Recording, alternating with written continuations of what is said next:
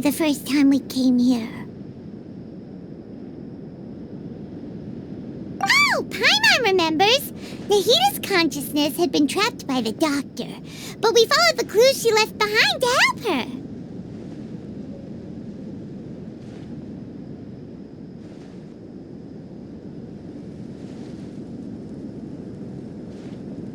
So much time has already passed since then. And it seems Sumeru's changing for the better now that Nahita's in charge, right? Paimon just hopes this peace will last a long time, and then Nahita won't have any more new problems to deal with.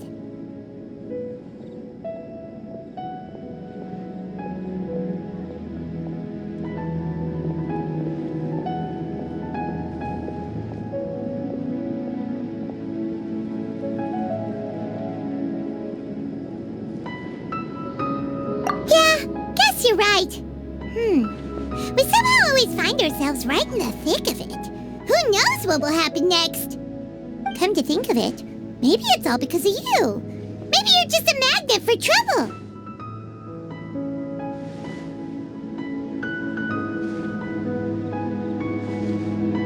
Huh? Me? Before Paimon ran into you, Paimon never ran into any trouble. At most, when she was super tired, Paimon got caught in some strange whirlpool and sucked out into sea. And even then, you fished Paimon out. Anyway, for Nahita's sake, maybe we should think about heading to our next destination for now. Ah, look who it is. Running into you in a place like this? I can see you two still love wandering around. Oh, it's Dia!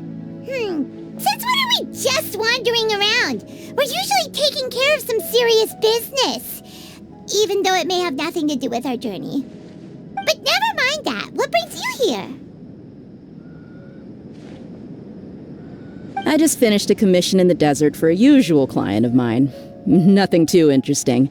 Just escorting a shipment of goods. I'm on my way to report back. That's when I saw you two all the way over there, chatting away. What were you two talking about anyway?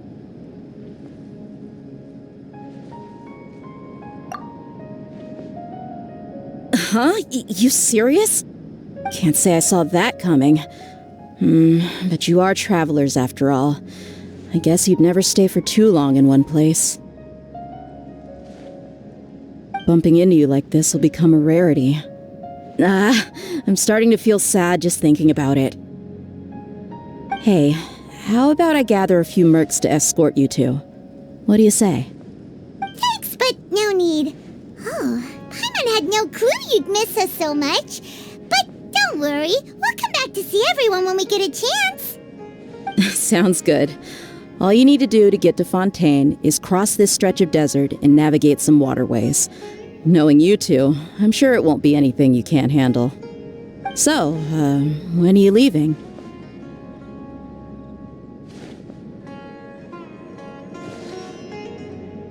Oh, wait a sec. Paimon just remembered there are still a few dishes in Sumeru that Paimon hasn't tried yet.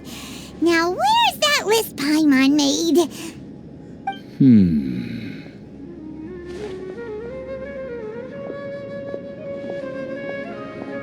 I see.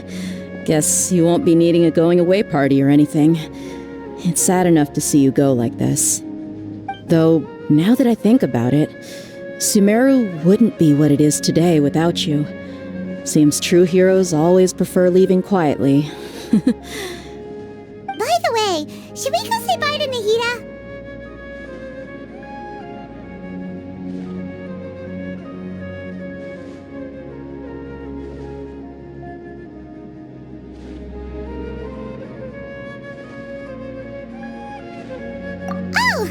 good point. Then there's no need to bother her in the real world.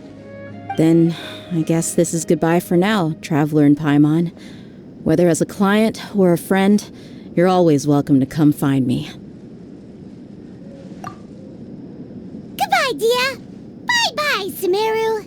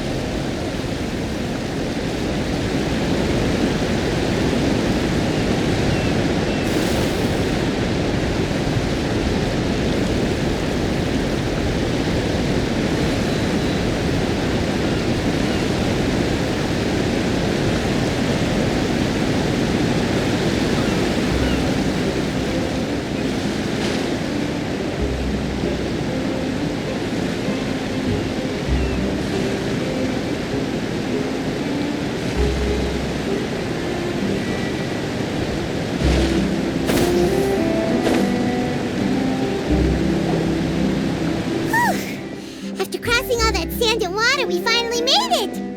Oh, this must be Fontaine's port. Wow, everything looks so advanced in Fontaine. Paimon's heard that the industry here is extremely developed, and there are all kinds of unusual machines.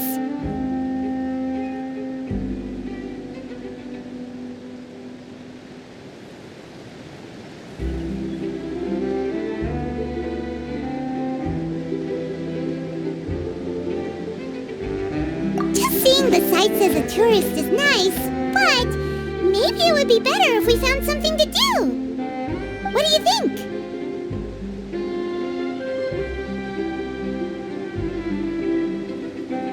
Good idea! Nahida gave us loads of useful information. Seeking out the Seven is probably still our best source for information at this point.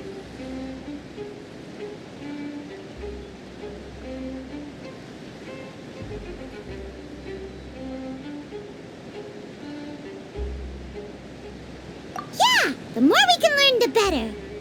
So, what do you think the Hydro Archon's like? Will we get along? Nahida said that she has a very unique personality, whatever that means.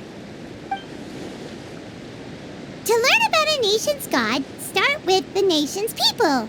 There seems to be some locals talking over there. Let's go see if we can join the party.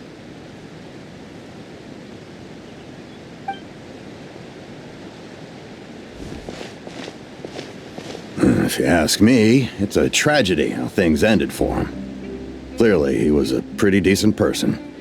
Yeah, I didn't expect that kind of ending for him. I thought he would at least fight on a little longer for his family. I was expecting a sudden plot twist, but it's a pity that it never happened. Still, his story is quite the tearjerker.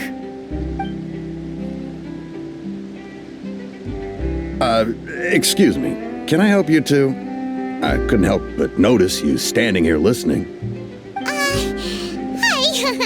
We're travelers new to Fontaine, and we had something we wanted to ask, but you seem to be really busy talking about some kind of play, so we didn't want to interrupt. Play? Oh, no. We're talking about something that really happened. In fact, it's a case that was just heard a few days ago. Really? Like, a real trial? But the way you were talking about it and the words you used just now made it sound like some kind of story. Well, good tales are often based on true stories, aren't they? And what you see in reality may also be someone deliberately putting on an act while harboring ulterior motives. Whether something is true or not simply isn't that important. The main thing is whether the story being acted out on the stage is splendid enough. Oh, but it looks like you're not from around here.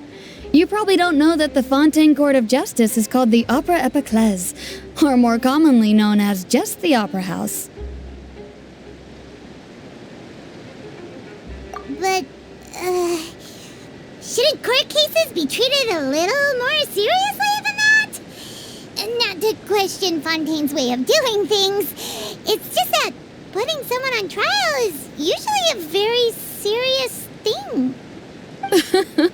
No worries. Other visitors to Fontaine have wondered the same thing. You could say that we just don't want to waste the moving stories behind those cases.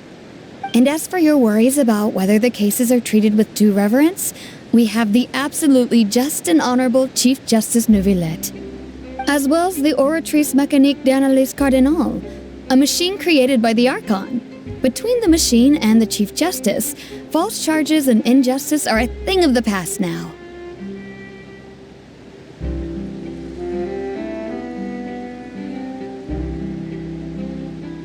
Oratrice?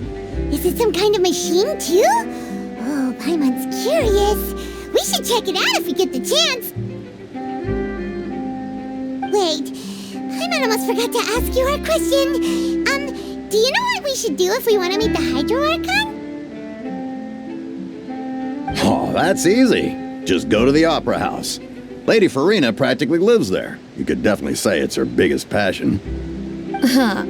I think what they mean is that they wish to speak with the Archon personally. In that case, I'm afraid it's going to be a tad more difficult. You'll have to make an appointment well in advance, and it'll depend on whether or not she has any time slots available. Huh. Is the Hydro Archon super busy taking care of official stuff? Wait, didn't you say that she's always at the Opera House? No. Lady Farina seldom takes an interest with the nation's affairs. The reason it's difficult to make an appointment is simply because she's incredibly popular. That's right. After all, she is the Archon. Though she may tend to get a little dramatic from time to time, people can't get enough of her. Huh. First time Paimon's ever heard of an Archon being described that way before. Wait! Paimon gets now! The Hydro Archon is kinda like a big celebrity here, right? Yeah, I suppose you could say that. Perhaps you could even say our mascot. Hang on. This is still Fontaine's Archon you're talking about. You should show some more respect. Yes, you're right. I guess I should at least try to be a little more respectful in front of visitors. Otherwise, I might get arrested and find myself face to face with Monsieur Neuvillette. Come on. Sure, there's a lot of laws here, but nobody's going to be arrested for saying something disrespectful about the Hydro Archon.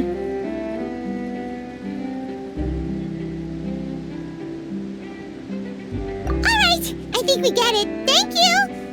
At least we now know that we can find the Hydro Archon at the Opera House. But who knows how long making an appointment will take? Guess we could have a look around the city in the meantime. Hey! What are you looking over there for?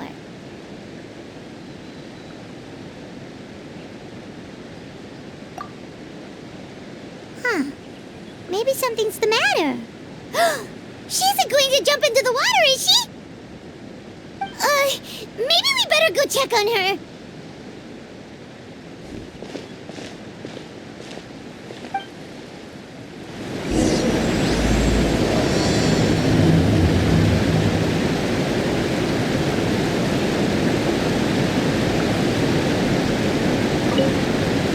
Hey, how about we get some tickets to the next trial?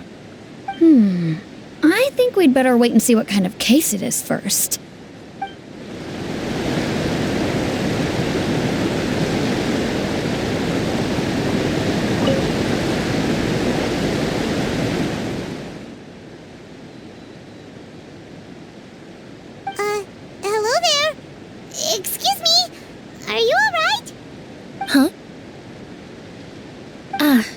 fine. Thanks. Oh, okay then. We just noticed that you seem to be worried about something. About many things, actually.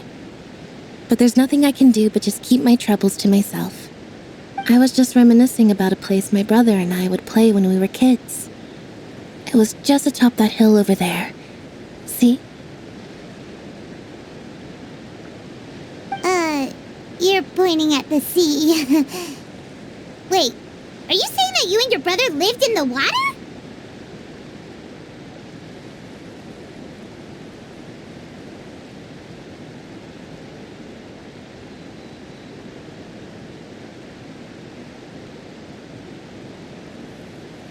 Though people call the waters around Fontaine a sea, it's actually just an inland lake that's filled with fresh water. And though I can still see that hill clearly in my memories, now it's been completely submerged. He would skip and jump, tossing sand in the wind. The sun shone brightly, and the air was filled with the scent of the sea. But now, the water is gradually swallowing our memories. It won't be long before it swallows us. Sorry. Paimon doesn't really get what you mean. I don't believe we've had the pleasure of meeting. Are you Lynette's new friends? Oh, and you are? Thanks for looking after my sister. She often comes here to reminisce about our childhood, that's all. There's no need for any concern. Allow me to introduce myself. I'm Linny, and this is my sister Lynette. If I had to guess, I'd say you must be travelers from abroad. Nice to meet you. Paimon is Paimon, and this is the Traveler. We just arrived in Fontaine. We were just talking with your sister. Even though we didn't really get what she was saying. I see. It's unusual for Lynette to be so willing to talk with anyone. In fact, she seldom speaks at all. I'm usually the only one she ever talks to. Oh, really? Then you two are just like us. Paimon's always the one talking for some reason.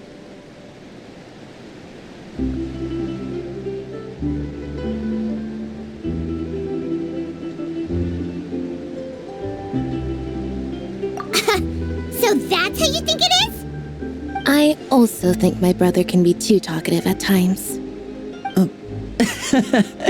Seems you were right, Paimon. We are quite similar. So, what did Lynette mean just now when she said that the water is engulfing your memories, and that it won't be long before it engulfs you too? Oh, that. It's from a prophecy that's been circulating in Fontaine for some time now. Well, I suppose prophecy isn't exactly the right word, because that implies a certain amount of uncertainty. There's no doubt about what's happening in Fontaine now. Where to begin?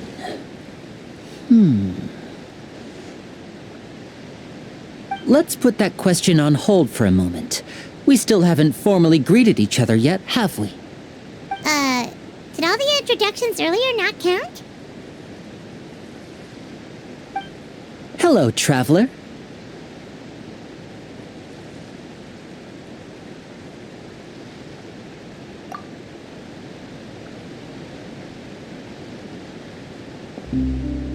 And hello, Paimon. Hey! Why didn't Paimon get a handshake? You're not poking fun at Paimon, are you? Please, don't take offense. Just consider it a sort of etiquette we have here in Fontaine when making new friends. You should remember it. It might prove useful. Oh, all right then. Well, Paimon's just happy to have a local friend now. By the way, we were just getting ready to go to the Opera House to meet the Hydro Archon. Would you be able to show us the way? So you're going to see Lady Farina?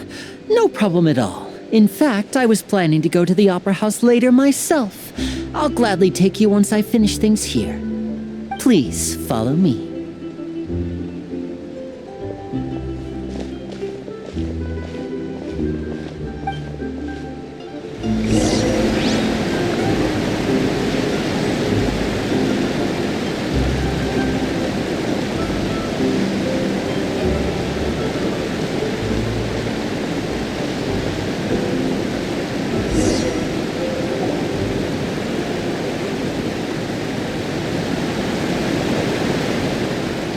You said you were going to see Lady Farina? Well, it seems Lady Farina has come to see you.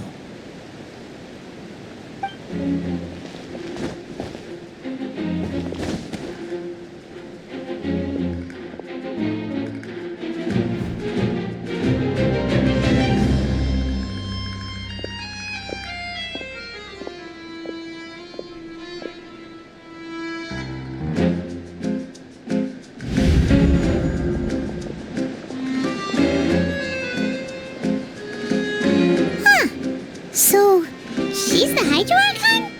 But how did she know we were looking for her? My dear people, rich and poor, those with cup in hand and those with nothing at all, raise your glasses in celebration. If you don't have one, then just raise your hand in lieu.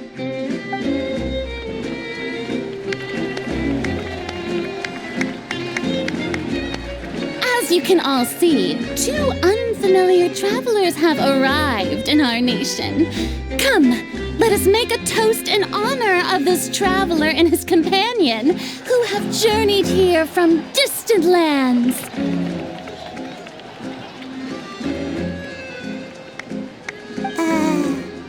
Is she talking about us?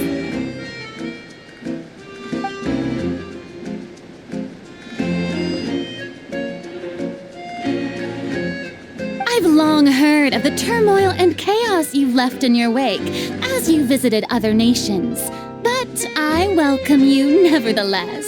No, I have come to receive you personally.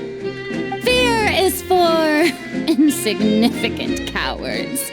I am a god, and I will never entertain the notion of such meaningless wariness. You can be rest assured. I see clearly your sincerity. Of course, seeking an audience with me is the most sensible thing to do.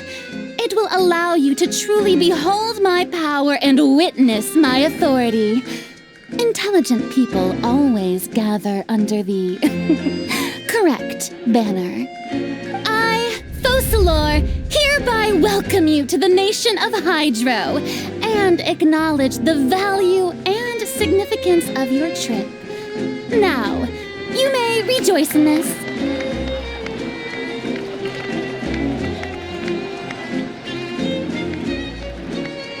Yeah, Paimon still can't believe it.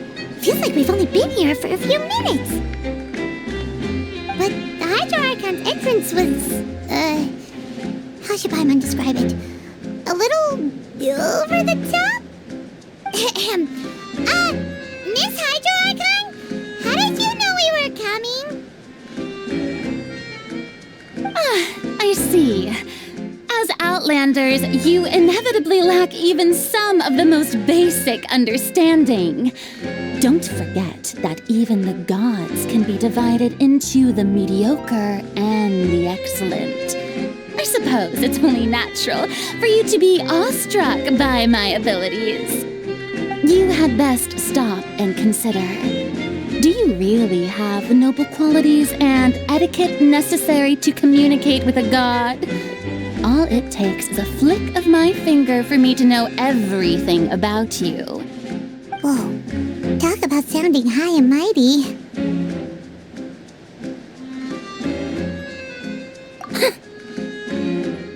Oh? What's with these looks? Perhaps the welcoming ceremony still isn't enough? What else should I say then? Is she waiting for us to start talking? Wow, I didn't expect to see Lady Farina here. What a surprise! Wait, does this mean they're the legendary blonde traveler? How did I not notice before? Hey, what's all the commotion? Oh, is that Lady Farina? Is there some kind of drama going on? Of course. That's the blonde traveler. The one all those stories are about. Lady Farina came here to personally see him. Oh, I bet this is going to be the duel of the century. Ooh, I've got to see this. I knew Lady Farina would never disappoint.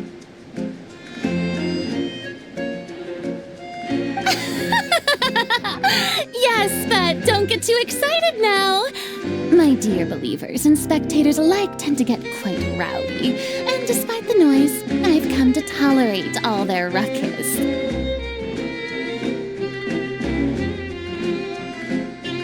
You may consider this my reward to all of you. I have determined that there will be an epic duel between myself and this traveler from another land, just as you were hoping to see. Now she wants to fight? Aren't we getting a little ahead of ourselves?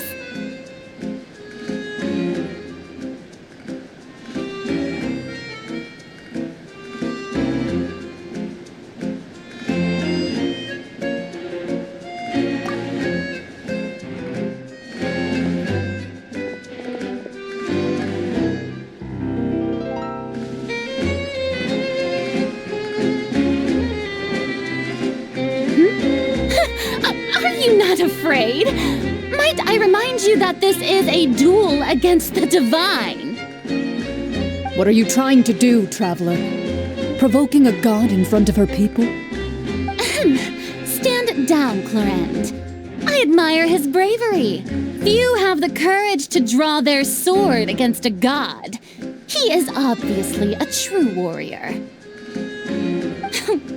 Unfortunately, people nowadays only crave to be thrilled, and a mere duel will not slake their thirst for excitement.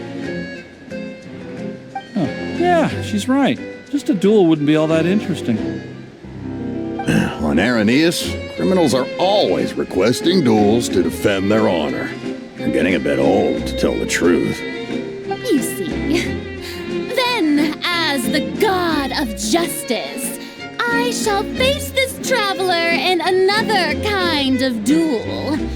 A duel in court! Oh, all right! Now that'll be worth seeing! Right. This is Fontaine, after all. It's such a grand opera house, it would be a pity not to use it. Why do you care so much about the crowd's reactions? Seems you've spent a little too much time in the opera house. Besides, how exactly do you plan to have a duel in court? You mean you're going to put us on trial?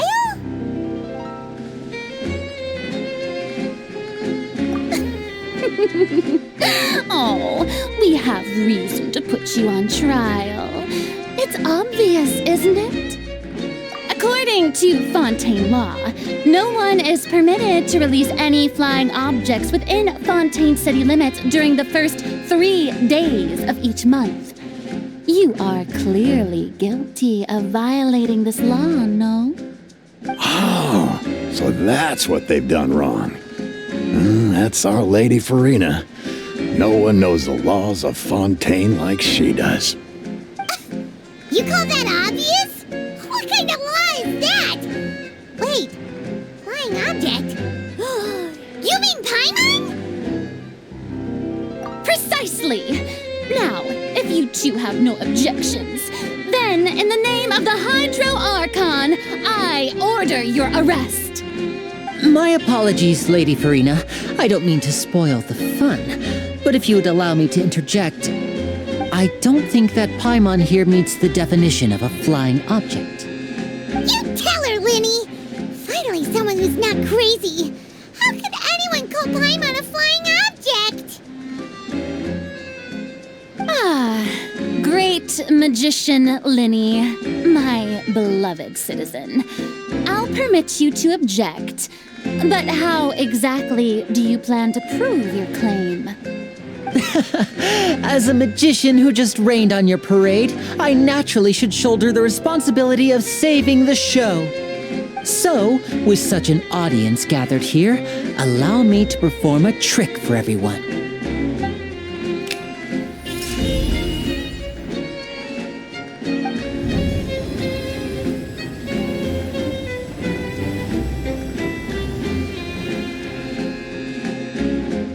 Ta-da!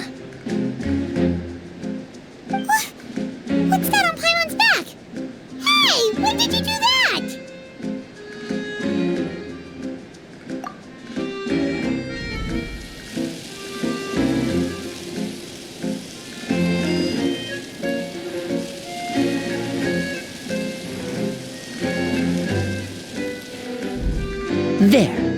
As you can all clearly see, Paimon should be classified as, well, something like a balloon. This rope has been in the Traveler's hand all along. It was just that no one could see it before. Huh? You call that magic? You've got to be joking. I thought it was pretty good. Nice one. Huh. I'm not sure what to think. It seems Lady Farina's charges no longer hold water.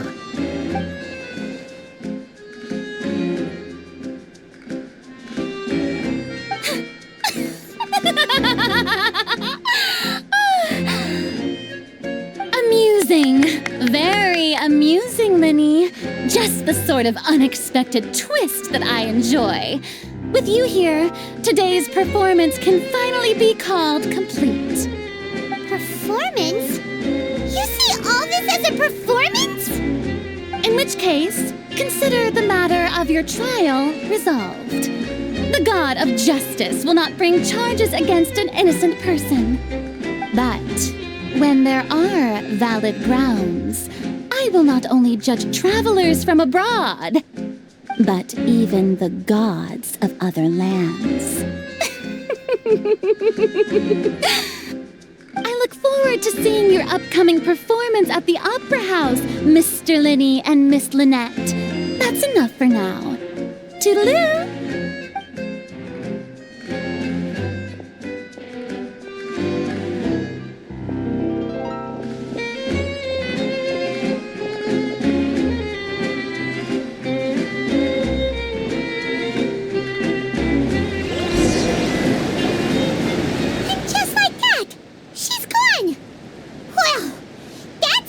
Unpredictable Archon Paimon's ever seen. You never even had a chance to ask her anything. But that's a problem for future Paimon. That whole scene just now was really...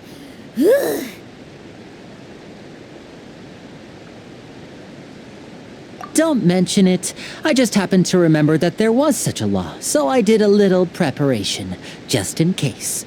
I didn't think it would actually come in handy.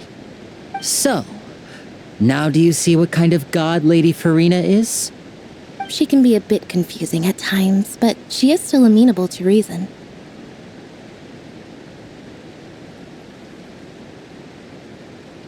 Anyway, Paimon had no idea you were a magician, Linny.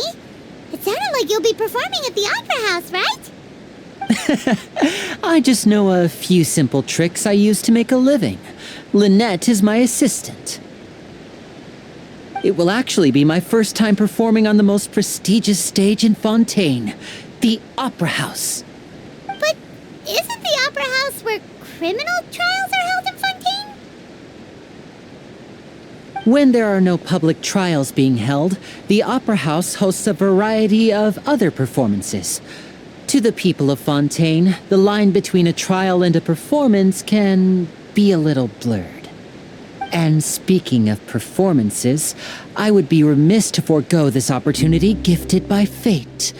Might I invite the two of you to see my performance? My brother's always excited to make new friends. Oh, sure. We don't really have anything to do now, and we wanted to go to the Opera House anyway.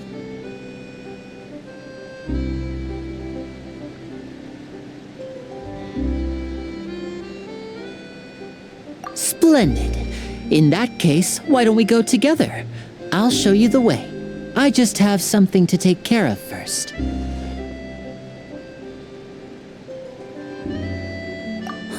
You really mean it? Then I'll take you up on your offer. This is a magical item known as a magic pocket. Perhaps you can help me distribute them to the people here. Huh? What are they going to use it for? About that... You asked me before about the prophecy, right?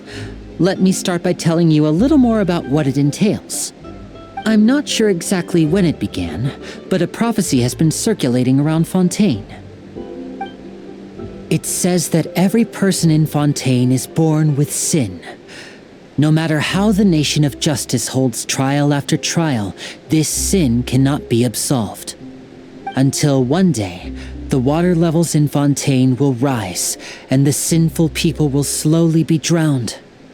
In the end, the people will all be dissolved into the waters, and only the Hydro Archon will remain, weeping on her throne. Only then will the sins of the people of Fontaine be washed away. That sounds pretty gloomy. Why are people in Fontaine born with sin? What is that supposed to mean? There are lots of guesses. Some say that the ancestors of Fontaine stole the power of the seas and stirred its wrath. Others say that the people of Fontaine never heeded the first Hydro Archon's warnings and offended Celestia. But here in Fontaine, evidence is what matters. There hasn't been concrete evidence for any of these claims, so they can only be regarded as conjecture.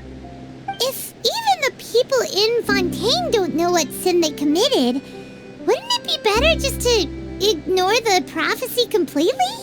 Why bother feeling guilty all the time? That's exactly what the people did at first. But in the last few years, the water levels in Fontaine have actually started rising.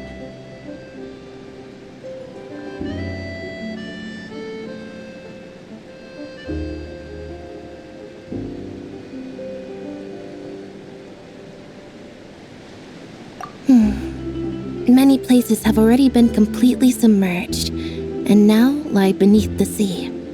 Many people carry on with their lives as before and shrug it off as a natural phenomenon.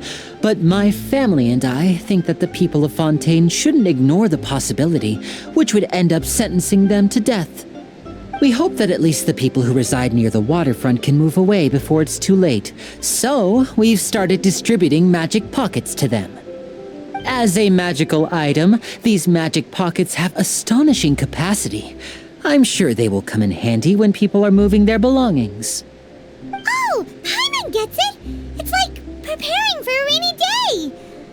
But this is more than a bit of rain.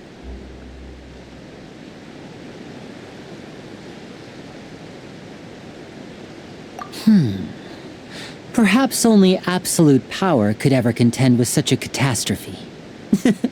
But who knows? We're just tiny specks in the grand scheme of things. Now, if you'd like to help, then please give these magic pockets to anyone nearby. Be sure to convince them to take it, regardless of what they say.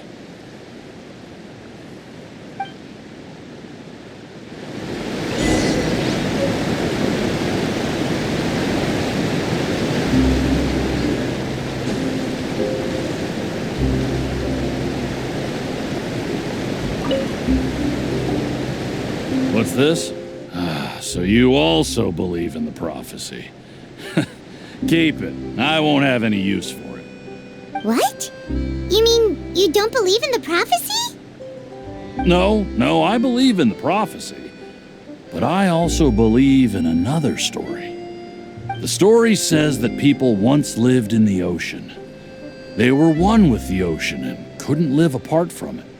But as time wore on, people desired to live on land and developed blood vessels, encapsulating the sea within their bodies.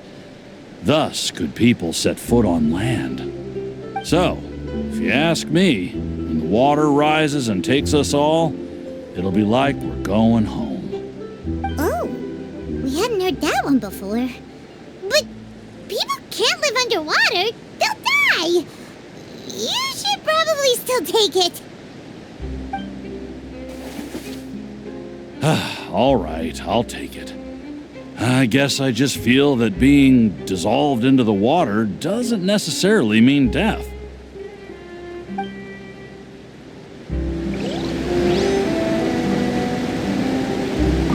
What do you think? Pretty interesting story, huh?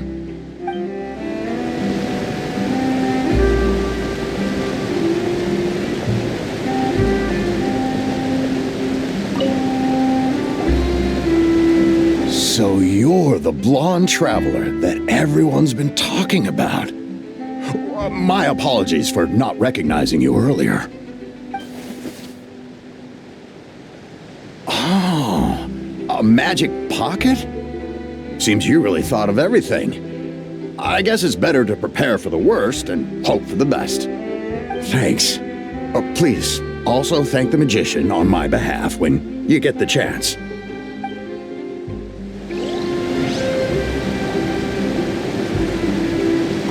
But where would I move to? Snezhnaya? Liyue?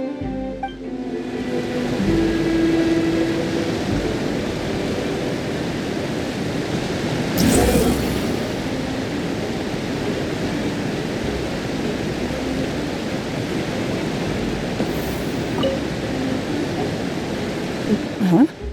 I don't want that thing. Way I see it, if the prophecy's true, it's still gonna be a long time before the water can cover everything. Life is all about living in the moment. What use is there in worrying about the future all the time? We'll cross that bridge when we get to it.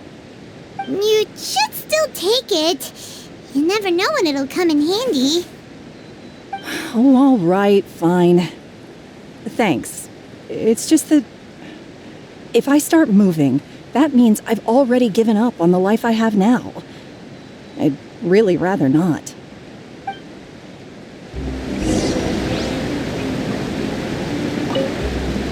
I really can't imagine what it would be like if things changed.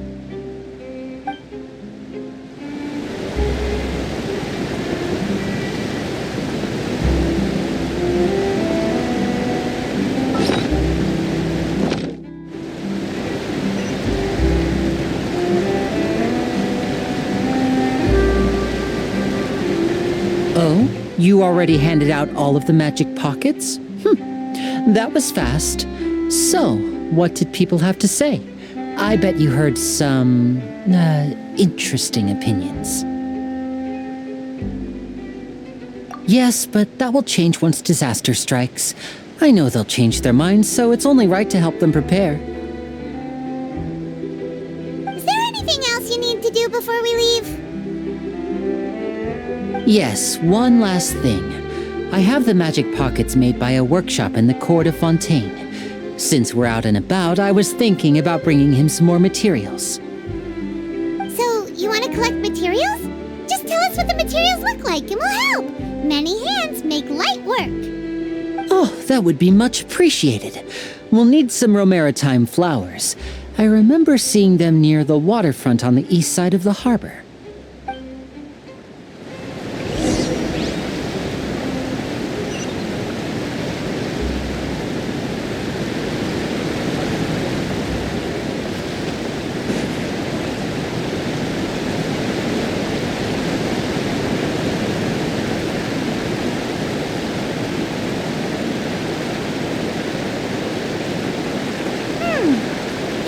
We have to use Hydro to collect romaritime flowers.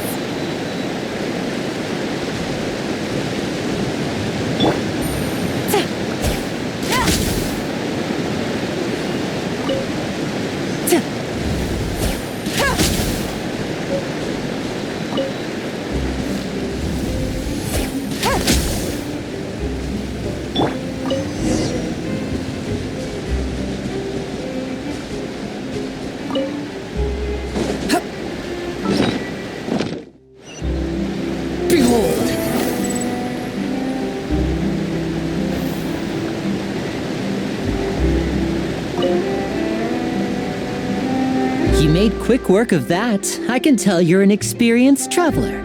I've also finished collecting a few here. Maybe next time you'll feel like helping too, Lynette. No way.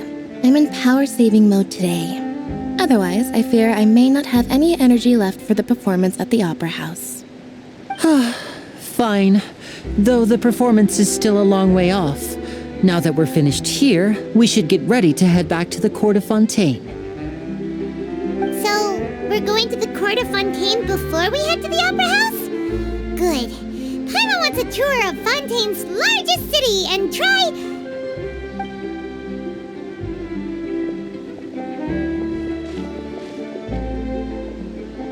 Wait, shh. Have you noticed that person over there? The young girl. Huh? What's wrong with her? Paimon didn't notice anything. She's obviously a thief. Magicians and thieves practice similar methods. We divert attention, and a distracted audience is one that won't discover what you're really doing. Watch her movements carefully.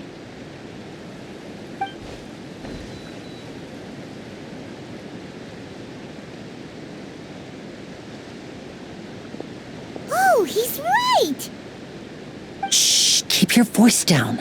We need to think of a way to catch her, but it seems she's very alert. Perhaps we should split up.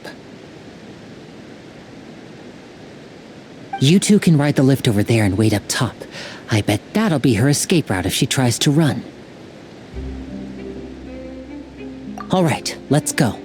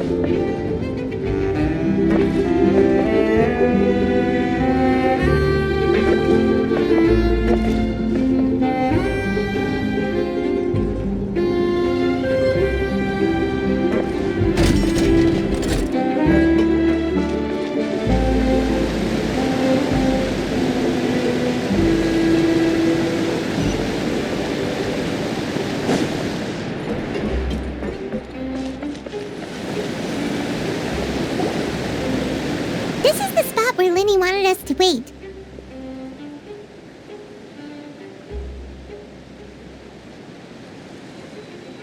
Oh, look! Isn't that her?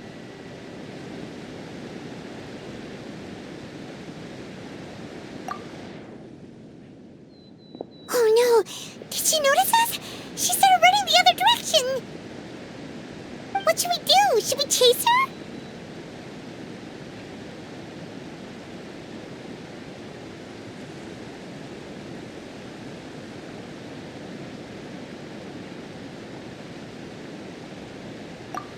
You're right. She might also be trying to lure us away.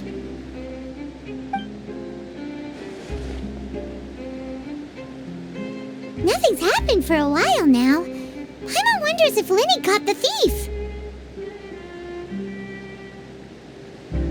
Yeah, let's go.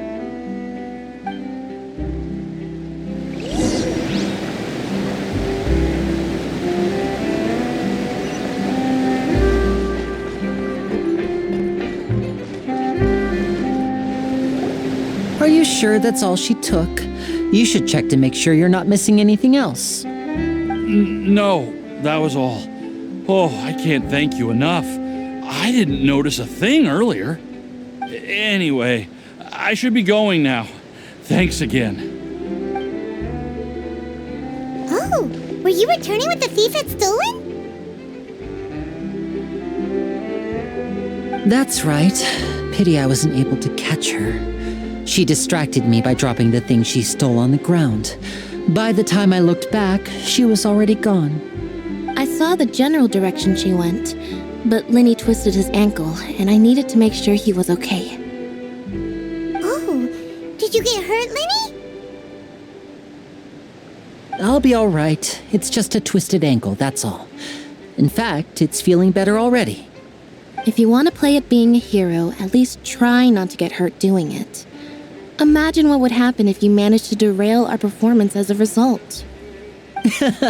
You're right. Sorry, Lynette. I have to admit that the thief was even more skilled than I had anticipated. But at least we were able to get the stolen items back, so it wasn't a complete failure. What a slippery little thief! Guess things turned out all right in the end, though. Linny's initiative paid off! All right, let's put this little detour behind us. We should go to the Court of Fontaine now.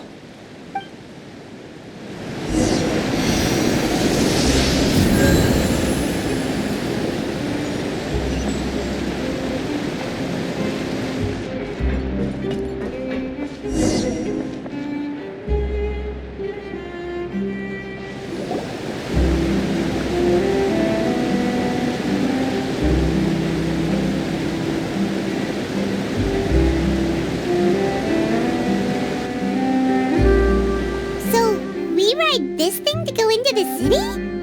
What an ingenious way to get around! People in Fontaine really know how to use water! This is an aquabus. It allows people to travel between several key locations around Fontaine. It's pretty convenient, but the ride can become a little dull after a while. The scenery is always the same. That's why it's better to travel with friends. So you mean it's still boring even when I'm riding with you? No, that's not what I meant. It's just that, well, you don't really talk that much. Besides, it doesn't really feel like a real trip when it's just the two of us. It's the same as being at home. Whatever. Guess that's what it's like to be an older brother. It's about time for us to leave. Let's get on board.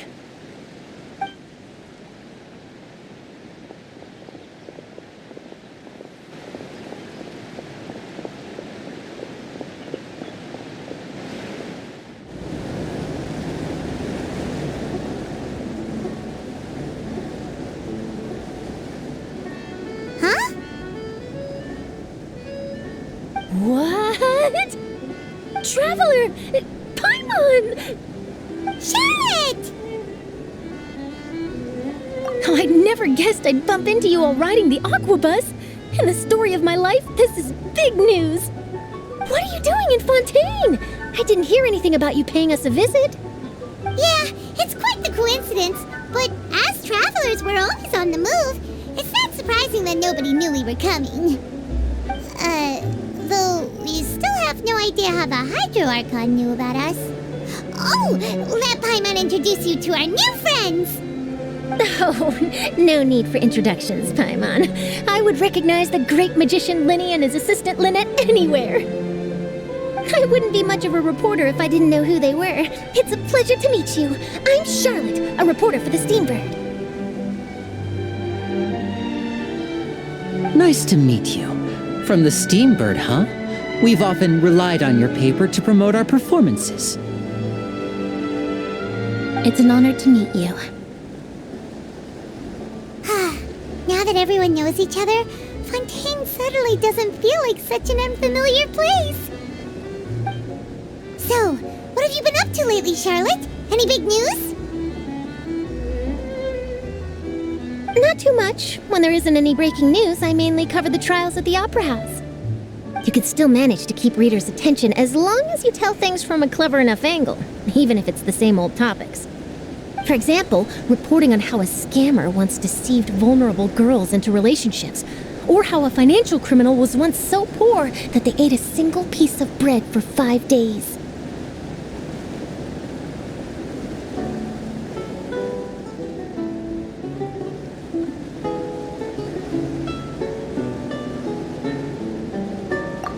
You're right. Seems you know me pretty well.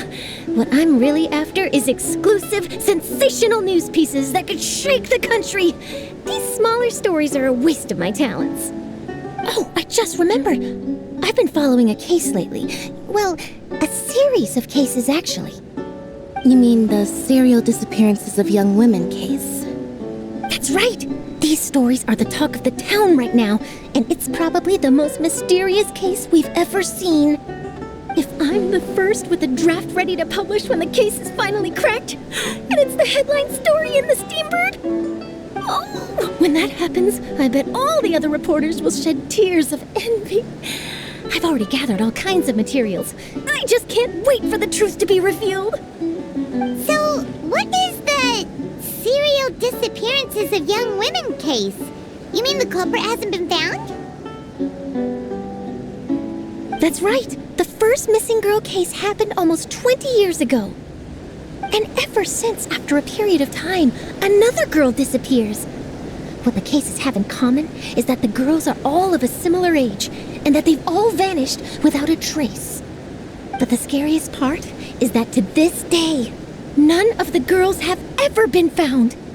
Many suspects have been arrested over the years in connection with this case, but shortly after each arrest, another disappearance would always happen.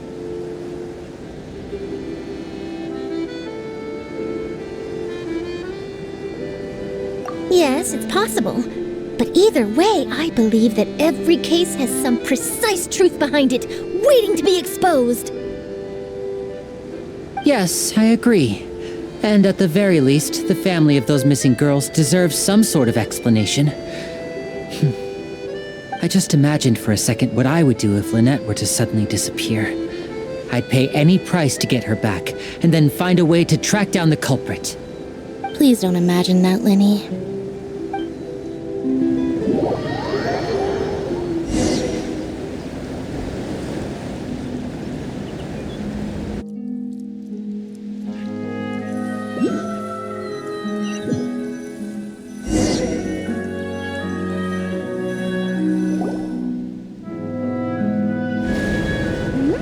Hey, we're almost there! Look!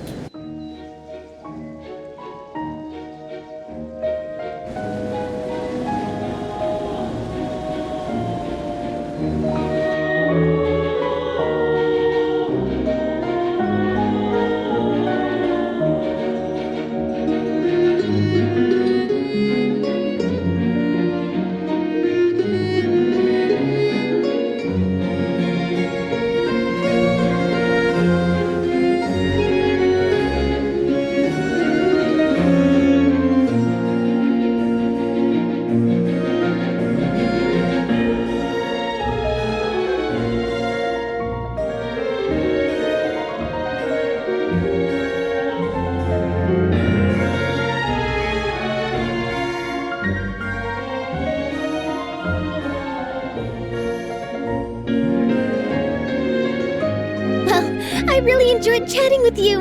Life should be full of pleasant little surprises like this. Yeah, us as well. The ride went by too quickly.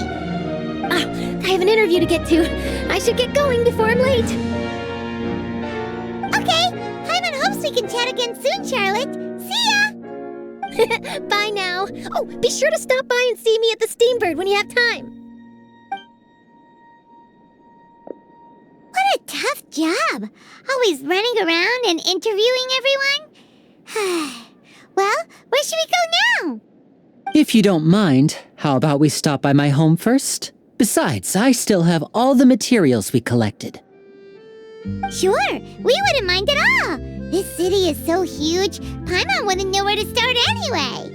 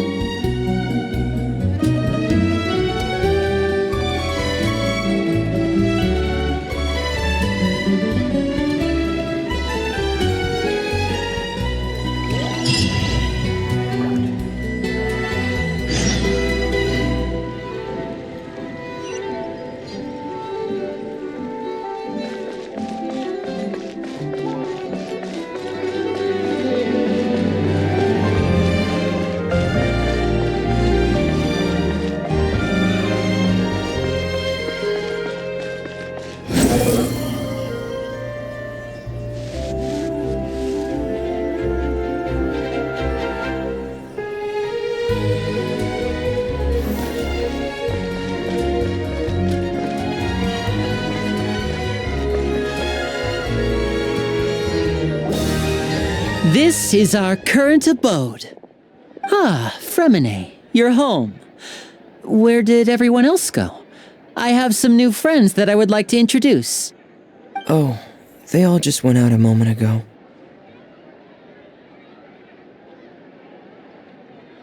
I see.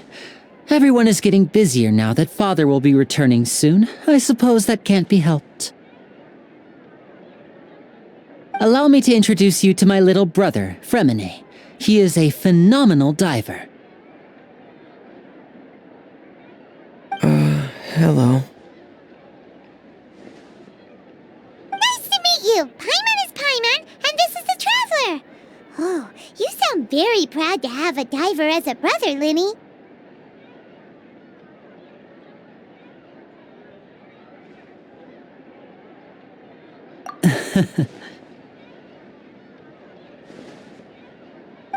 Linny, could you come here for a moment?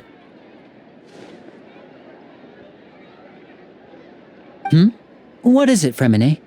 Do you have something to tell me?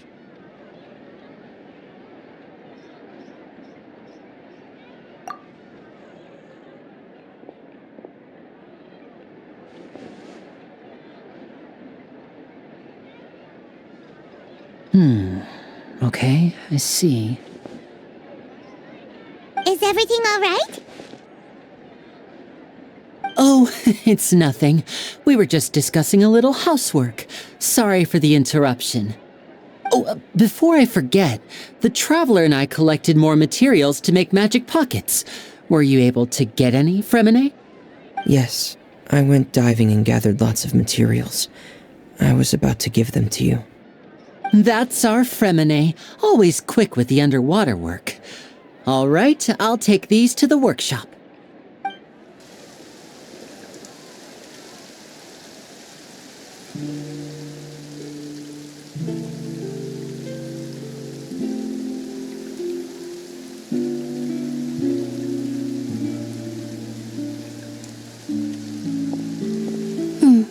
Looks like rain. Oh, you're right. But wasn't it clear and sunny just a moment ago? Fontaine's weather sure is weird. I'm afraid that's just how it is here. It often rains on days where there are trials being held in the Opera House, but don't worry, it'll clear up soon enough. What's wrong, Fremine? There's a legend about the rain that I tend to believe. It's said that a dragon of water once resided in Fontaine. Though we don't know where the dragon went, every time it weeps, the skies will cloud up and pour out rain. When I was a child, my mother told me that if I wanted to go outside and play, I should yell toward the sky at the top of my lungs. Hydro Dragon! Hydro Dragon! Don't cry!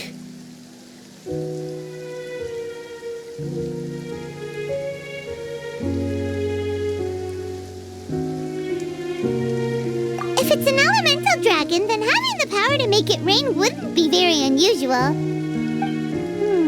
Let Paimon try something. Hydro Dragon, don't cry!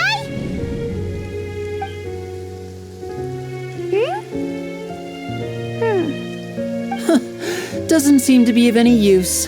It is just a legend after all. You know, you might be a more popular magician if you understood the concept of romanticism. Or could at least play along. Sorry, it might be because we've never met the Hydro Dragon. Perhaps it can't be comforted by the words of strangers.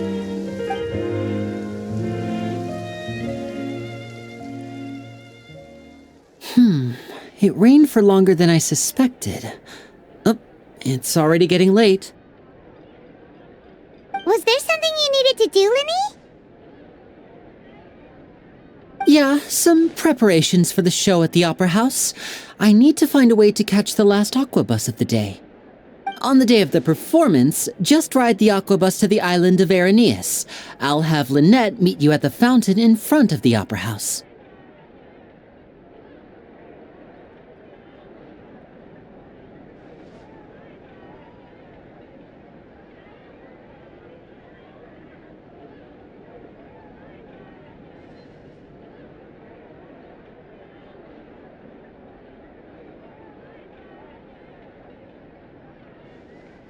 Oh, are you leaving now?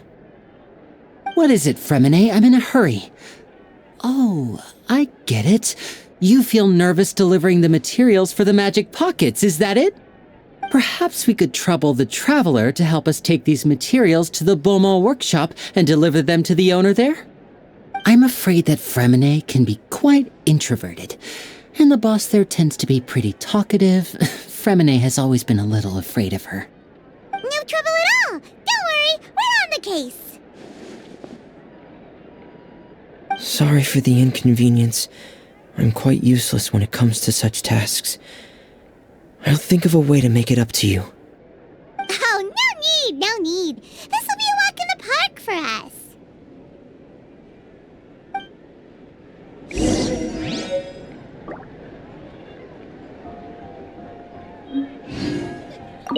Thanks again, you two. I really can't deal with that lady. Fresh fruits, sweeter than syrup.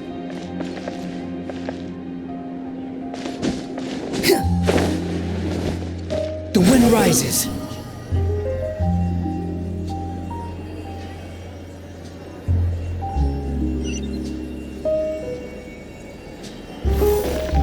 Quit following me.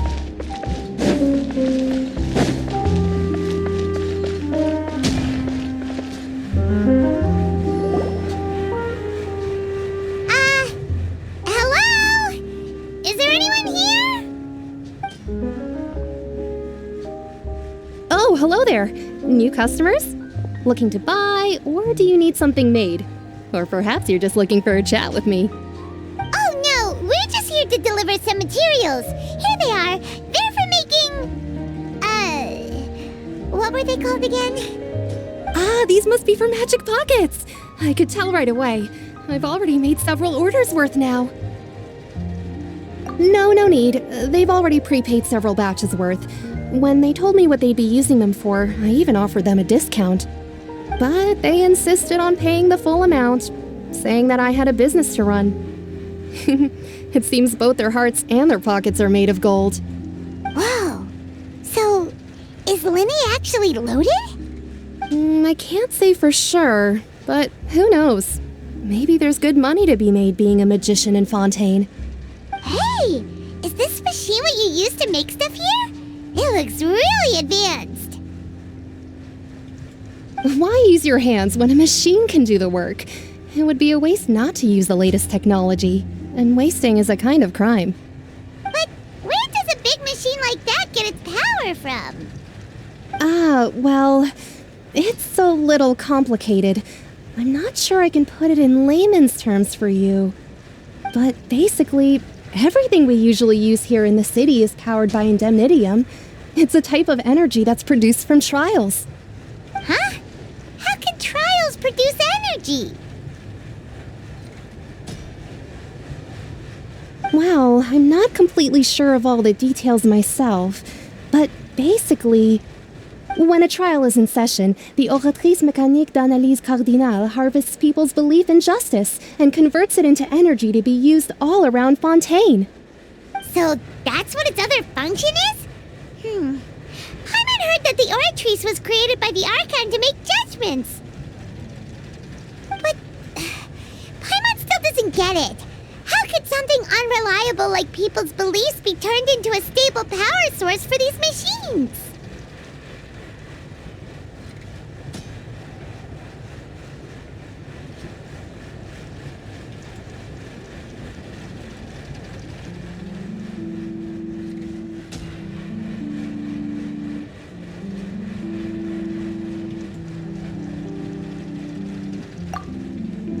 Oh, yeah!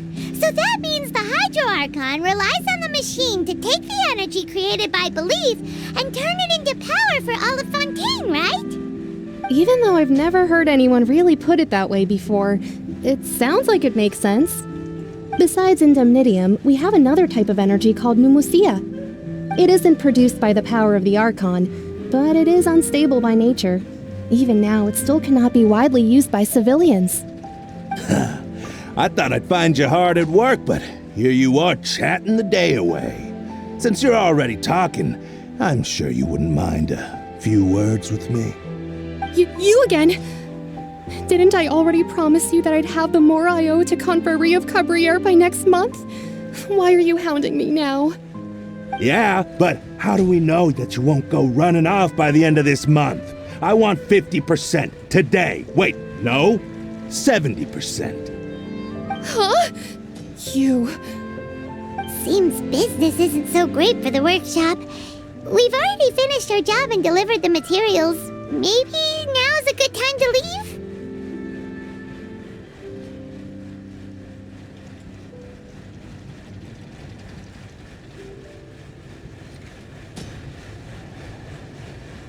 Hey, hold on! Before you go around trying to collect payments, why don't you settle your own debts first?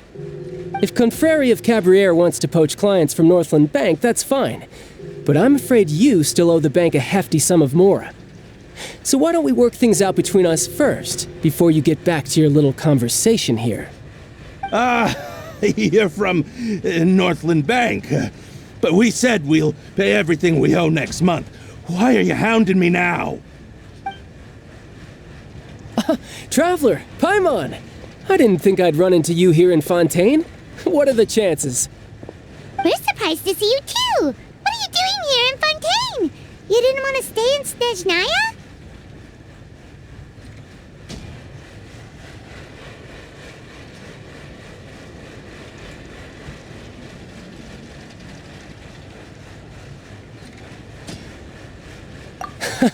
Long story short, I've already been in Fontaine for some time now, and honestly, things have been pretty boring.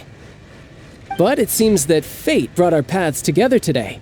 Not only will I have some good friends here now, but ones who always seem to find trouble. Either way you look at it, it seems things are going to get a lot more interesting now.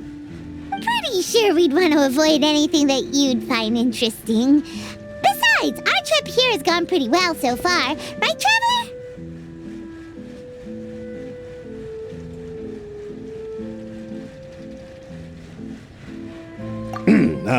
Hey, you, Northland Bank boy. Aren't you forgetting something? Don't interrupt. It's not often I run into the Traveler like this. Why don't you wait for me over there for a while? You kidding? Aren't you the one looking for us? You really expect us to sit and twiddle our thumbs while you catch up with your friends? Listen to me, boy. If you want your mora, fine. Why don't you come and take it? Hey, I just said not to interrupt. Oh, by the way, Traveler, the last time I took Tonya and Tusser ice fishing, Tusser said, "Hey, that's way over the line! All right, boys, let's see who has to pay up now!" Can you at least let me finish one sentence? Fine, though the bank told me not to get rough with our clients. You're the ones who started it. This is an act of self-defense. You two will have to be my witnesses, okay? I'm sure this won't take long.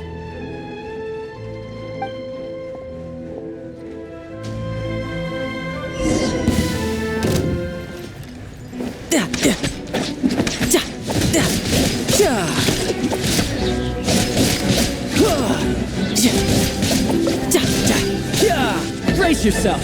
This is gonna hurt.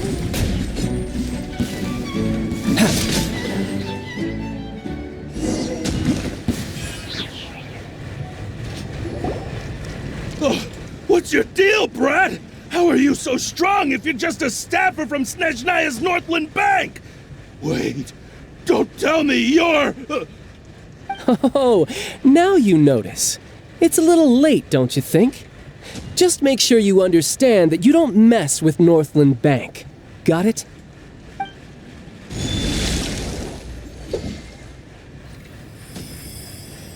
Huh?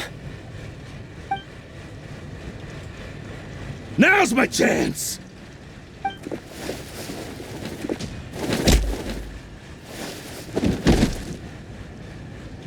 Huh. That was weird.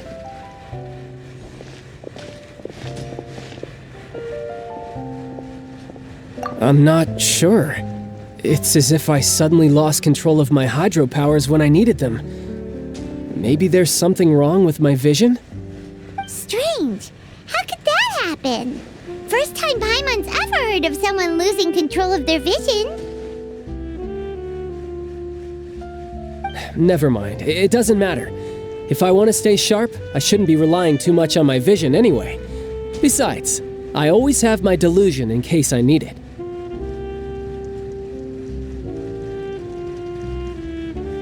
So what are you doing in Fontaine, child? And don't say it's work for Northland Bank. Well, I guess it's because I've been in a bad mood lately. Huh? What kind of reason is that? Wait, since when do you feel down about anything? I don't know. maybe I still have a lot to learn about myself. But recently, there seems to be some sort of restless power stirring inside of me. And I don't know why, but every now and then I feel like I'm in a terrible mood. Maybe you losing control of your vision just now is connected with that power you're feeling inside. That is a possibility.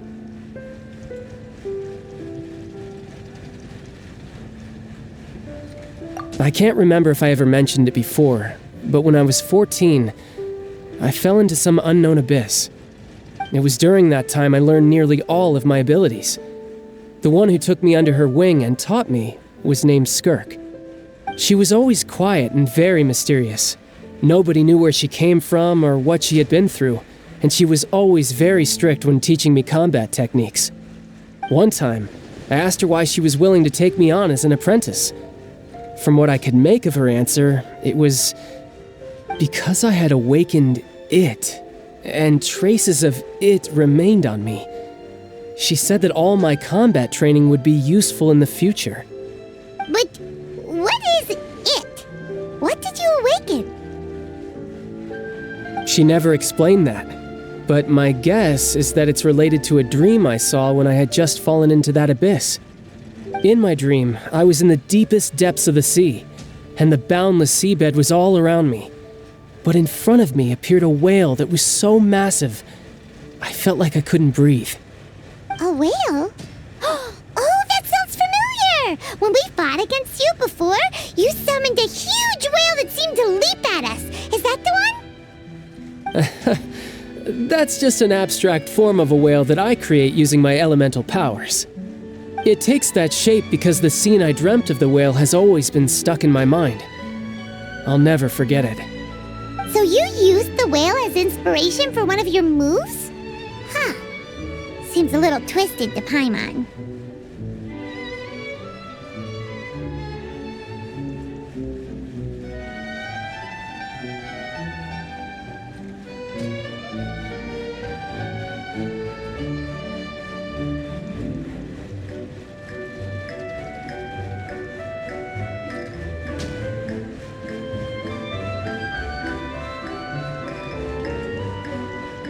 So why don't you just go ask your master? Maybe she knows the answer. You make it sound so easy. Ever since the incident I experienced there, I've never stopped searching for Master Skirk and that unknown abyss. But it's been years now, and I've still found nothing. There isn't even a trace of the place where I remember falling into the abyss. Oh, it sounds like some kind of ghost story.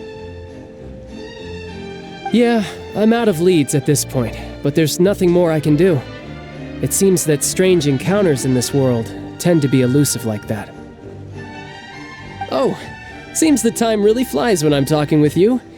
I just remembered I have somewhere else I need to be, so I should get going. What? More work for the Northland Bank? No, it's more of a personal appointment. Lately, I've been sparring with some of Fontaine's official champion duelists whenever I'm feeling bored. Official champion duelists? You mean it's their job to duel?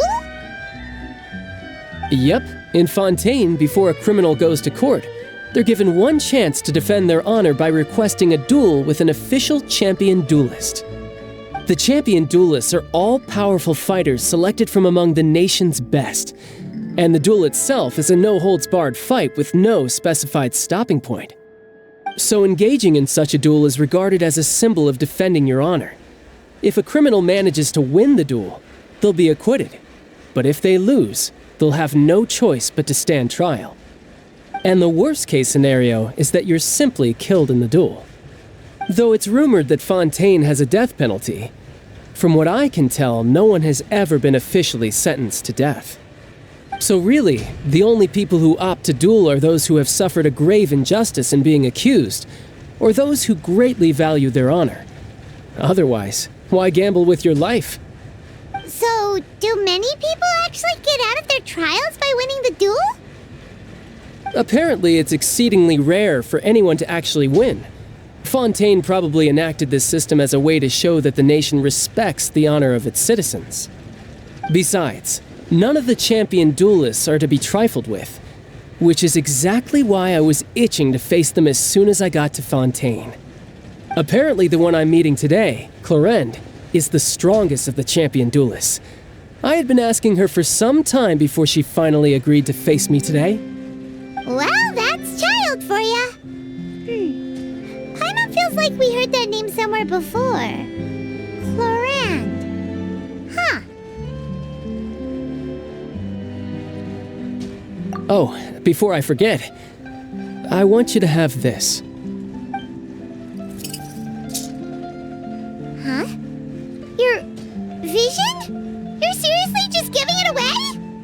I'm just worried that it could become uncontrollable again. I'd be pretty upset if it got in the way of my duel, so I think I'll be better off without it for now. Besides, I just need you to hold on to it for a short while. I'll come retrieve it when I have some time later. Paimon knows what you're up to. You just want an excuse to come talk to us again, don't you? Whatever gave you that idea? I'll be in touch later.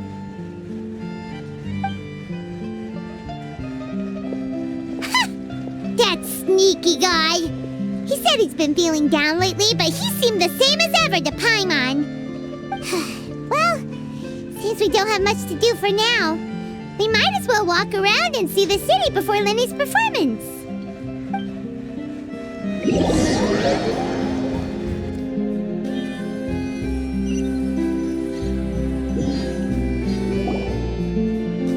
Wow! Who could have seen that coming? The reporter who was barely around for most of the story was the murderer all along!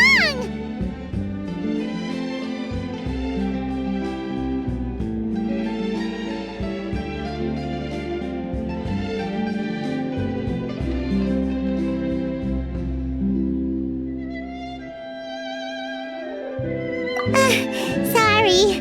Paimon was just surprised, that's all. Paimon never saw that twist coming.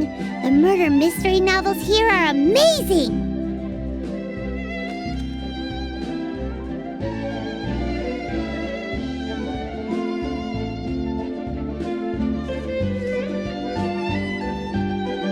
The whodunits here in Fontaine are a lot different than the light novels you see from Yai Publishing House. Both have their merits, but Paimon thinks this style of novels are more, well, novel. It's so exciting to reach the moment when the mystery is uncovered, especially in the one Paimon was just reading. You should buy a copy and read it too. Oh, sorry about that. Paimon will be more careful next time. Hey, shouldn't we be heading to the Opera House to see Linny's performance soon? It's almost time for the show to start, so we should get going. Linny said that the Opera House is on Aranias, so let's go ride the Aquabus!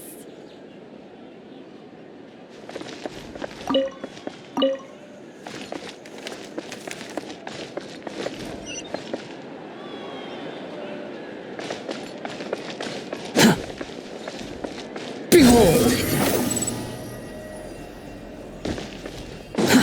Too slow.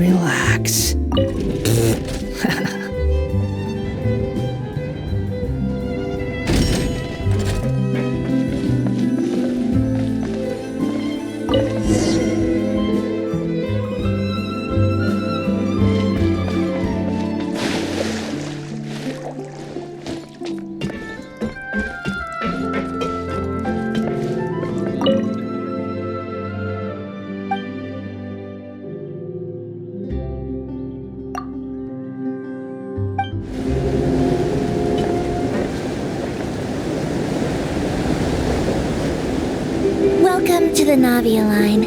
I am Elfan. The boat will be departing imminently. Please do not stick your head, hands, or other body parts outside the boat. The Aquabus operator is not responsible for any accidents or injuries resulting from doing so. Also, please remember to buy the Steambird, though I don't read it myself. The destination of the current tour is Arenias. Points of interest worth visiting include the Fountain of Lucine and the Opera Epiclese. If you look to the left in the direction we are currently traveling, you will see the famous Fontaine Research Institute up in the sky. An experiment gone wrong turned new sightseeing opportunity. Human ingenuity truly is a wondrous thing.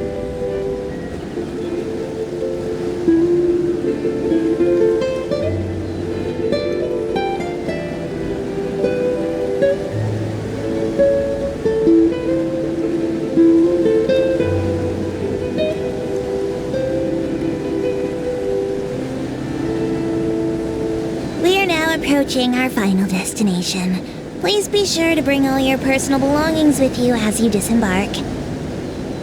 Even though I will take any forgotten items to the lost and found, the paperwork is rather annoying, as Melusine hands are not suitable for grasping pens. Please be careful when disembarking. It has been my honor to be your tour guide this trip. Thank you.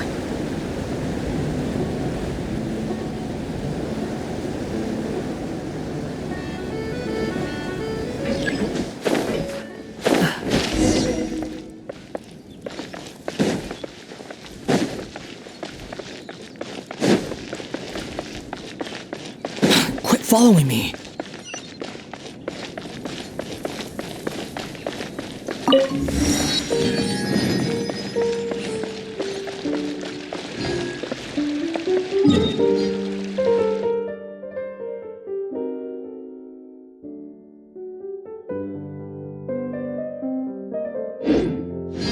Squall and Fury.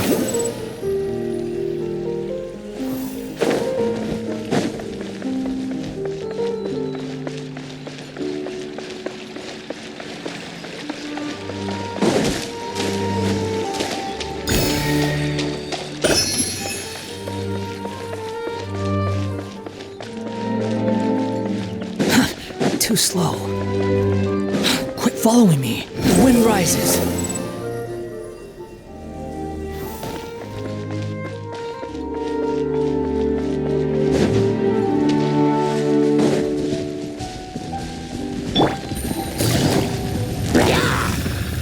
Quietly now.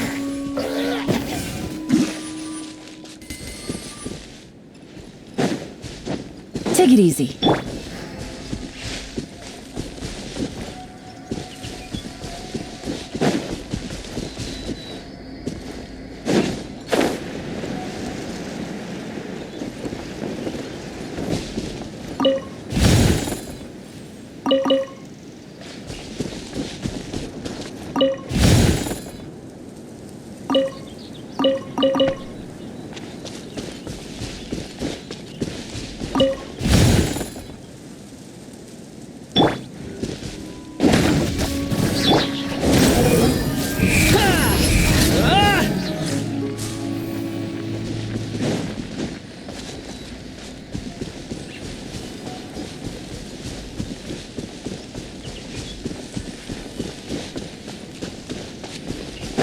Squall and Fury.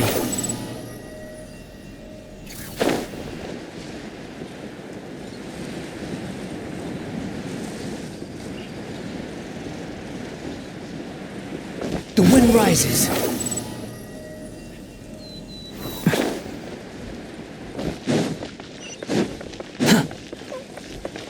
Quit following me.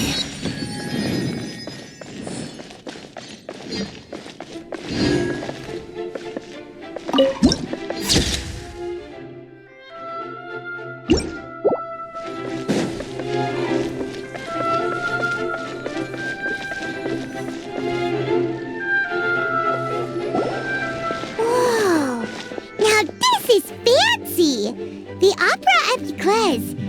What a place to hold a performance! No wonder Linny and Lynette were looking forward to it. Huh. Looks like there's a lot of people standing around the fountain up ahead.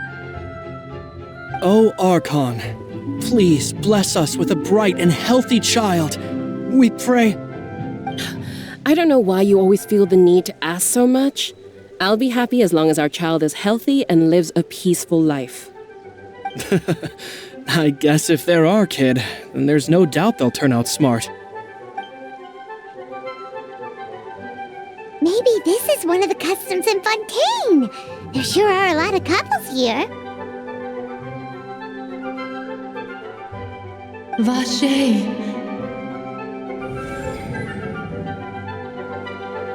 What's wrong? Vache. Vache.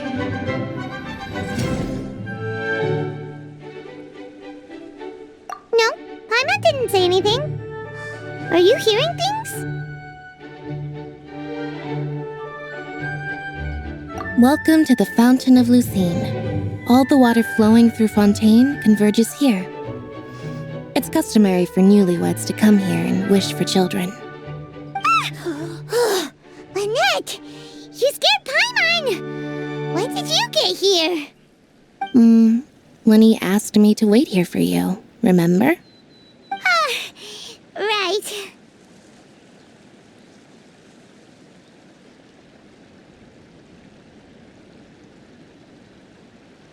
What do you mean? There are a lot of people here right now.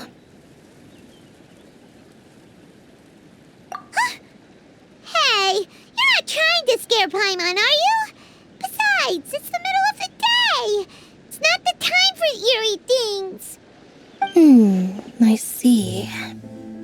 I might be able to tell you something that could help explain the voice you heard. In fact, you might not be imagining things at all. I suspect that what you heard is a result of your hypersensitivity to the hydro element. Others in my family have had similar experiences. It's because of his sensitivity to the hydro element? But what would hearing a voice have to do with elemental power? When do you cry, Paimon? Wait, what? What does that have to do with anything? Just answer me. When do you cry?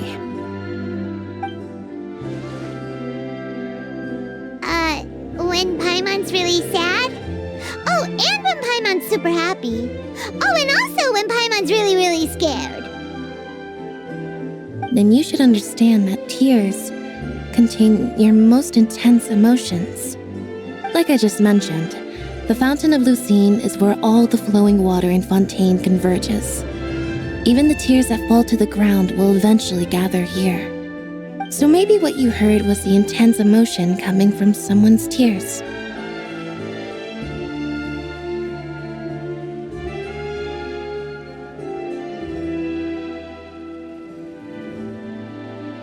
So, what did the voice say? If you are hearing their emotions, then Paimon wonders what happened to them. Rather than worrying about them, we should worry about my brother first. Don't let that calm look of his fool you. He tends to get pretty nervous just before a performance. So chatting with Linny might help him relax a little before he goes on stage. Oh, right. That makes sense. Let's go in and see Linny.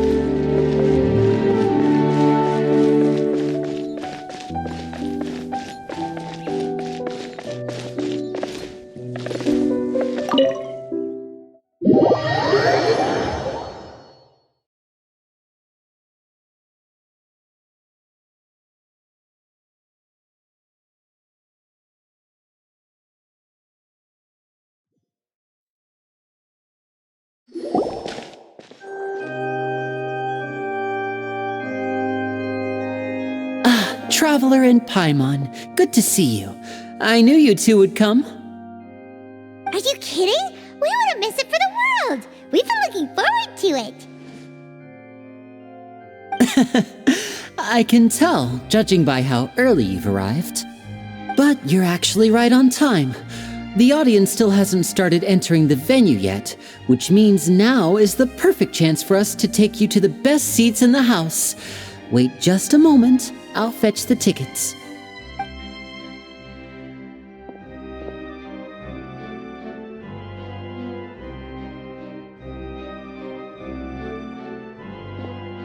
The Opera House has assigned seating, so you always have to make reservations.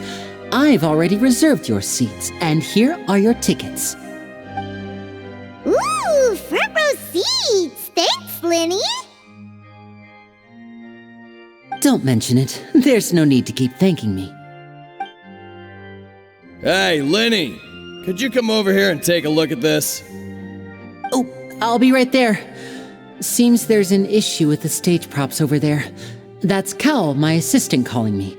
I'll go lend him a hand. Yeah, we'll just go to our seats. You go ahead, Lenny.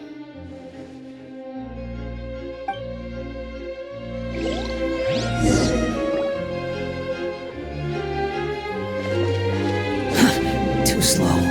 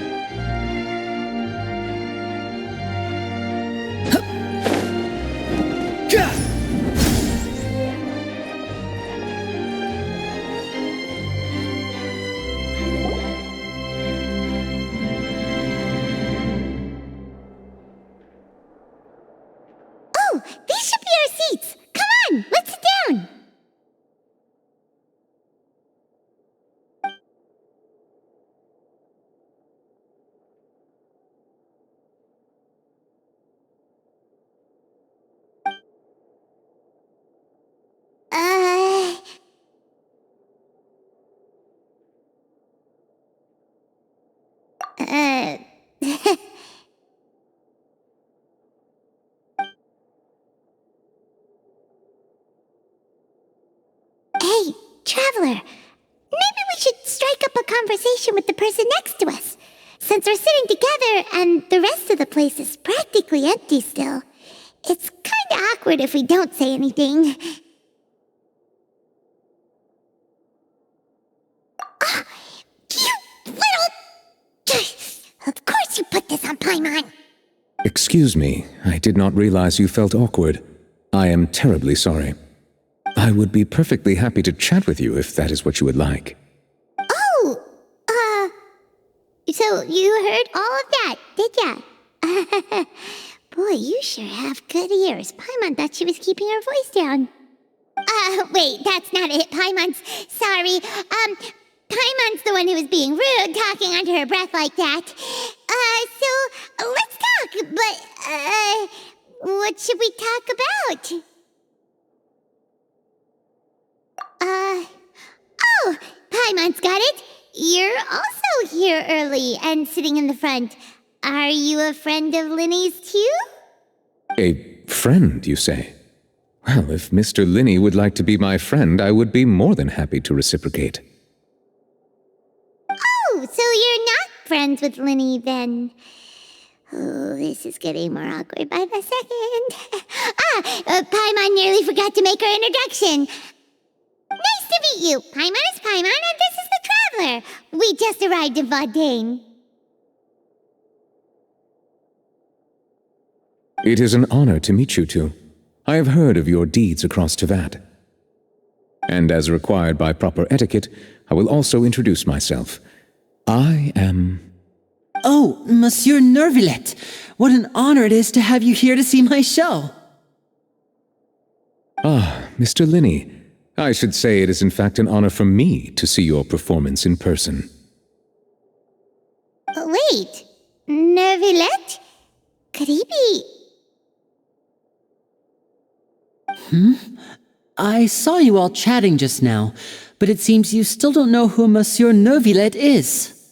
Allow me to introduce you to Fontaine's Chief Justice. That seat is always reserved for him. It wouldn't be too much to say that he's the symbol of justice and honesty here in Fontaine. Whoa! Sorry for being so rude just now. Paimon had no idea you were such an important person. No offense taken. Being Chief Justice is merely what I do for work. Nearly every person has their usual reserved seat, so I'm not so special, really. And by the way, I should probably let you know, even though I would prefer not to. There's someone sitting up there in the VIP seats that has been striking a pose for quite a while now. I believe she is trying to give you a most elegant and impressive first impression. So I think you should take notice of her sooner rather than later, otherwise she may become flustered.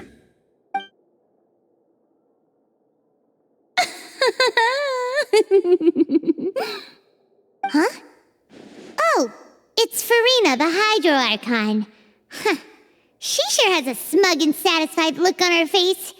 Guess she has no idea that you saw right through her act. Very good. That is for the best. No need to pay her any more attention. We may now enjoy the show. Huh? So is this what things are like between the Chief Justice and the Hydro Archon? All right, please wait just a moment longer. I've pretty much finished my preparations, and the performance will start as soon as the audience has made their way to their seats. Yay! The show's finally about to start!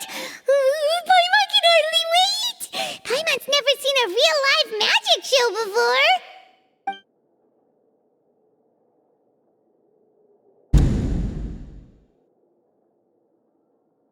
Oh! They're dimming the lights! The show must be starting!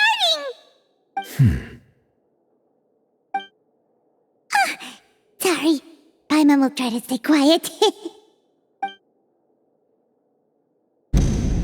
Welcome, one and all, to the Opera Epiclese. I am the star of today's show, Linny. And over here is my sister, Lynette, who will be working as my wonderful assistant. Please, let's give her a warm welcome. Hello, everyone. I know she may seem to be a little sleepy right now, but that's just a sign that she's nervous. Whatever. Now, some of you may be thinking, two vision holders who can freely manipulate elemental powers performing magic is not true magic at all. So, I would like to take a moment to assure you that elemental powers will have nothing to do with what you will witness on the stage today.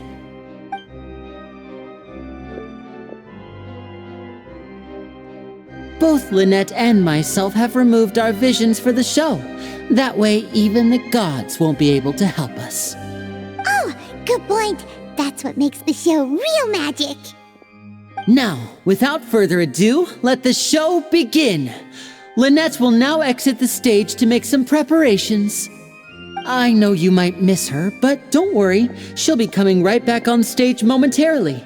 Perhaps in an unexpected way. I'm sure she'll be stealing the spotlight soon enough. Oh, and before I forget, there's one more thing I should say. You never know what can happen in the blink of an eye.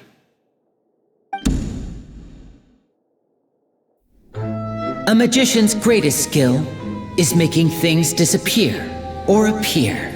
The possibilities are endless.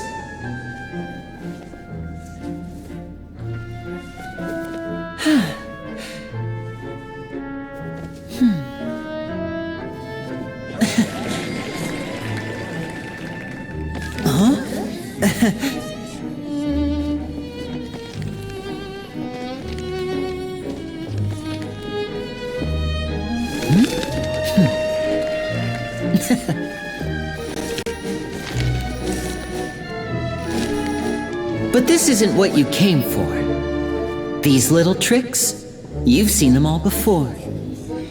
So it's time for something truly extraordinary, don't you think?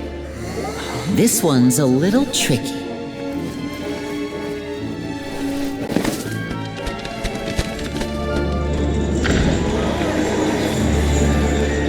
Using this water tank, I shall make my sister vanish completely, right before your very eyes.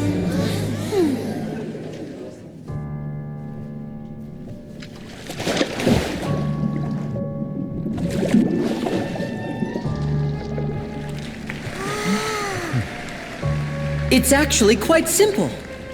She'll just turn into air bubbles and float right out of the top.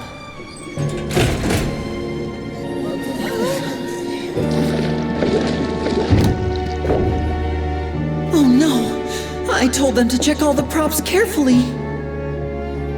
With the lid on, even air can't escape. An amateur magician would be getting very nervous right around now.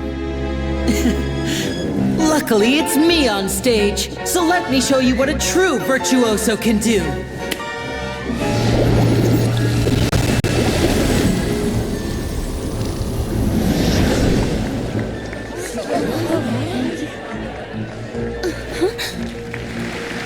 Lynette, are you still there? Don't go too far. We don't want to use up all our magic. Hi, I'm back. Uh-huh.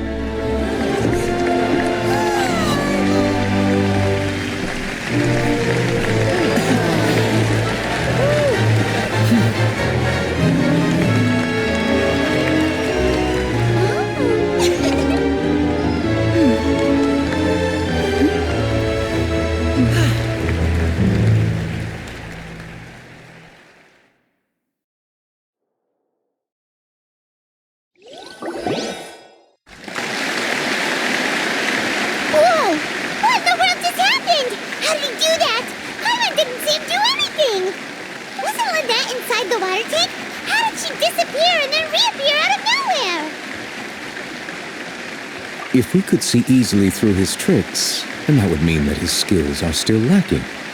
To appreciate magic, you should focus on the show happening on stage, rather than getting caught up in trying to see that which has been intentionally hidden.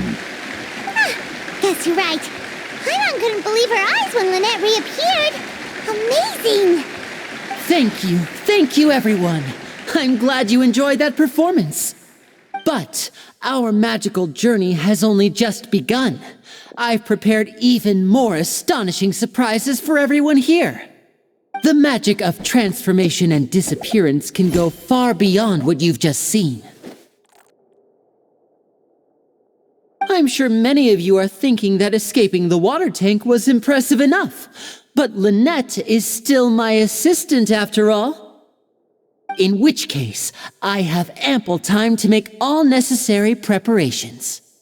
So, for my next trick, I will require the participation of one lucky audience member. Please, if my assistants could bring out the magical boxes now. There are 2 boxes and only 2 boxes. One is here and one is there in the aisle among the audience. I'm sure many of our clever audience members have already guessed our next magic trick. A swap! Our lucky audience member and I will each enter a magic box. After 1 minute, we will each emerge from the opposite box. Now please, everyone pay very close attention to the box you see here. Don't give me any chance to make a move. Wow! How's he gonna do this? Hey, do you think this is all magic tricks, or does Lenny have actual superpowers? The lucky audience member will be generated by this random number selector. It selects numbers entirely at random. Even I don't know who will be chosen to participate. Now then, let's begin. Let me see. Oh, row 7, seat 3. Congratulations! You now have the chance to experience magic firsthand for an entire minute. Please, come forward. My assistant will take you beside the magic box.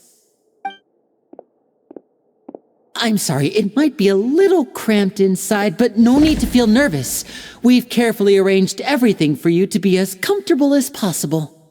You don't need to do anything, but no matter what strange things may happen, don't come out of the box. If the magic is interrupted, who knows where you might end up? You might even find yourself in the Fortress of Meropide. Oh, okay. All right. Before I enter the magic box, there is one more thing I need to ask the audience to do. Could you all give me a countdown? Like this. 60, 59, 58. Just keep counting down. You can go a little faster or slower if you like. I won't be able to see anything in the pitch-black box, so I'll be relying on your voices to know when time is up. Oh, and no tricks now.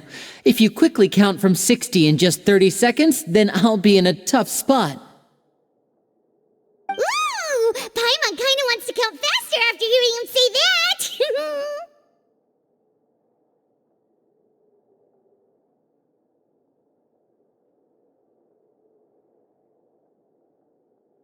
No, that won't do.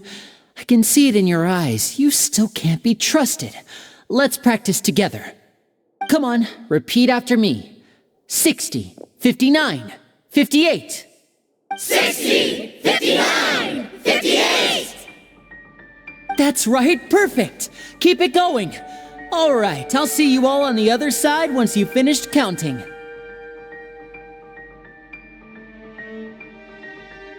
54, 53, 52? Huh? Why aren't you counting, Nervalet? I am counting in my head. I think things are exciting enough in here as it is. Merely a consequence of my identity and personality. Do not worry about me. Just enjoy the show. Oh, all right. You look so serious that Paimon thought you might be feeling uncomfortable or something. 40, 39, 38! Mr. Linney, are you all right in there? Is everything ready? Yes, I'm fine. I'm just double-checking the direction of the magic. It would be a disaster if we get sent to the wrong places. For example, midair right above the audience. Even though he's saying that, Lenny doesn't seem nervous at all.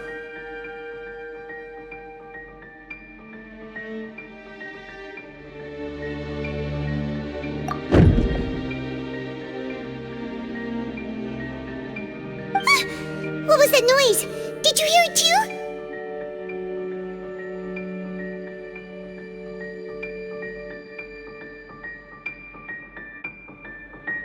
Not sure. Anyway, it doesn't seem like anyone's worried about it. 25, 24, 23! What's wrong, Mr. Linney? I can still hear you moving in there. I seem to have accidentally knocked over a decoration. I'm trying to fix it, but it's pitch black in here. I can't tell left from right. Never mind the decorations. There's no time for that. The show is what's important. No, that's unacceptable. I want my show to be perfect. Don't worry, we still have 20 seconds. Hear them counting? 19, 18, 17. It seems things aren't quite going as planned. I apologize, everyone. It feels like you're all starting to count faster, but that's all right. I know it can be tiring to do such a long countdown. 10 seconds and change is still plenty of time. 10! Almost there now. Whew. Swapping two people is harder work than you might think. Even a master magician like me can't guarantee I'll get it right the first time. Hey, wait! Is this the back one? I can't tell. They both look the same inside. Huh? No, that's not it. I'll try again. 7! Hey, slow down! Honestly! 5! 4!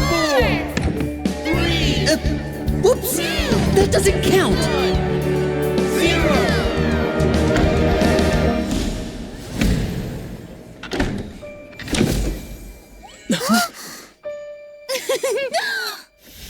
Ta-da!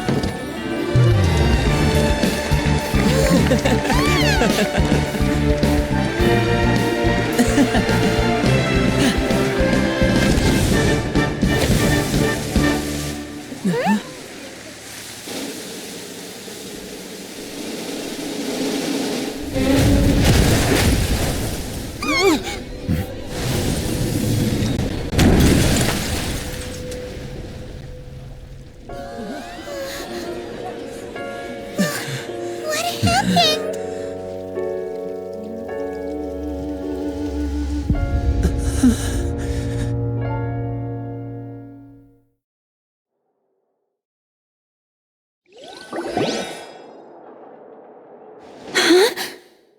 Is this part of the show? Mr. Lenny, you're going to use magic to fix the stage now, right? What happened? Oh no. Maybe this isn't part of the show. The girl was still in that box, right? This performance is over. Medical staff with me. Guards, secure the scene and detain all the performers. Seal the exits. No one is allowed in or out at this time. Yes, that's right. If this was just an accident, then we must investigate the cause. But if this was all part of some scheme, then those accountable will not escape the judgment of the God of Justice. No need to be alarmed, you two. We'll get to the bottom of this soon enough.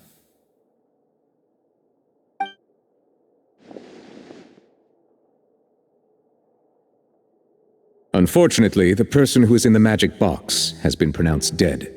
His name was Cowell, one of the assistants in Linny's magic troupe. Apparently, the fireworks on stage ignited the ropes that were suspending the water tank, which then caused the tank to fall onto the stage. As of now, we are still not sure why we found Cowell in the box, rather than the guest from the audience. And after an initial search of the area, the guards have confirmed that the girl is nowhere to be found. It appears that this incident was not merely some mishap with the performance. And there are many indications that it is connected with the case of the serial disappearances of young women. The serial disappearances case? That's the case that Charlotte mentioned before.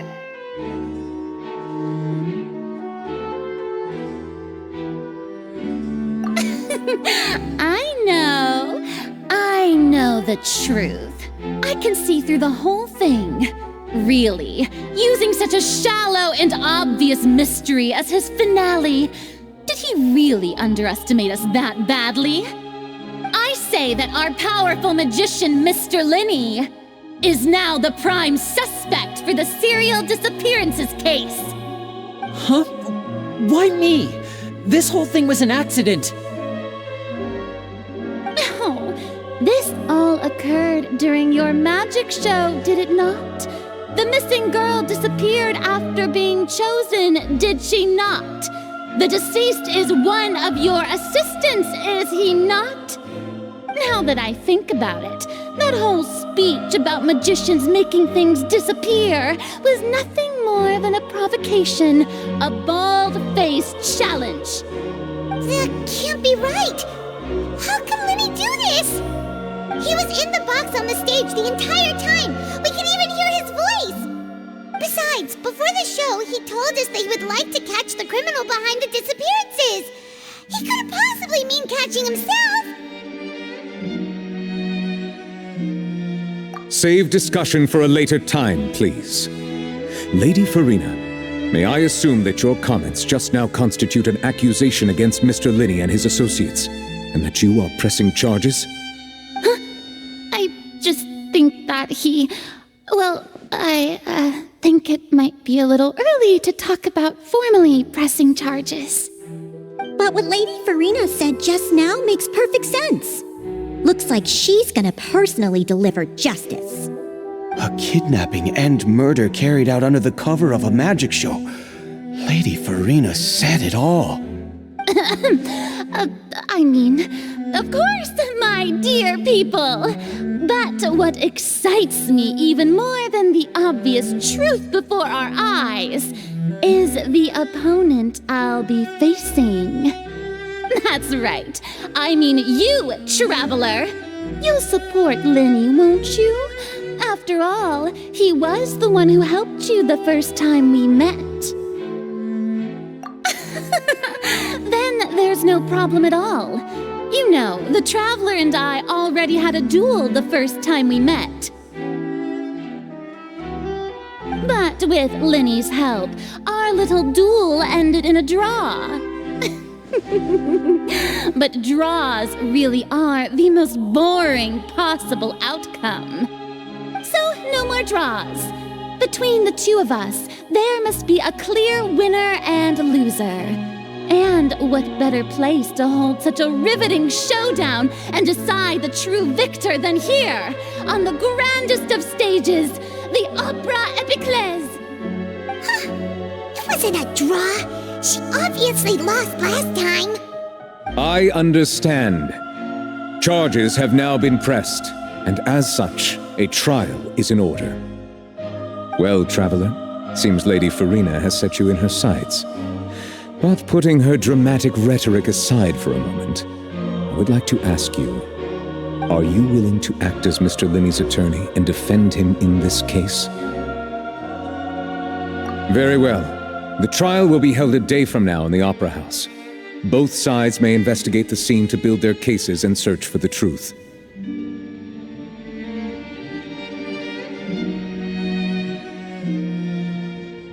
Linney and his troupe are all potential suspects and shall remain within the Opera House. The audience may begin to leave in an orderly fashion once they have been cleared by the guards. A day isn't that long. Let's see what kind of case this big-shot outlander can build in such a short amount of time. I'm really quite looking forward to hearing it.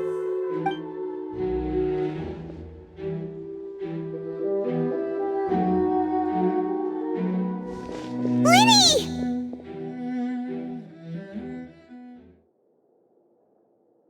Sorry about everything that happened just now. Were you frightened? Of course! Who wouldn't be scared after witnessing an accident like that? Yeah, I'm a little shaken up myself. How could this happen? And poor Cal. I know you already claimed that you would defend me, but now it's just us talking. Tell me, do you think I could possibly be the murderer? Good to hear. Thank you so much for trusting me. I'm sure everyone sees me as the biggest suspect at this point. But if you ask me, the whole thing is mysteries layered upon mysteries, such that all that's left is confusion. I don't know whether what happened there on the stage was purely an accident or not, and I don't know why poor Cal was in the box. As for how that girl chosen from the audience could suddenly disappear, I'm afraid I don't have any answers either. If someone tampered with my performance, then we need to figure out what they did. Even a skilled and knowledgeable magician like myself couldn't pull all that off in just 1 minute.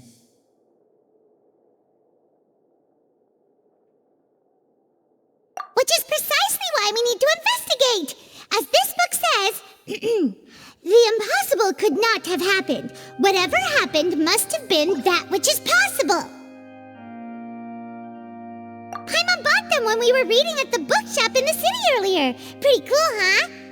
Don't worry, Paimon used her own savings to buy them. It wasn't from our travel funds. I think they look cute on you, Paimon. You have good taste, Lynette. That's the right attitude. Feeling depressed isn't going to help me now. I need to get back to my normal self. But with the guards watching our every move, it's going to be especially difficult for Lynette and I to prove our own innocence. Good thing you agreed to be our attorneys. Thanks for that. We'll be counting on you. Yes, thank you so much. Yeah, just leave it to us. Oh, since we're going to start investigating, Paimon has a question first. Where did Lynette go during the performance? Well, I'm afraid that would involve some of our essential trade secrets as magicians. The secrets behind our magic are past saving, Linny. I suppose you're right.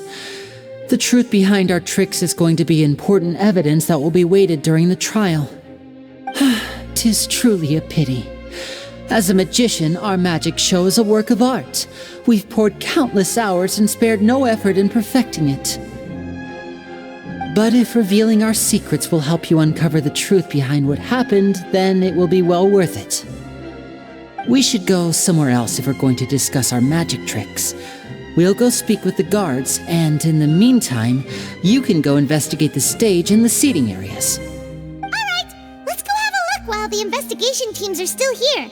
Detective Paimon is on the case!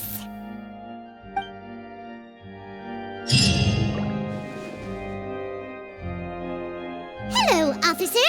How's the investigation going? I see. You must be the traveler that Lady Farina mentioned. Listen, I'll be perfectly honest with you. I'd avoid getting mixed up in this whirlpool of a mess if I were you. Huh? What do you mean? Come with me and you'll see. The deceased is one of Linny's assistants, named Cal. Even though he hadn't joined the troupe long, he was hardworking and everyone generally liked him. The assistants are usually in charge of setting up and inspecting the props, as well as assisting with the show and keeping the crowd engaged. As you probably saw when you were in the audience, the water tank suddenly fell and smashed the box with Cowl inside it.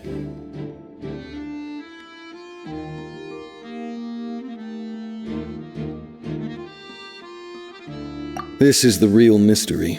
We've already searched the scene and were unable to find any traces of the girl. However, if you look carefully, the box was positioned directly under the water tank. The ropes holding the tank were then burned by the pyrotechnics on stage, causing them to snap. All these factors lining up so perfectly makes it hard to see this as a mere accident. If anything, the more logical explanation is that the whole incident was intentionally planned, and Linny is the most likely person to have access to all these areas. But he doesn't have a motive! Are you both good friends of his? Well, you can't say we're good friends, but we've known each other for a little while. So in just a short time, he was not only able to win your trust, but even convince you to act as his attorneys. I know there's no such thing as magic. The real trick of a magician is holding the audience in the palm of their hand. I've seen a lot of cases, and I can tell you that people are the least reliable kind of evidence.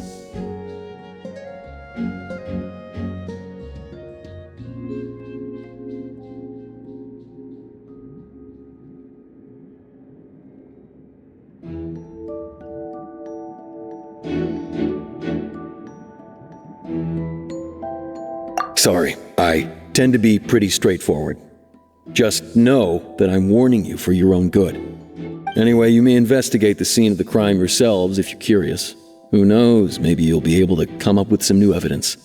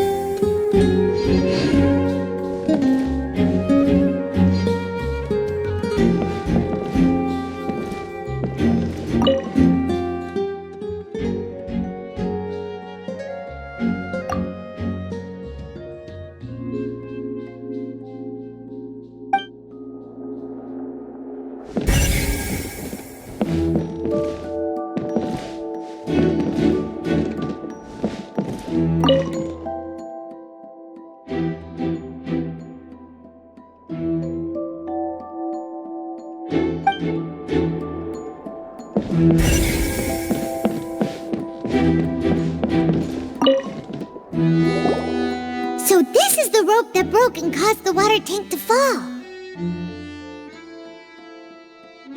The rope looks pretty durable. How can it be burned through so quickly by fireworks?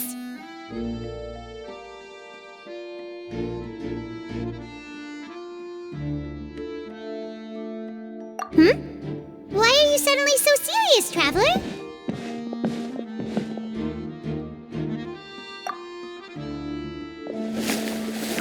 Whoa! Look! This bit is made from different material! Most of it was burned away, but there's still a little bit of it left.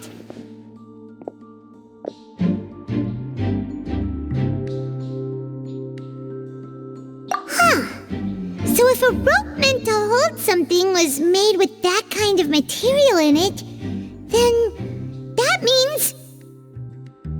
Wait! Why don't you write all this down? Let's take notes!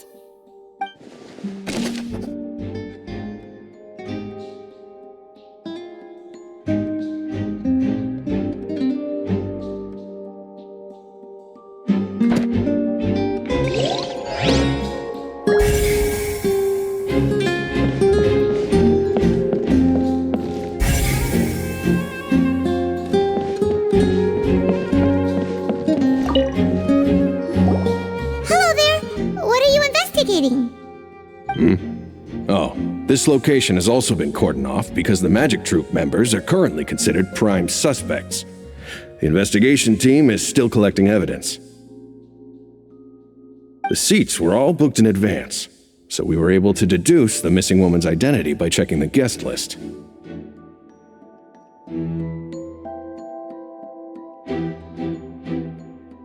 Sure, it's not like this is confidential information.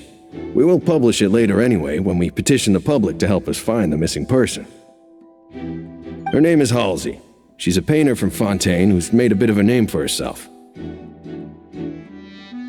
Apparently, she wasn't a regular at the Opera House, but she'd been feeling some pressure with her work lately, which made her decide to come see the magic show. The Magic Troop members all claim not to know her. We have looked into her social connections. It seems that she has no personal grievances or conflicts of interest with the suspects. Simply put, she wasn't related to the magic troupe at all, which matches the features of the previous serial disappearances. Were the victims of previous cases also chosen at random? That's how it seems to us, in any case. Apart from the fact that they were all young women of around the same age range, there really weren't any other connections between them. Okay then. No need to be so formal. If you do happen to see the missing girl, please be sure to contact us. It is of utmost importance that we get to the bottom of these disappearances.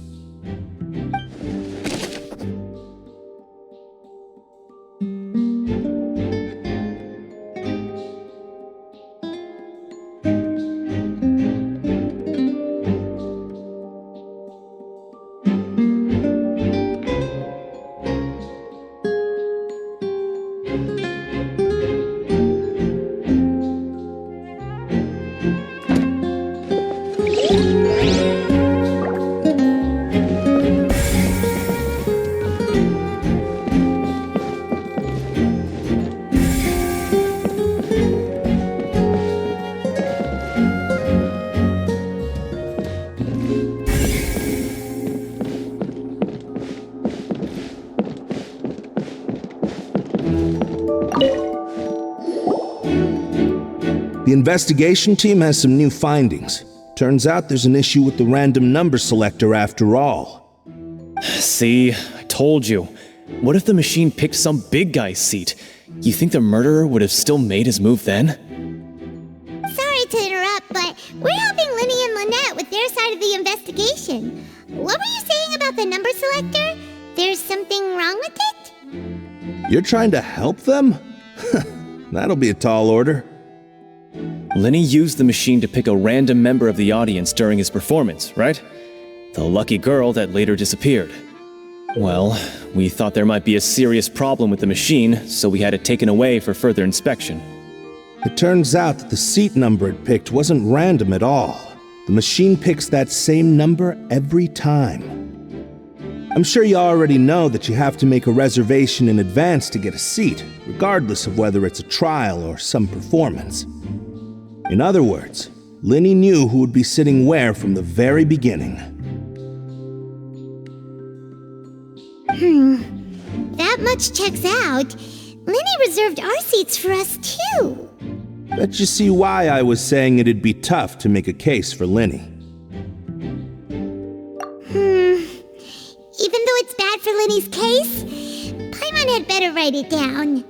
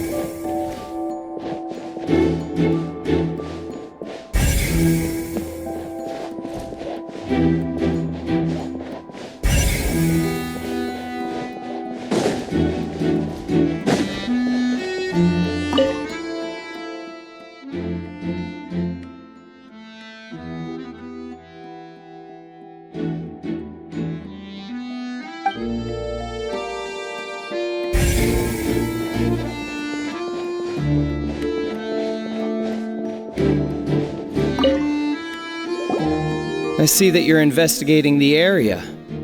Well, it just so happens that I'm interested too. If you find any new and interesting leads, be sure to share them with me, alright? We don't have too many thoughts yet.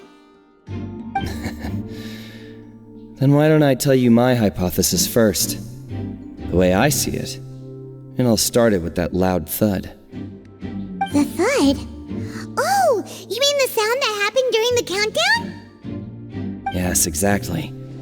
It wasn't terribly loud, but I suspect that most people heard it. It's just that everyone was awaiting the results of Lenny's trick with bated breath, so no one paid it much mind. But now that the incident has happened, the thud has become an important clue. That makes sense. So, what do you make of it? I'm of the opinion that it may have been the sound of Lenny's accomplice, Lynette perhaps, jumping atop the water tank or something like that. And when the pyrotechnics went off, she cut the rope, sending the water tank crashing down. But wasn't the noise we heard too loud for that? Perhaps the balance wasn't right, leading to a particularly rough landing.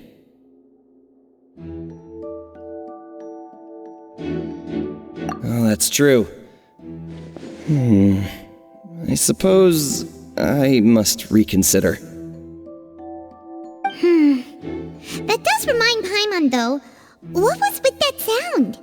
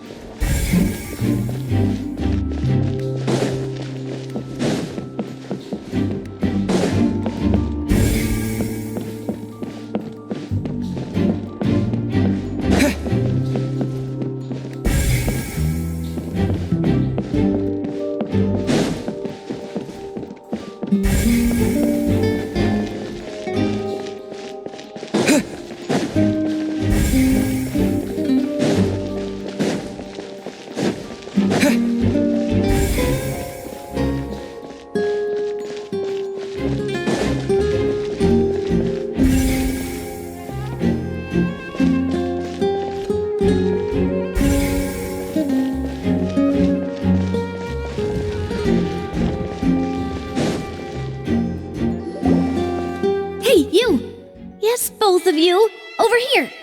I've been keeping an eye on you for a while now. Huh? You mean us? That's right. If I'm not mistaken, you're also among those who wish to cut down the thorns and pursue the truth. No? And by the looks of it, you're not from Fontaine. Well, you're right on the more about that one, but who are you? Have you never heard of the Spina di Rosula? From mediating disputes and providing protection to solving conundrums, you name it, Spina di Rosula does it. And I, Navia, have the honor of being its renowned president. Though those who play by our rules call me boss. I'm Silver, her attendant. Pleased to meet you. And I'm Melus. Demoiselle's various daily needs and affairs are under my purview. Huh? Boss? Demoiselle? What gives with the names? Well, I am the second generation president. Melus and the others are still used to my previous title. My apologies, Demoiselle. Should you prefer, boss, I will endeavor to use that instead. No need. You don't have to call me boss. Just Navia is fine. Okay, if you say so. Not that we're members of Spina di Rosula anyway. All merely trifling details. Never mind. Now, back to the situation at hand. That's right. I've always kept an eye on the serial disappearance cases. My interest stems from a matter back from my father's time. Judging from the look of things, I find Linny an unlikely mastermind. Really? We think so too! That's why we're looking for clues now. But how did you come to that conclusion? Intuition, naturally. My unparalleled intuition. Noirceur was quick to point the finger at Linny without any decisive evidence whatsoever, wasn't she? But that's not uncommon for her. If you remember, the Justice had to interrupt her and ask if she was pressing charges just to keep her from getting carried away. Anyway, a trial begins the moment someone levels charges. And, of course, there was no way Farina was going to back down in that situation. Sounds more like you just don't trust the Hydro Archon. Well, what's your opinion? I must admit that she can be interesting at times, but liking her doesn't mean that I'll blindly agree with her. All right, I've answered your question. Now, it's time you answer mine. Wait a minute, did that answer count?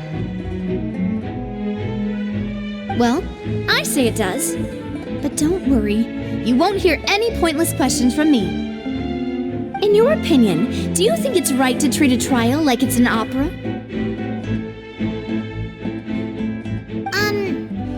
Well? And why would that be?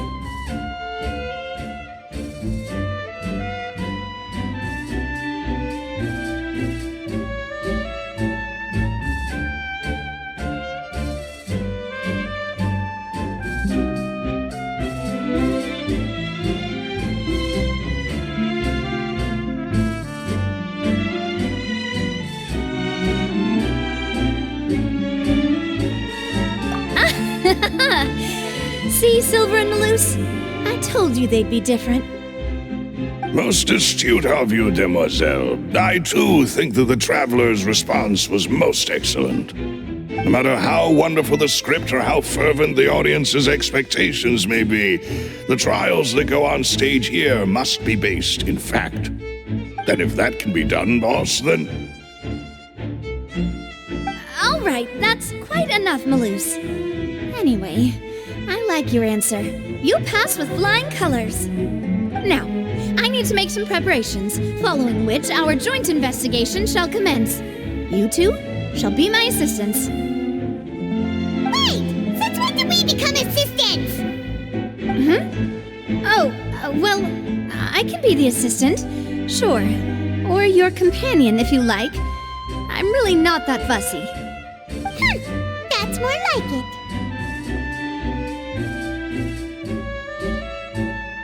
Far be it from me to brag, but I believe that Demoiselle's intuition will be instrumental in uncovering the truth.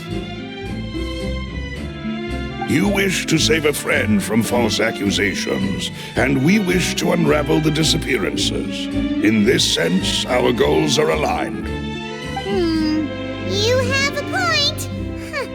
You're quite the talker, aren't you, mister? And what about you over there? What do you think? You seem like you've got something on your mind. I have nothing to add. Oh, alrighty then. We'll be making some preparations first. Just be sure to let us know if they start revealing Linny's tricks. Thanks!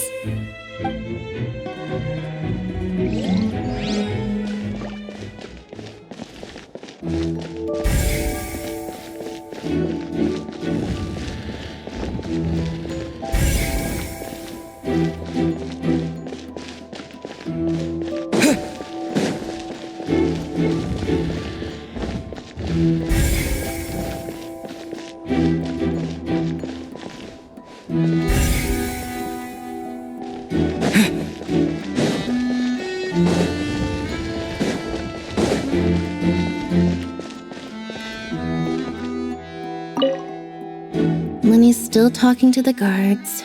It seems he'll have a lot of explaining to do.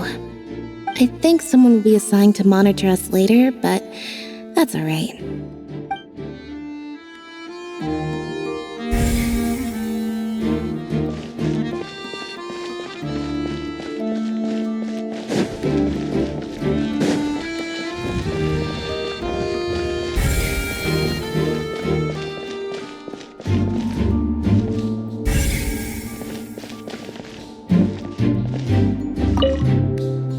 Speaking of that, I think magic shows would be very popular in Poisson. I can see that. Maybe I should try to learn some magic. If I could make things disappear, cleaning my room would be a cinch. You need not worry about such things, demoiselle. That falls under my duties. Oh, right.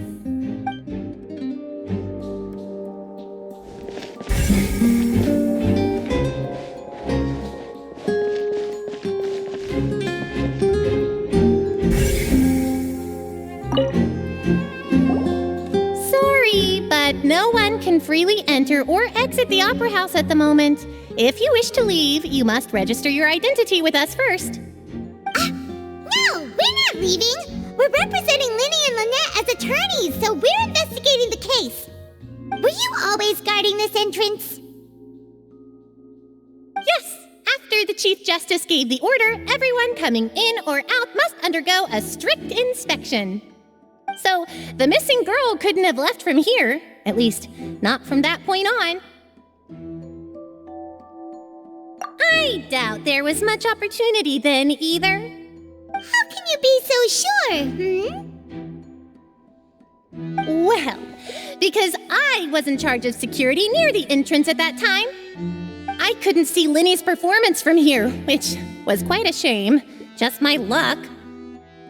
But still, I did not abandon my post, and I stayed put no matter how loud the applause was.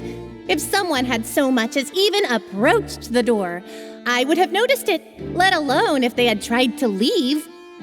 We Melusines are good at that sort of thing, you know. So, it's safe to say the girl couldn't have left through here. Alright, thank you for your help. This will be useful info.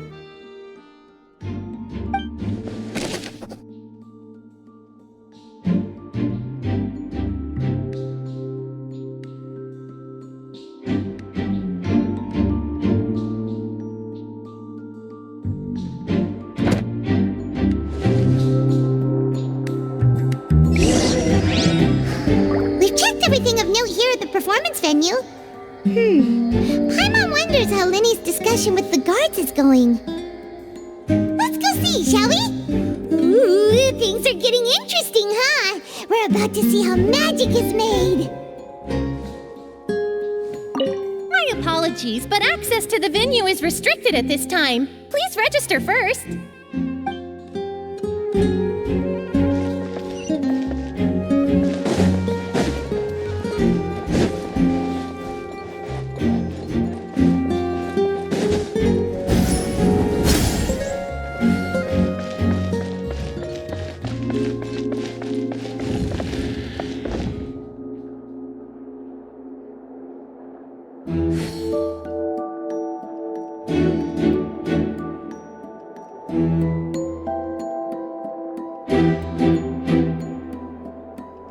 You think I've got a sharp tongue? I just tell it like it is. If someone can't handle it, maybe that's their problem.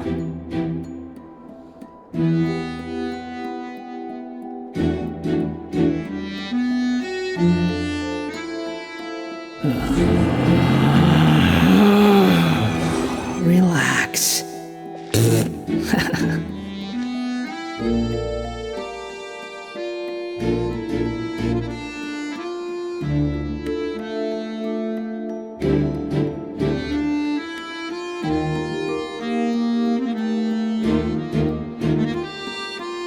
There's no need to exchange pleasantries. It's rather pathetic to force a conversation just to occupy. Understood. Then I will be going with you. Just so you're aware, I will be monitoring your actions and making notes as necessary. Very good. Thanks for being so agreeable. I'd pull a rose out of my hat as a gift for you if I could. You may spare the pleasantries. I'm just doing my job. You've arrived. Who's this? Me? I'm Spina di Rosula's guardian angel. If you've got a problem, I've got the firepower. Sorry, I got a little carried away there. Call me Navia. I'm I'm a partner of theirs and will be helping investigate this whole situation. And these are my companions. Would you mind if they join as well? Fine by me. Oh, new helpers? I would be most grateful. Well, let's just say we're tagging along. It's not every day you get to see the secrets behind magic performed on such a large scale. I appreciate your kind interest. Come with me. We'll be heading below stage. Huh? Below stage? Yes, a world of secrets is hidden beneath this magic box, prepared specifically for this switcheroo trick. But before I reveal everything, you should have a look first. Notice anything strange here?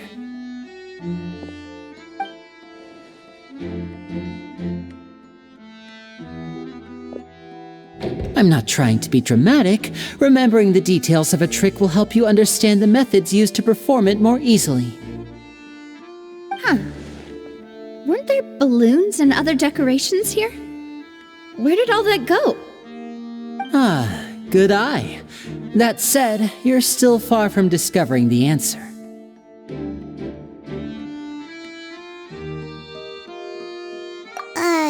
The back? You mean the inside of the door? What's different about it? Paimon didn't notice anything. Very good indeed. I thought you might not be able to catch that, given that you were sitting in the first row. The back of this door was patterned. Those patterns are now gone, replaced by a smooth wooden board. So, if you put 2 and 2 together, what do you get?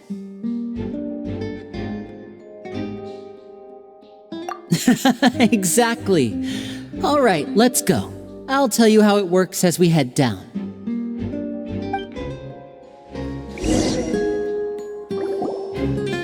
Oh, so there was a passageway under the magic box!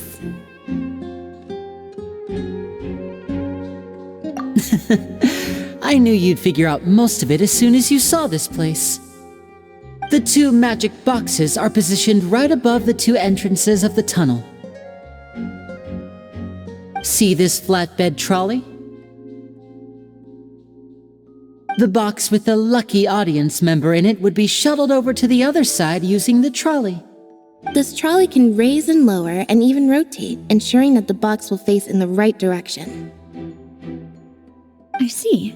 So that's the purpose of the box inside another box. Precisely. The inner box would descend after the audience member was put inside and be moved along the trolley, all while the outer box would remain on stage as if nothing had ever changed. So that's how you did it! Once the box was lowered, the trolley would store some energy through this device here, with which it would complete the rest of the steps. The audience member would only be able to feel some slight movements in the dark, and by the time she walked out, she would already be back on stage.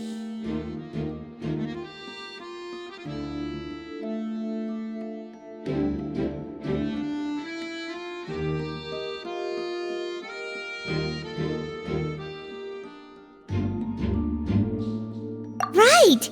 You were talking that whole time, and you even came out for a moment near the end! Ah, yes. A phonograph operated by Lynette was used to achieve that effect. My assistant and I had already scripted our conversation beforehand. When the countdown began, I had already gone to the opposite box via a tunnel using that ladder. And what about Lynette?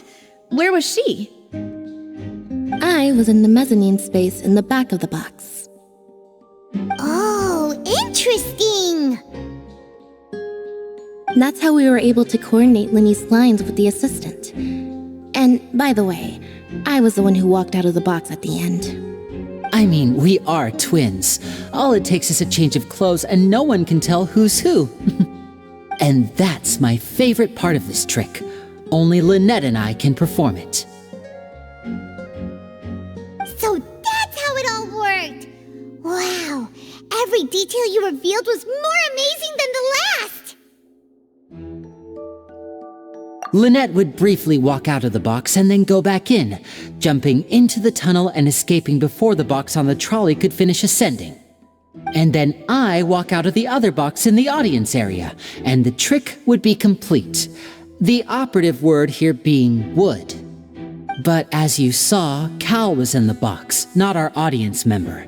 She, on the other hand, mysteriously vanished. We really don't know how that happened. If not for that interlude, this would have been an astonishing trick. I probably never would have figured out how you pulled it off. And yet, to think that someone was able to use this magic trick to commit a crime. Could we have a look around? I think we can come up with some more leads. This is the scene of the crime, so Linny and Lynette are not permitted to stay here. I'll escort them back up. Yes, of course. No need to be so strict now. I won't disappear into thin air, you know. Thanks, everyone. We're counting on you.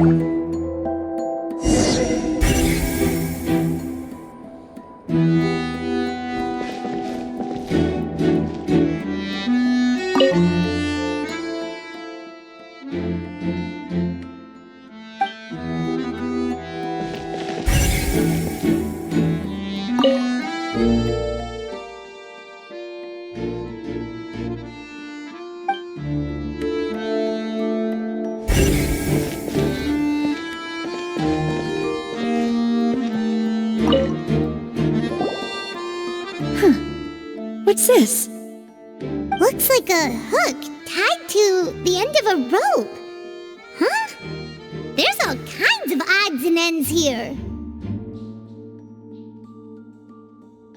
Perhaps it was a prop for a different trick. But why would it have been left here? Whatever it is, let's make a note of it first.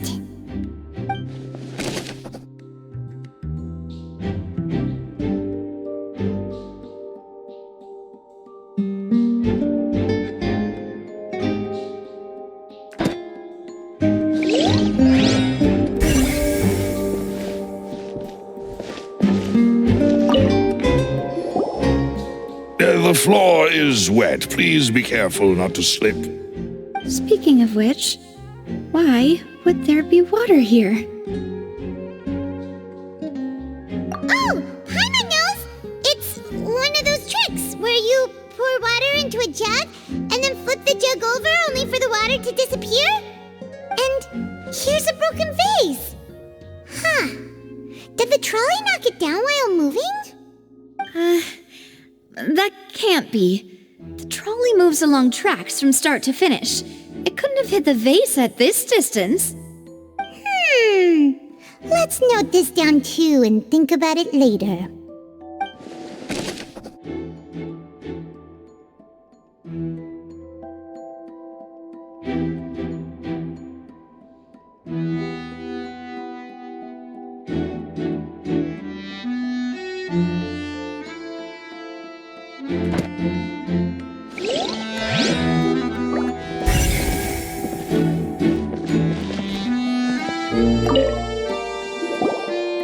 Oh, these are the clothes that the lady chosen from the audience was wearing, right?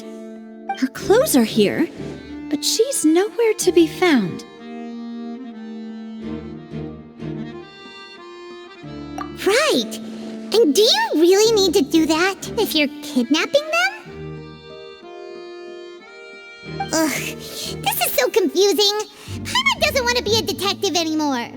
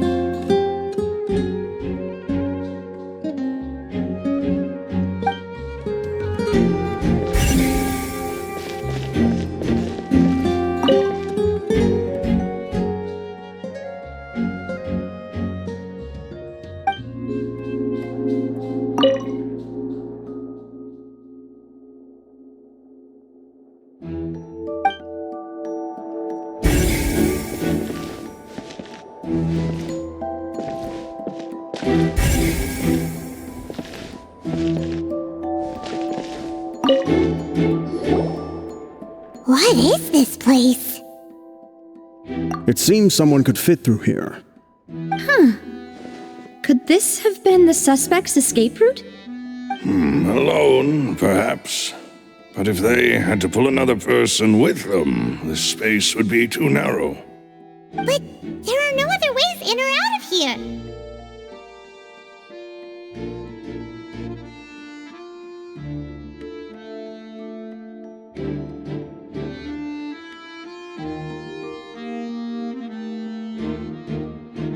Oh, you're right! Let Paimon write that down.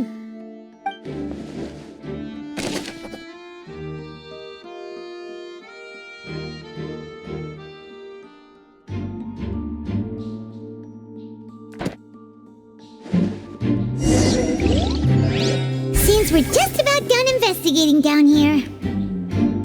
Yes, let's head back up.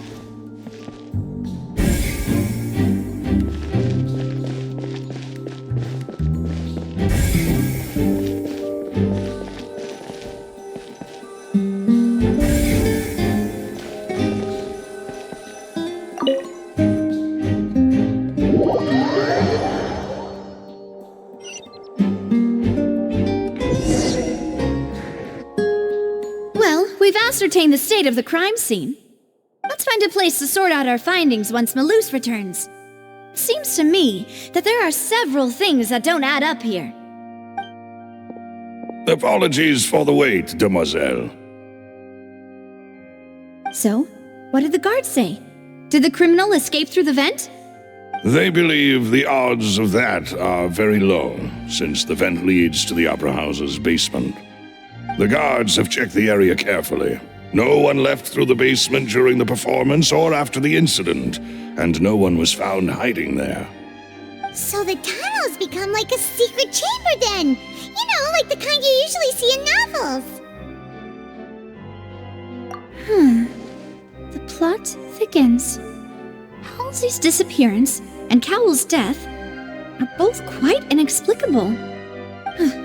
No wonder Farina was so confident in her accusation. All the current evidence points toward Linny and Lynette. In other words, the charges are very likely to be upheld unless we make some considerable progress. Charges and then trial. So if the charges are upheld, they'll announce a sentence? That's right. This is how a trial goes in the Opera House. During the proceedings, the Chief Justice and the Oratrice will hear statements from both sides. That's right. This is how indemnitium is produced. The statements from both sides, the defenses from attorneys, witness testimonies, and even the audience's emotions will all be projected on the Oratrice. To put it simply, it's as if the Oratrice has its own will, and is a judge in its own right. This also precludes any kind of favoritism on the part of the Chief Justice. Not that this has ever happened anyway. Once both sides have finished speaking, the Chief Justice will make his final decision. This, too, will be used by the Oratrice as a reference. Then, finally, the Oratrice will be consulted by officials. The result it returns is the will of justice itself. Huh? So that machine is the one that actually decides? Paimon thought Noirceur called the shots. In practice, there is very little difference. Both have always come to the same judgment, which is why people have great faith in the Chief Justice.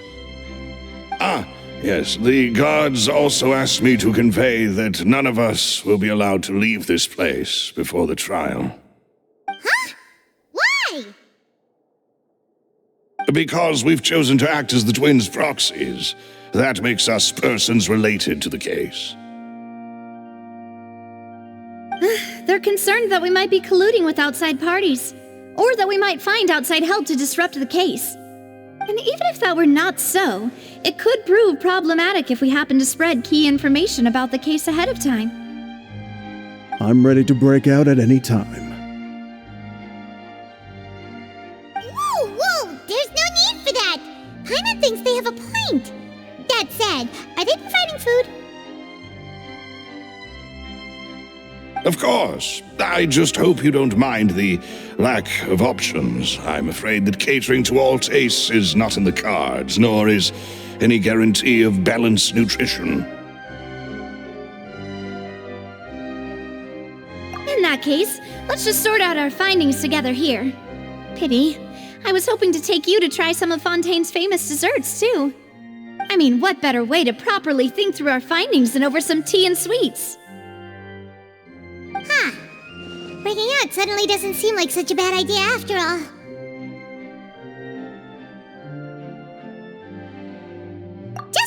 Just kidding!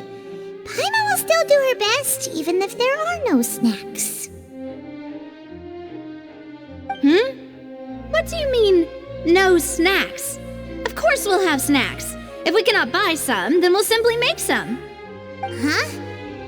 Here? But how? Understood, Demoiselle. Everyone, please come with me.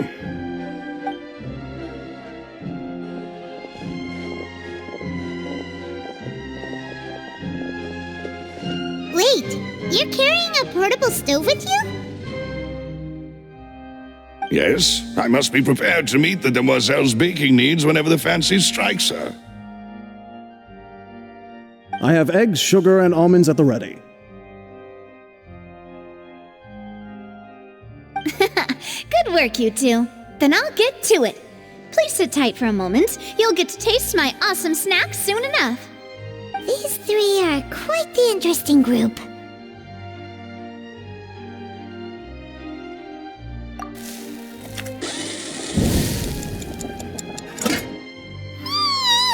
And Paimon thought it smelled good while it was still in the oven! Oh, it's even better now. Paimon can't stop drooling. From the way you had these two guys carrying all that stuff around, Paimon thought you'd have them do more during the baking process. But you ended up doing the entire thing by yourself! Beating the egg whites, grinding almonds, everything!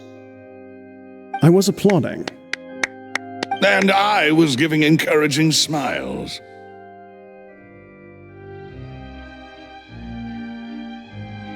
Paimon was just thinking, aren't you worried about getting your fancy dress dirty beating egg whites and baking like this? Well, I don't think it's carved in stone anywhere that fancy ladies can only read books, sip tea, ride horses, and play the piano. I just really enjoy making snacks. Don't underestimate beating egg whites, by the way. It's a real arm workout. You also need to beat them to just the right consistency, or your macarons will crack. Anyway, give these a try, fresh out of the oven. There's 3 for each of us. Only 3? Well, eating too many sweet treats might send all that sugar to your head. You wouldn't wouldn't be able to think clearly about the case on a sugar rush, would you? Tea is ready to be served as well. This is Demoiselle's favorite, strong black tea with a floral fragrance that clears the mind and lifts the spirit. No need for concern. I'm merely doing as I should.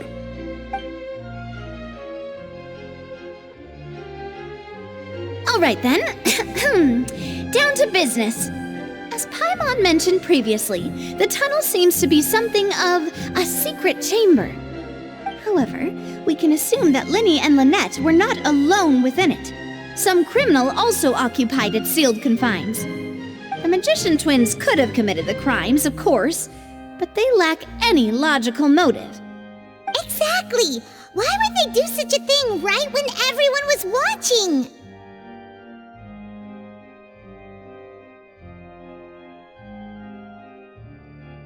The flower vase and the thud we heard during the performance could indicate some altercation between Halsey and the criminal in the tunnel, resulting in the shattering of the vase, the discarding of her clothes, and her abduction.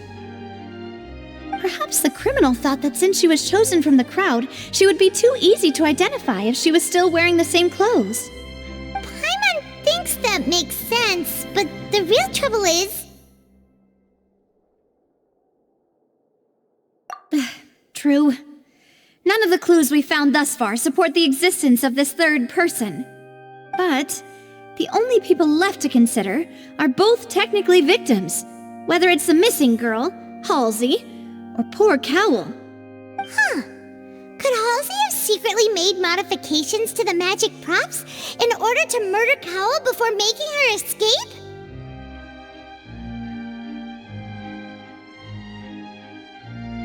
That's right. And even if she had tampered with the setup, she would need to understand the entire trick to pull it off. Nor does she have any motive. The guards said that she has never had any dealings with the magic troop's members. Were we not thorough enough in our search? From the sound of things, this is turning into an impossible case. Your macarons are amazing though, Navia. They smell great! They're nice and crisp and super sweet! They are my specialty after all. And I see you've already had 5 of them. What? 5? Oh, that can't be right! Paimon only counted 3, honest! Please don't worry about it. At my age, a few less sweets might actually be a good thing. No! Being greedy is one thing, but Paimon knows how to count. Besides, Paimon knows that if she ate too many, then others wouldn't have enough. Wait, even you don't believe Paimon? How could you? If Paimon ate those 2 extra macarons, then may they turn into stone in her stomach! All right, we get it. Well, I suppose one of us might have gotten too engrossed in our chat and eaten them by mistake. No big deal. Maloose, set up the stove again if you would. Huh? What are you doing? Making sure everyone gets 3 macarons, of course. Exactly. We don't want to trouble you. As you wish, demoiselle. And I have the egg, sugar, and almonds. Well, this really is your hobby, huh?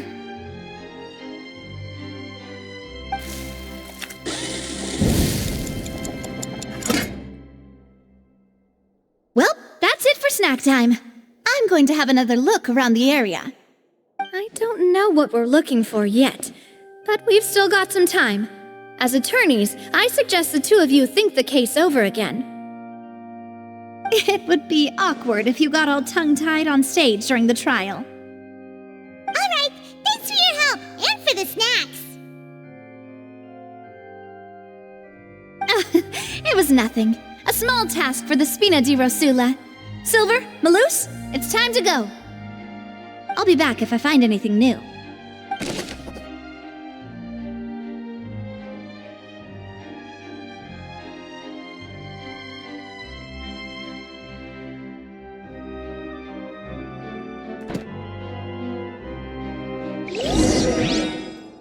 All right, it's time to put our heads together. We've got to get our defense ready for the trial. Oh, it's probably gonna be a long and difficult case. There's no point in worrying about that now. We just need to prepare. Here, take Paimon's notes. They should help you review the situation.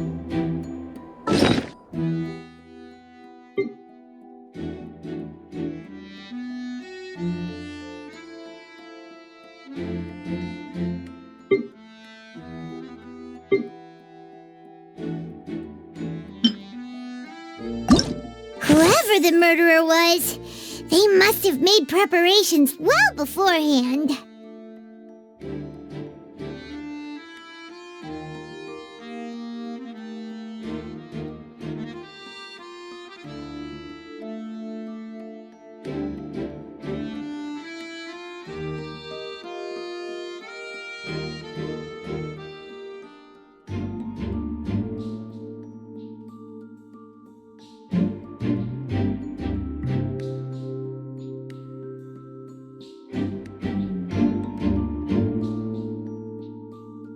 This rope was obviously tampered with.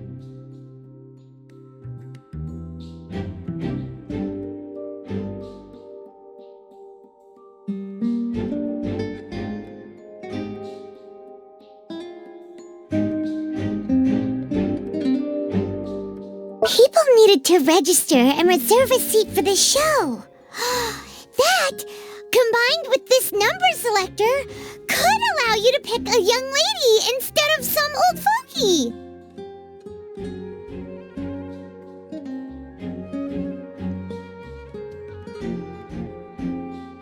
This is probably a prop, too.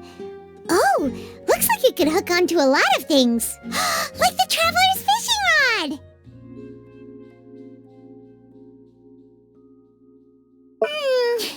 This flower vase is probably a prop for the show. But it also could have been used in the crime.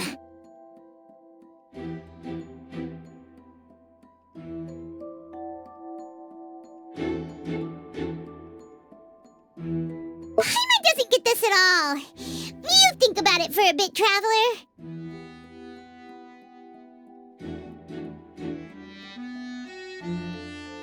Why would it be him? How strange. Gosh, no wonder the serial disappearances never got solved. We all heard that noise, didn't we? The performance would not have been visible from where the doors were guarded. If Paimon were on duty, she would have snuck back into the audience seating. Well, there was no chance Paimon could have seen that the box had 2 layers. And that's why only the 2 of them can perform this trick. There was no third person. And Paimon didn't eat more than 3 macarons either. Digging a tunnel just for a magic trick? Whew, that must have been a lot of work.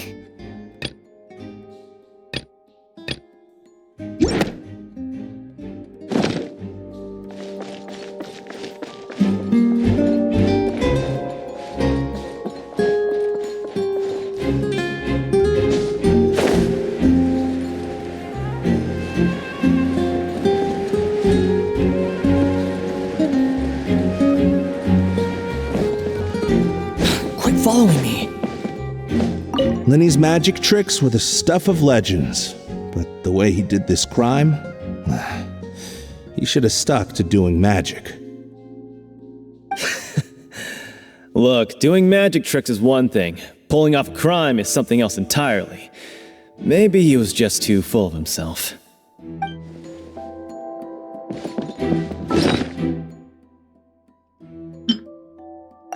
Why would it be him?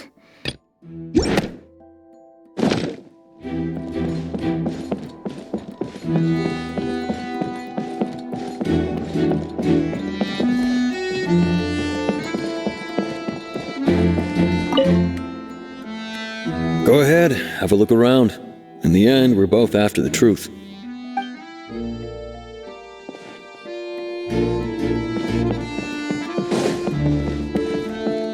Quit following me.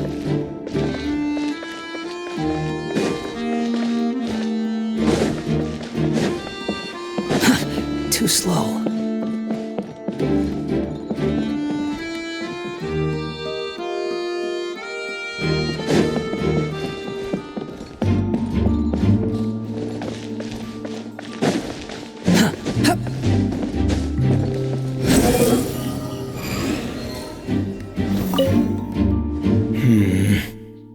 Could it be that I didn't see it happen?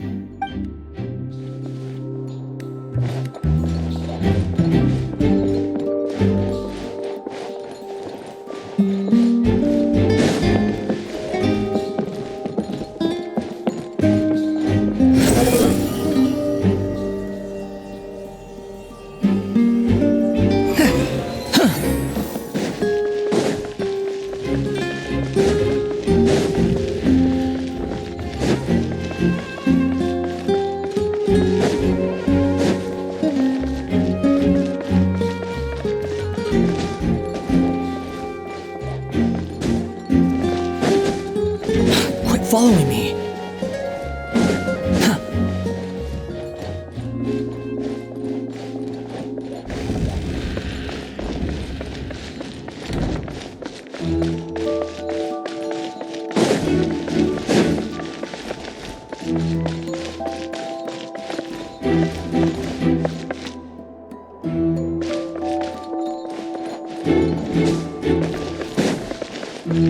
Quit following me.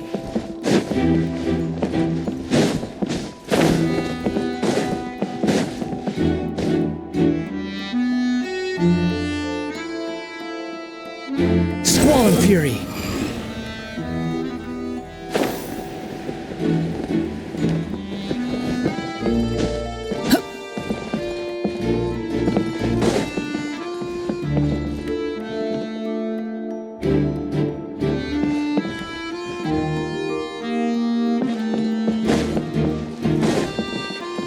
The wind rises.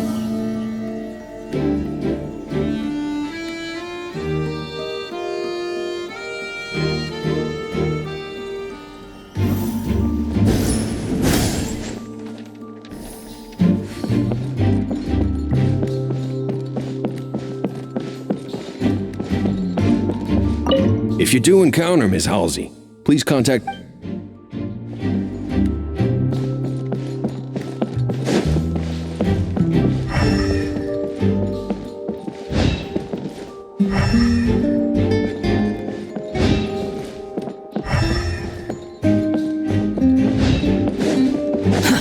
Too slow.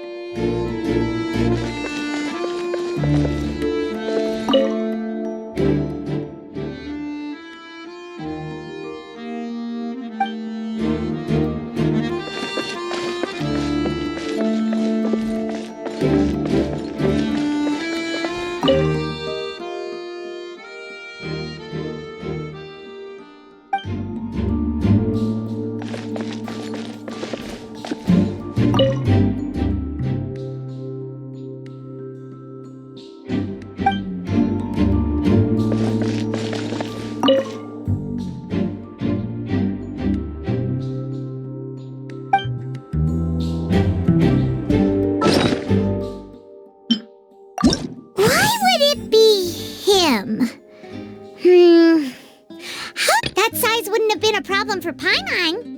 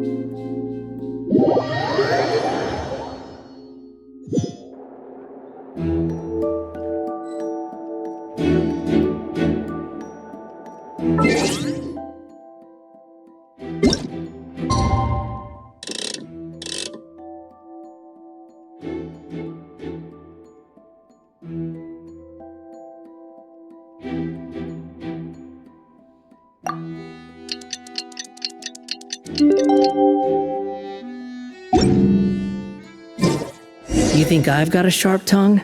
I just tell it like it is. If someone can't handle it, maybe that's their problem.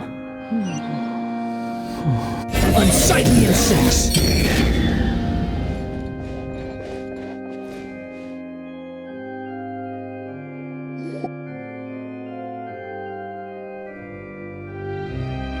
What do we do?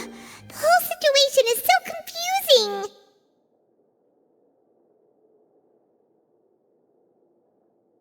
Good plan.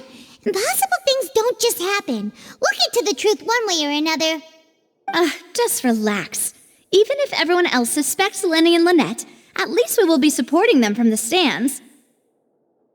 Besides, I doubt Farina understands any more about what happened than we do.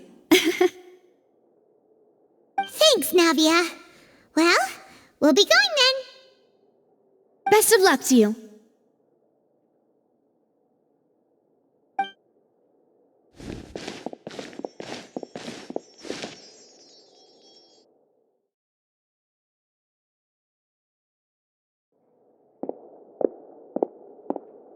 Finally, you're back.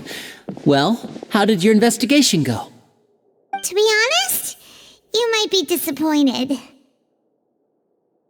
No. We're already very grateful that you were willing to help. Well now, don't you all look disappointed? Don't tell me that your investigation came up empty-handed. That was to be expected, of course. The guilty can never produce proof of their innocence. But don't let that stop you.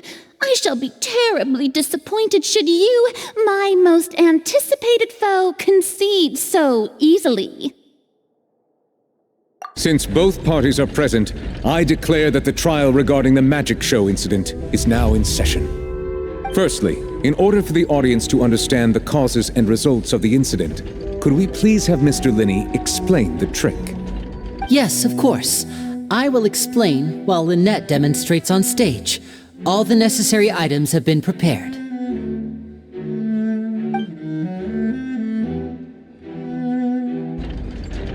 Thank you, Mr. Linney.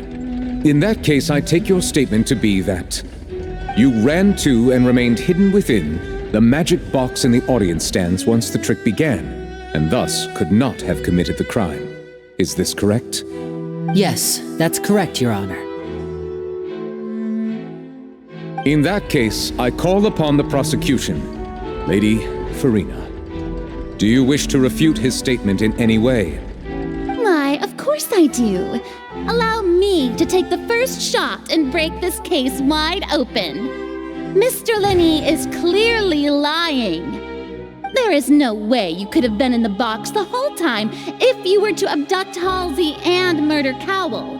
In fact, I'd say you were hardly in that tunnel at all. That is simply your hypothesis based on the presumption that I'm guilty. Oh, is that so? And if I may ask, what did you hear while you were inside your box? The roaring countdown of the crowd, of course. That's how I kept track of the time and built anticipation for the finale. And you didn't hear anything else at all? Nothing that might leave an impression of any kind? No, nothing. I see. But when the count reached 30 seconds or so, there was a thud. One so loud that I believe practically everyone heard it. Huh? Hey, hang on! Something's not right here.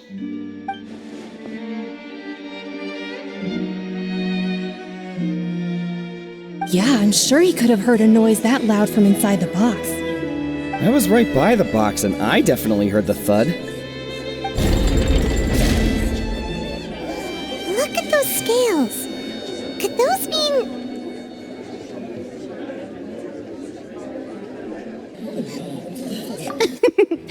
Well then, ladies and gentlemen, allow me to use the words of the magician himself. You never know what can happen in the blink of an eye. Indeed, it seems his alibi can also collapse in the blink of an eye. Of course, I have armed myself to do far more than smash your alibi. Confidence cannot go unfounded, and my foundations are rock solid. Tell me, aren't you and Lynette actually from the House of the Hearth? The House of the Hearth?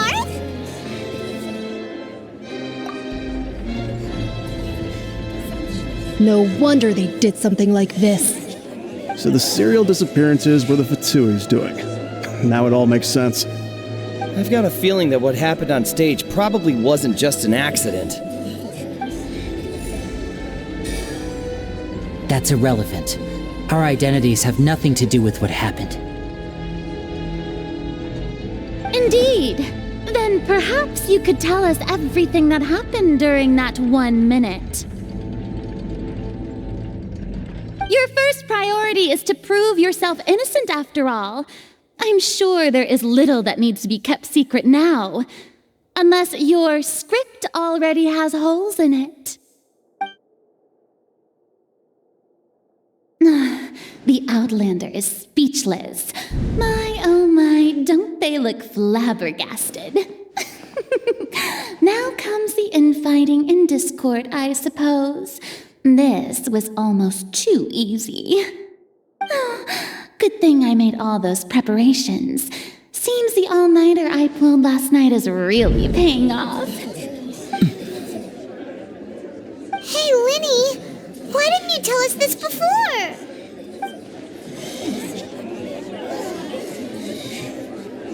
Order! Order! Mr. Linney, allow me to re-establish the facts. Lady Farina has raised 2 points. First, when the thud was heard in the Opera House, you were neither in the box nor the tunnel. Second, you and Ms. Lynette are both members of the House of the Hearth. Are these claims true?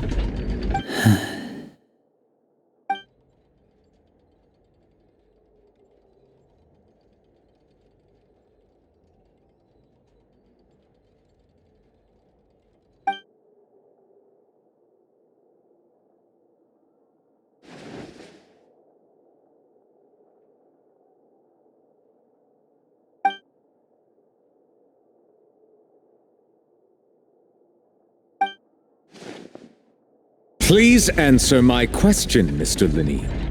I'm sorry. Yes, they're true, Your Honor.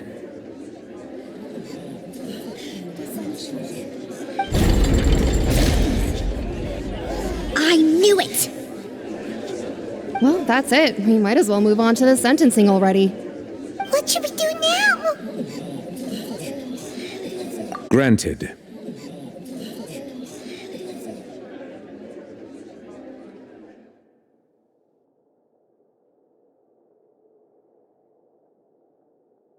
In that case, what is your request?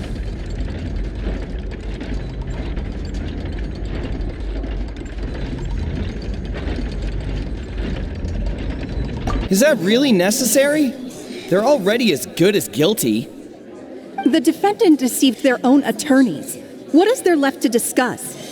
Order! Order, I say! Your request is reasonable, and we shall adjourn. This trial will reconvene in 1 hour. So you would stick to Mr. Linney's defense even after knowing what you do now? You certainly have more professionalism than I thought. In that case, my dear audience, let's allow the joy of victory to steep for a little while longer.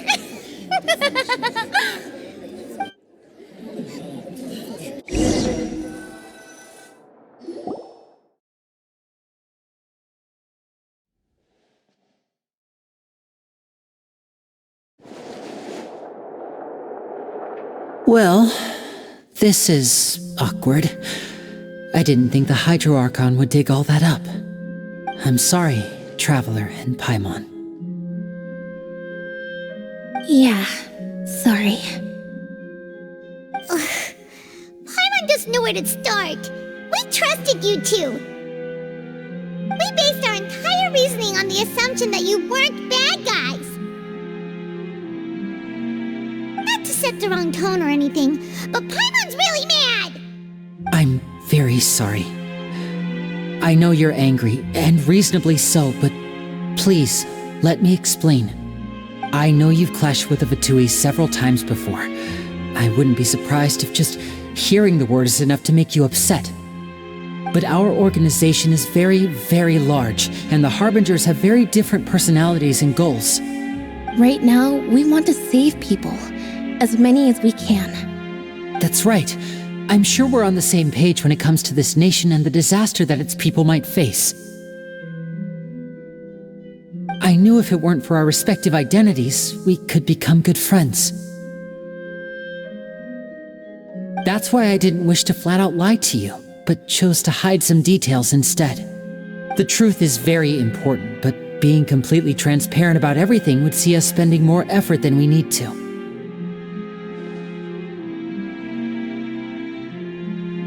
Right. So, you be the judge. Heck, if I were you, I fear that I'd even struggle to trust me at this point. You met a Fatus who works as a magician, a trickster by trade. All by coincidence, too. But still, I'm asking you to trust me. I am no criminal. At least, not in this case. Sorry. Please forgive us. You both say that, but...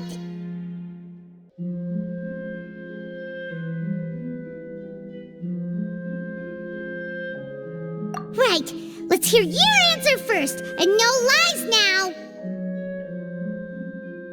Of course, I'll answer any question you ask. We've been trying to find out how the Oratrice operates. We want to know why it has a consciousness. Why can it deliver sentences accurately?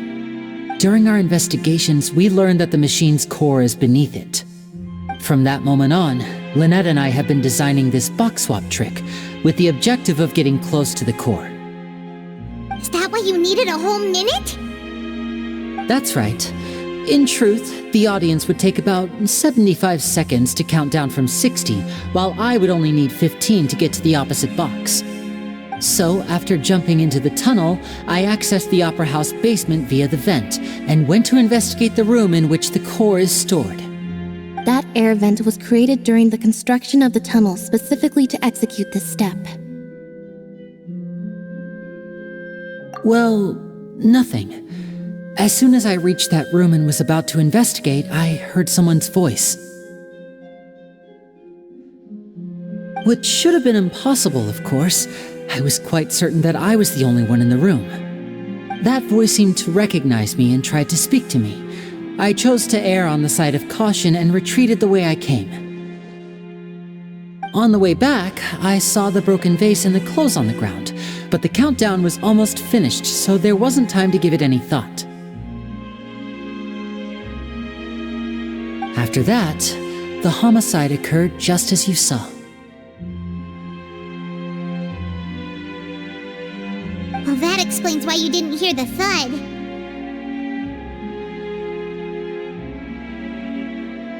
Because of that prophecy I told you about, of course. We must know all we can about this nation's secrets in order to deal with that prophesized crisis. That's the only way we can save everyone. So, there you have it. The whole truth. I swear, I didn't hide anything from you this time. it was never my wish to proceed under this cloud of mistrust either. But like I said earlier, you can be the judge. If you want to leave because you don't trust the Fatui, there's nothing I can do to stop you. Well, Traveler, you decide. Paimon will follow your lead however you choose.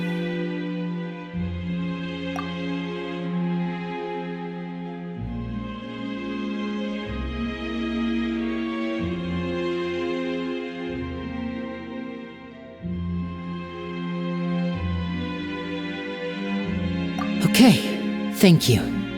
Thanks for giving us a chance. The current problem is that the scales are tipped pretty badly against you two. If we want to refute the Hydro Archon's accusations, we're gonna need a seriously watertight defense. Huh?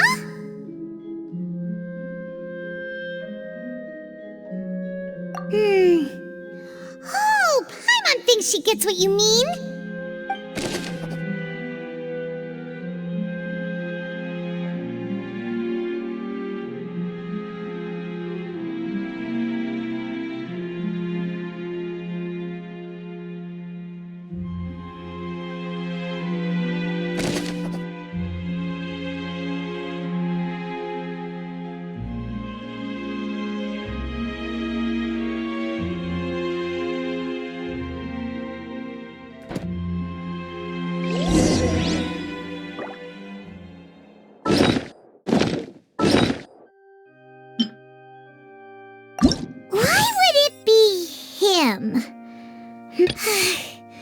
Paimon hopes he's telling the truth.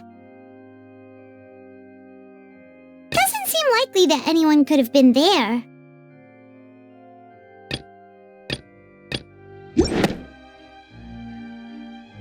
Why would it be him? Doesn't seem likely that anyone could have been there.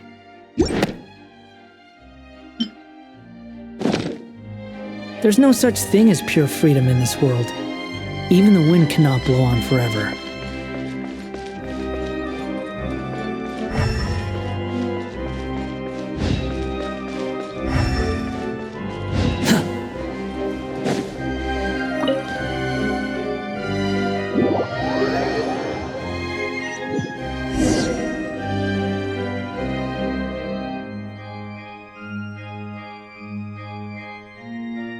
Both parties have returned to their positions. Let us continue the trial. When last we left off, Mr. Linney acknowledged the new evidence presented by Lady Farina as fact. Therefore, Lady Farina may continue stating her reconstruction of the events. That took long enough. Now then, if everyone would lend me their attention. At this stage, let's revisit that scene from Linney's perspective.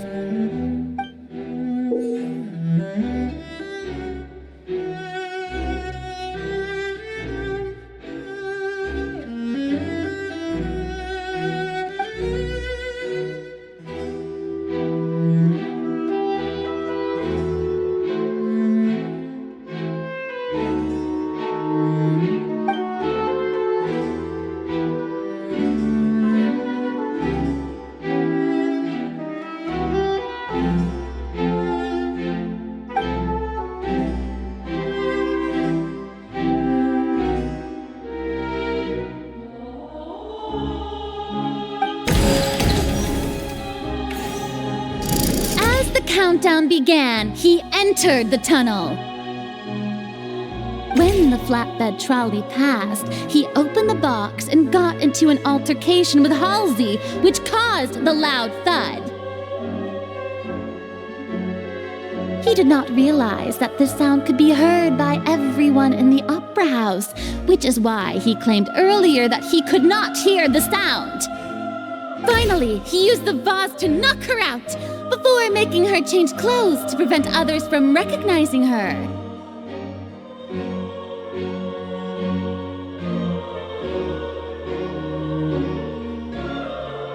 At this time, Cowell arrived in the tunnel, having heard that strange noise, and caught Linney red-handed. So Linney proceeded to knock him out too before stuffing him into that box. Afterward, Lenny passed the unconscious Halsey to his accomplice through the magic box in the audience stands, before operating the devices such that Cowell's death would be ruled an accident. And there you have it. That's the truth behind what happened. Does the defendant's side have any objections to Lady Farina's description of the events? The key to refuting Lady Farina is the order of events, what Lenny experienced, and what he saw.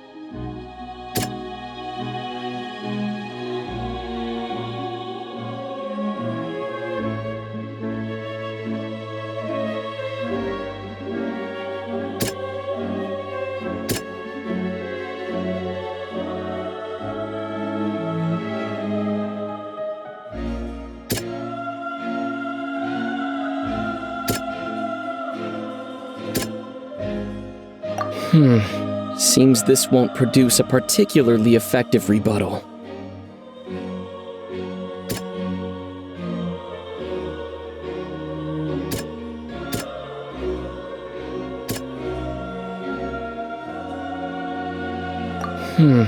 Seems this won't produce a particularly effective rebuttal.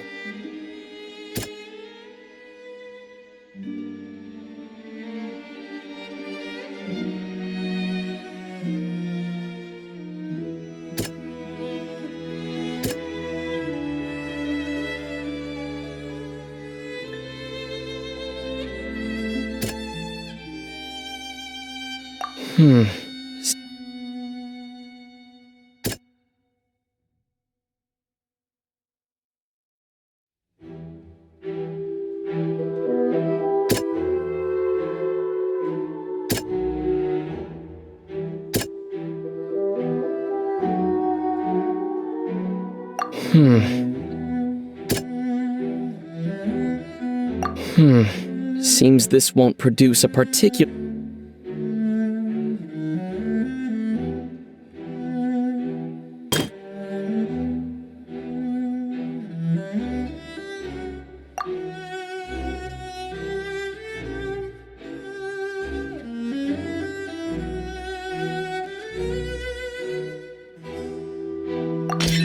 According to Lenny, he left via the vent after entering the tunnel.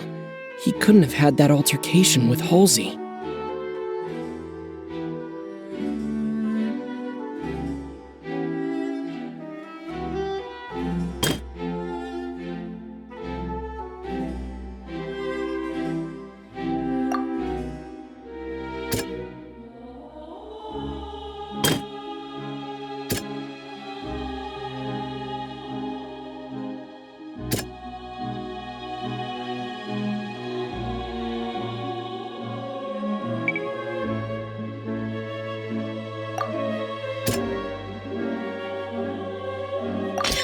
Lenny went to the room that contains the Oratrice's core.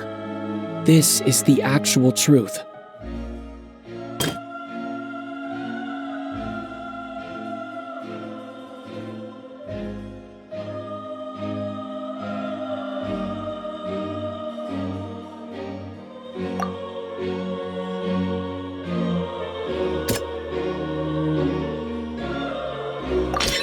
Lenny did not take part in the underground altercation. He only witnessed traces of the aftermath.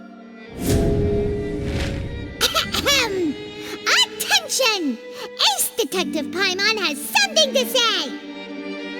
When the countdown started, Linny did indeed go into the tunnel. But he immediately used a vent to access the Opera House basement, which is where the underground core of the oratories is stored.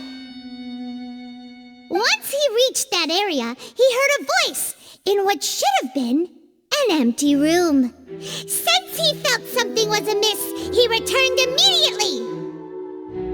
The crime scene had already developed by the time he reached the tunnel again, and in order to complete the magic trick, he did not remain there for any length of time. Finally, he reached the surface, and that was when the accident happened from his point of view. Therefore, he's innocent!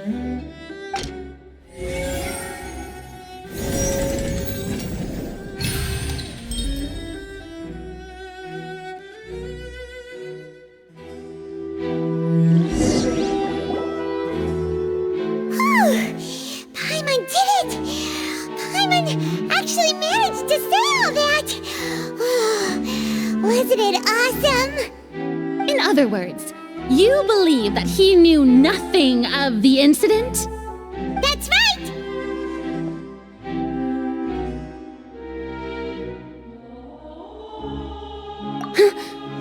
My reasoning?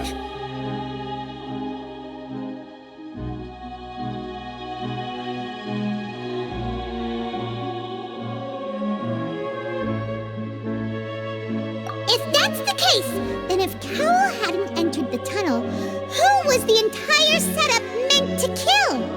Assuming that what you say is true, Linny only needed to kidnap the young girl to cause a new disappearance case. What would the point of killing someone on stage be? Oh, they have a point. That's right, you tell him! And that's why they're partners of mine. They've managed to turn things around. Oh, well, your denial is very strident, I'll give you that. But what proof do you have to back your claims?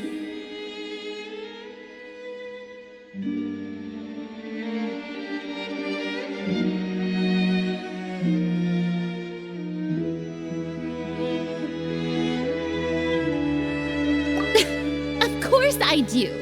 If he had been in the magic box the whole time, how could he have not heard that sound? Why do you ask? You're saying that he wasn't?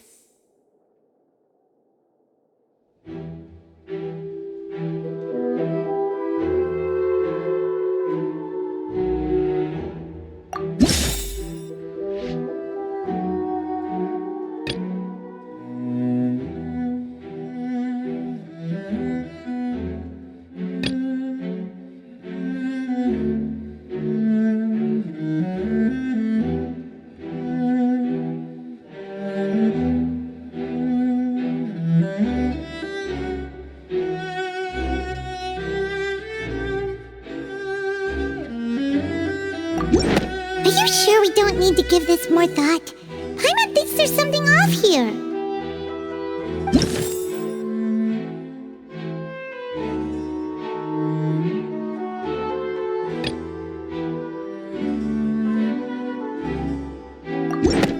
That's right! Linny wasn't in the box or in the tunnel. That's why he didn't hear anything strange during the performance. This means that when the crime happened, Linny had already entered the basement via the vent.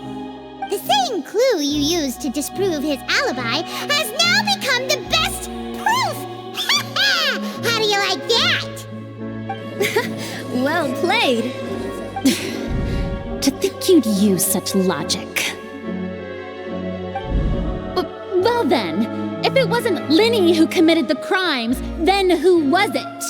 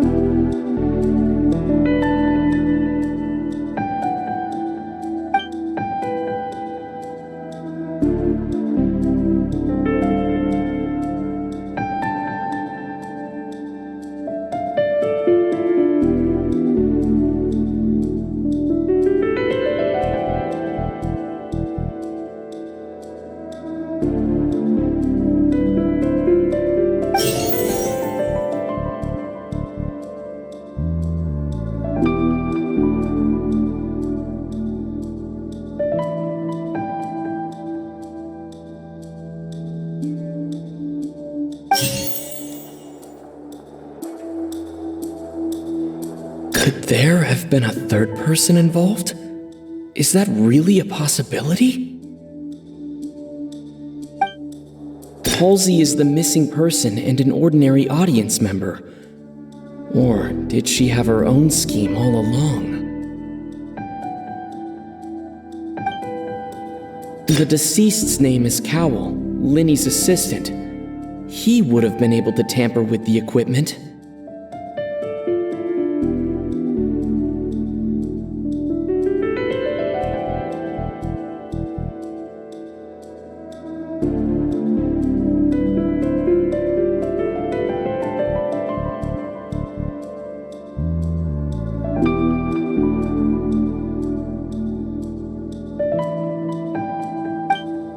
Could there have been a third person involved?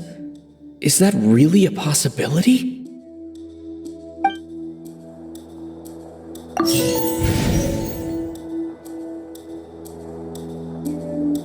The deceased's name is Cowell, Linny's assistant.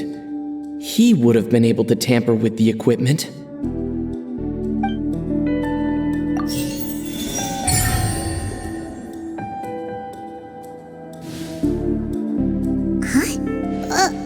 That can't be right. Are you serious? The killer was, in fact, Cowell, the deceased! Oh, is that so? How interesting! Let's hear your reasoning then. What I must do next is recreate the truth, what Cowell did, and how he went from would-be perpetrator to victim. No one entered or left the Opera House through its entrances, so where would the criminal have wanted to take Halsey?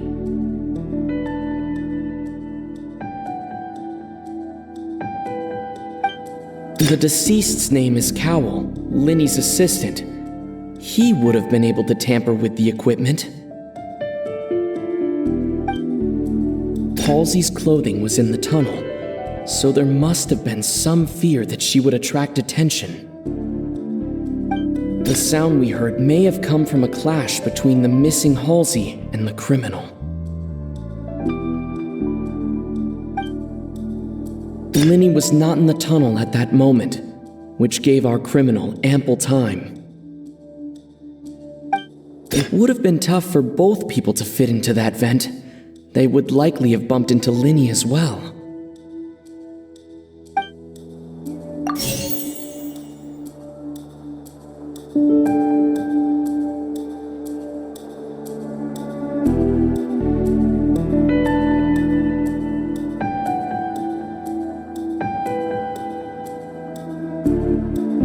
The sound we heard may have come from a clash between the missing Halsey and the criminal.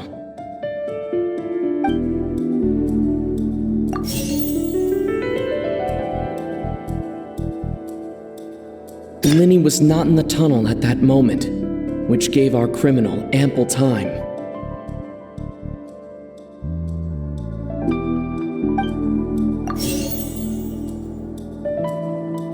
No one entered or left the opera house through its entrances.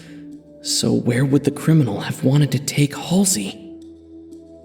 The deceased's name is Cowell, Linny's assistant. He would have been able to tamper with the equipment.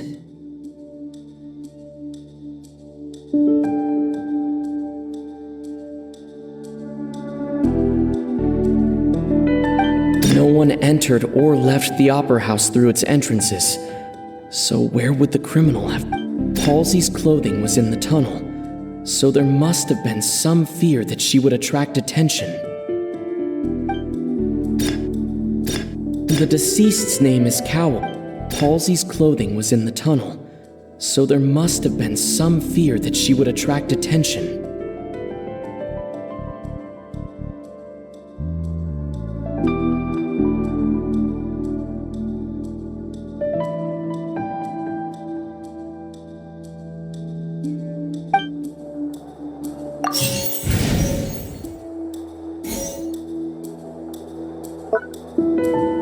No one entered or left the opera house through its entrances. So where would the criminal have wanted to take Halsey? Linny was not in the tunnel at that moment, which gave our criminal ample time. Halsey's clothing was in the tunnel, so there must have been some fear that she would attract attention.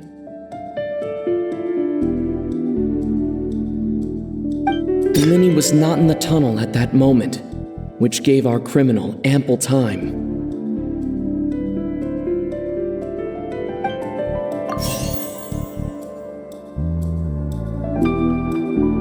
The deceased's name is Cowell, Linny's assistant.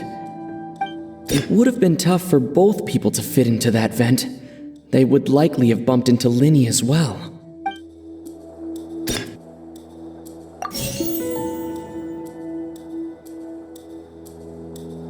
No one entered or left the opera house through its entrance. The deceased's name is Cowell, Linny's assistant.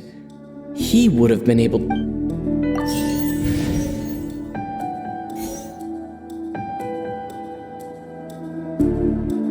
The deceased's name is Cowell, Linny's assistant. He would have been able to tamper with the equipment. No one entered or left the opera house through its entrances. So where would the criminal have wanted to take Halsey? Halsey's clothing was in the tunnel, so there must have been some fear that she would attract attention.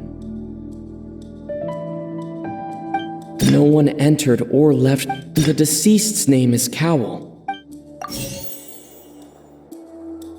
It would have been tough for both people to fit into that vent. They would likely have bumped into Linny as well.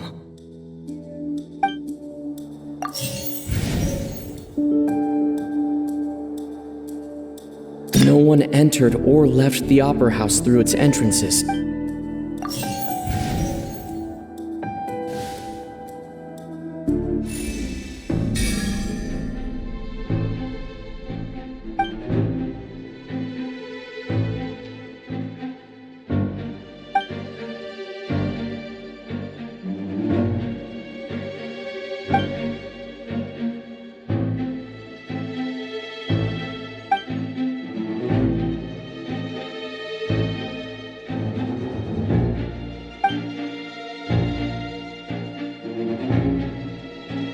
What's wrong, Traveler? Are you still having trouble figuring things out?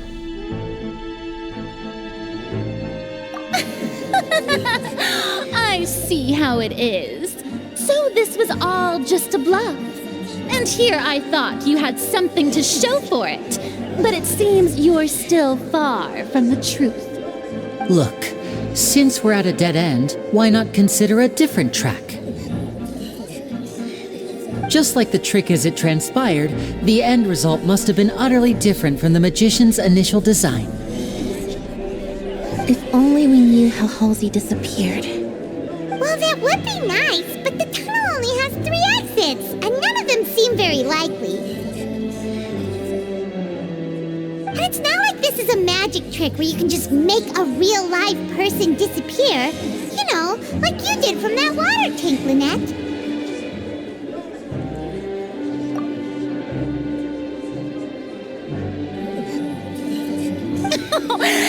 excuse my interruption, dear opponents, but do you not see that the crowd is growing impatient? There is no greater sin in this opera house than an awkward delay in the performance.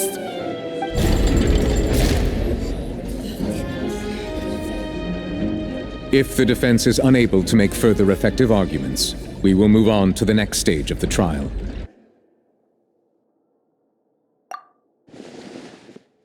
Linny was not in the tunnel at that moment, which gave our criminal ample time.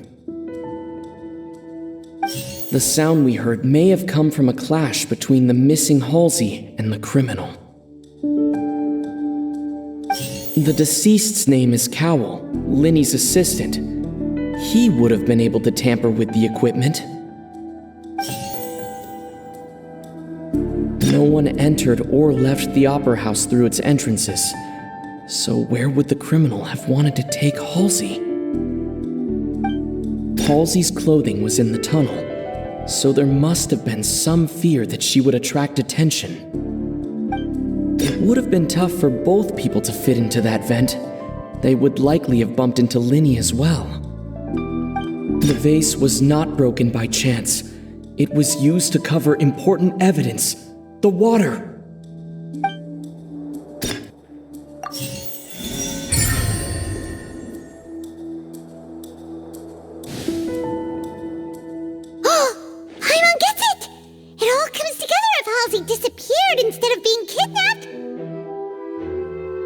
Lynette escaped from the water tank, vanishing gradually and leaving only clothes behind.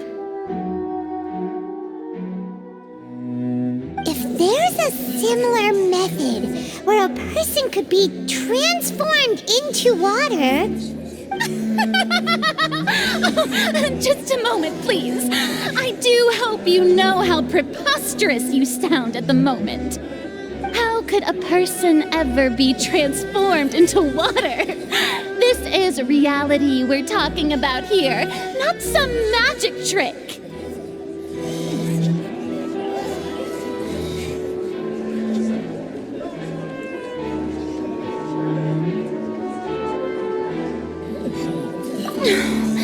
Must we really? I should think that of anyone. Your friend Linny already knows this truth very well. Magic tricks are ultimately just illusions and misdirection. But Halsey's disappearance is very real. We're talking about two completely different things. Even so, I trust the traveler's judgment. The truth must be out there somewhere. Perhaps some new line of reasoning may open if we try to gather all the focal points that don't make sense. Since Cal was the deceased, we haven't placed much attention on him. But given that we aren't making much progress with the case, it wouldn't hurt to have a look at his belongings, would it? People really do come up with all sorts of harebrained schemes when at the end of their rope. The way I see it, your suggestion that we broaden the scope of our investigation is nothing but a tactic for stalling the trial. Nevertheless, I believe that this is a reasonable request on the part of an attorney. Since the trial does indeed appear to be at an impasse, I believe that additional evidence may help us make more progress. Guards, please step into the lounge and examine the personal effects of the deceased, Cowell.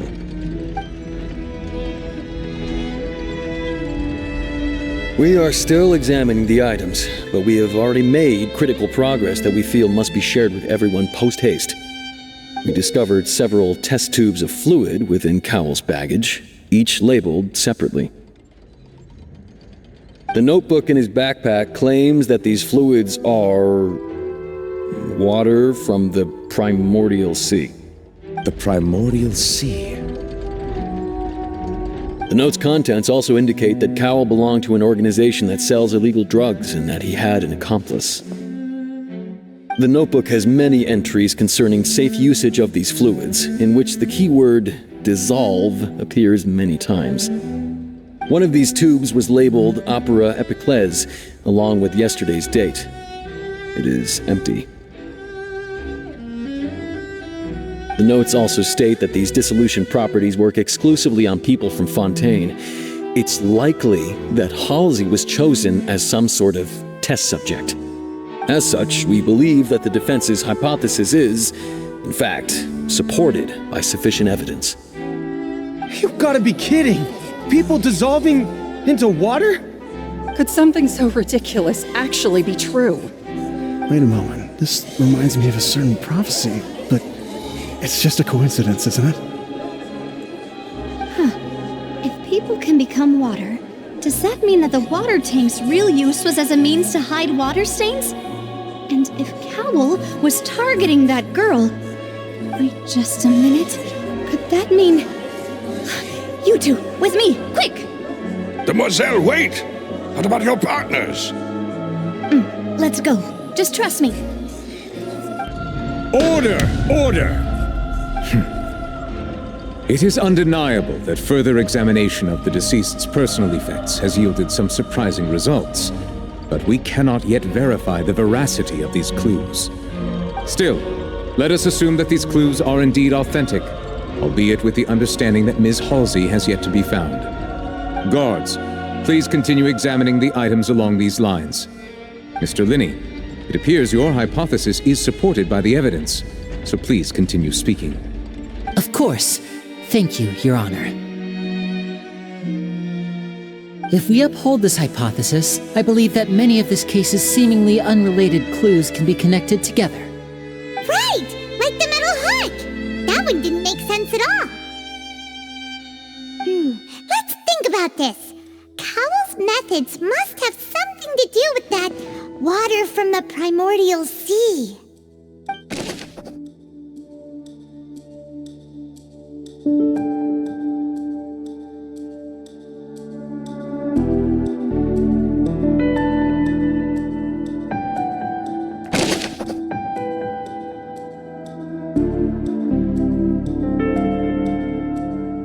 The water from the primordial sea should already have been prepped before Halsey entered the magic box.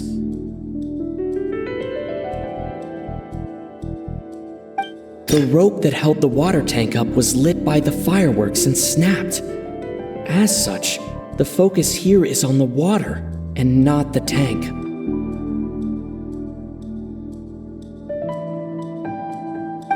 The deceased's name is Cowell, Linney's assistant. He would have been able to tamper with the equipment. Lynette was in the magic box on stage the entire time.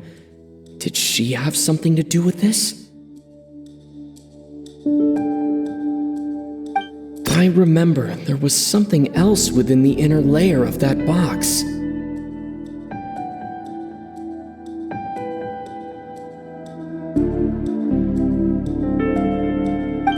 Lynette was in the magic box on stage the entire time. Did she have something to do with this?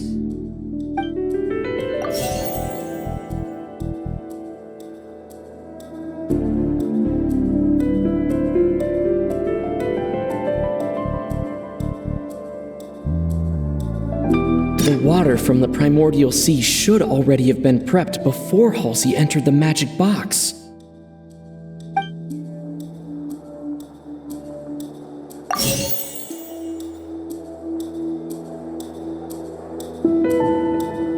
The water from the primordial sea.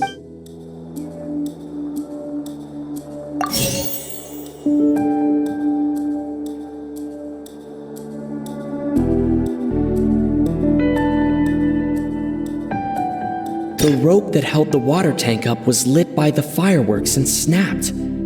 As such, the focus here is on the water and not the tank.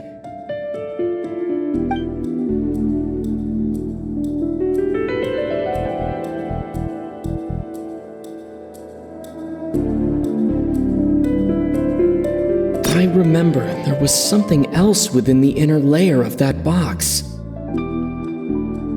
Now it seems like the hook rope was not meant for another magic trick, but was instead some form of triggering mechanism.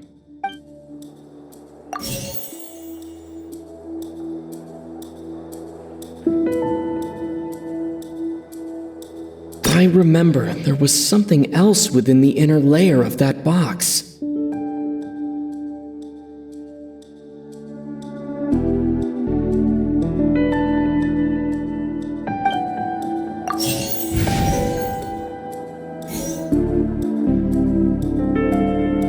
The deceased's name is Cowell, Linny's assistant. He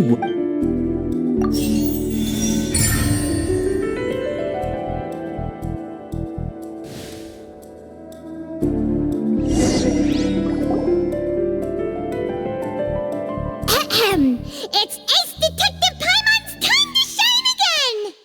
In the original plan, Cowell would tamper with the water tank rope and the number selector securing his target.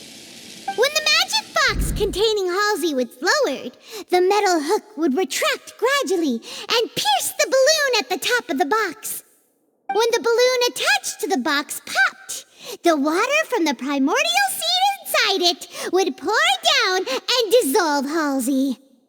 Afterward, Cowell would enter the tunnel and break the flower vase to conceal the water inside the tunnel, with the remaining evidence being covered up by the water tank on stage.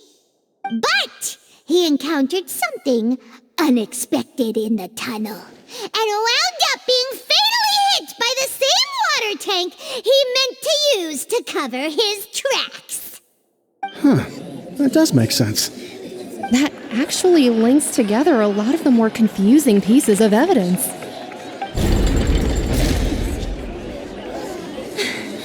Oh dear, what do I do?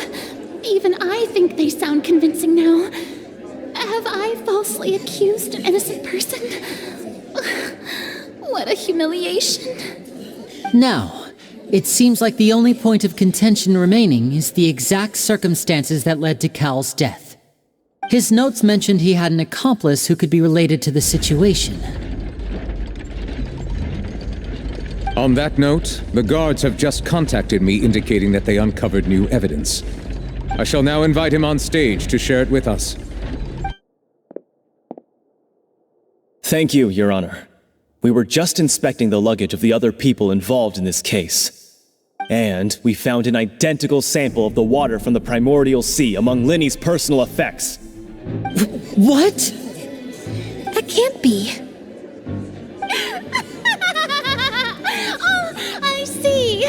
Well, how wonderfully comedic to have your own counterattack only to come back and wound you. Does this not clear all doubt?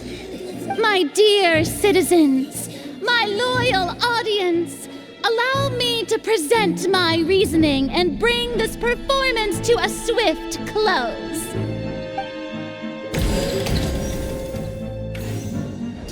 Linny did not need to take part in the dissolution of the young woman at all.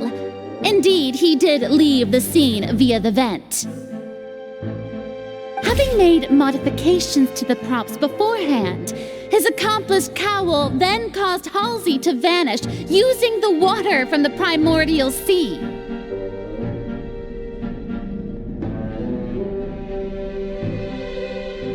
But upon his return, in cruel avarice, Linny desired sole credit and prepared to do away with his partner in crime. Ultimately, he knocked Cowell out, and the tool meant to cover the crime up also became a murder weapon. Now, as much as I regret having come to such a viciously straightforward conclusion, it does seem that the famed Fatui is quite the cold-blooded and ruthless organization. Am I right, Mr. Linny? We've used up all the evidence we collected. There's no way for us to make a rebuttal here. Is this the end of the road?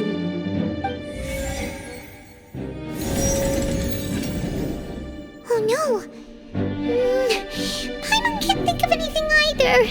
It doesn't look like there's any way around this. Seems using the water as new evidence was too good a move. Why did this have to happen now? I think we've all seen enough now, and we have ample witnesses to my flawless reasoning. I believe this is indeed the finale. Now then, my good, noble Chief Justice, should we not, in your view, Excuse me, everyone, but I must interject. Miss, I must ask you not to shout and to respect the ongoing legal proceedings. Oh, come on. Don't be hasty. I have a good reason for interrupting, you know. Now, would anyone here like to take a little break from all this debate and see a little magic? I'll show you an amazing trick, one that can bring a young woman who has disappeared back in the flesh, right before your very eyes. Please, do the honors, Mr. Linney, if you would be so kind. What in the world is she saying? No offense, miss, but miracles like that are beyond my scope as a magician.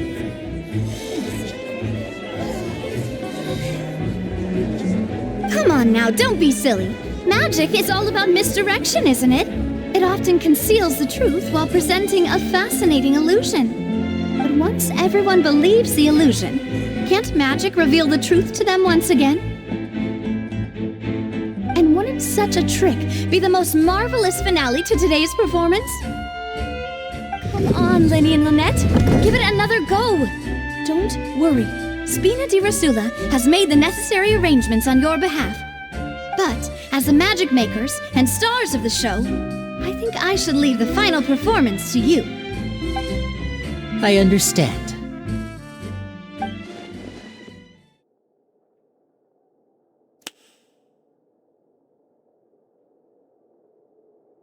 And voila!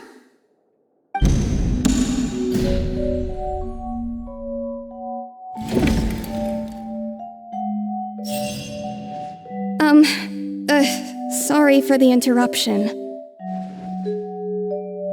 Wait, isn't that Halsey? So the whole thing about people dissolving wasn't true after all? To be clear, I'm only here because this person told me that if I testified, the merit of doing so would lessen my sentence. I was hiding outside this room listening to the proceedings because I was afraid that I would be the one put on trial. I was just feeling happy that no one had noticed me, and then before I knew it, she caught me. That'll teach you to underestimate us three. Where should I begin? I'm sorry. I'm the one who killed Cowell. I admit it. What? Why? Firstly, my name isn't Halsey. It's Lillian, and I'm originally from Mondstadt. I heard that Linny's show was going to be a real thriller, but I missed the chance to buy a ticket, so I stole one. That's how I make a living. I steal stuff here and there, and I'd never been caught before. But I was noticed at the harbor a few days ago, and I barely got away. Linny was the one who caught me in the act. Hey, no wonder you look familiar. So you were the thief. Liddy even mentioned that you were pretty skilled. Well, and I thought that would have been the end of it, but then the number selector chose me. He even mentioned the Fortress of Meripede.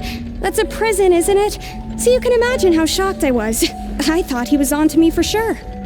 So I played along with the show while looking for an opening to flee, but then I got water poured on me for no reason, and then someone jumped into the tunnel to nab me. I wasn't going to take that lying down, so I knocked him out and stuffed him into the box. There was nowhere to run from there, though, so I had to change my clothes and hide in a box containing performance costumes. I slipped out after the first guard arrived at the scene and continued hiding inside the opera house. Can a person even hide in there?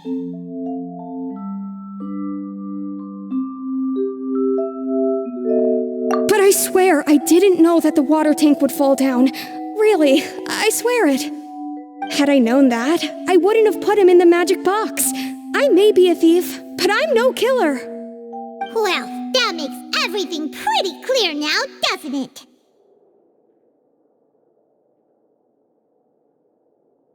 This time, we need to tell the entire story from Lily-Ann's perspective.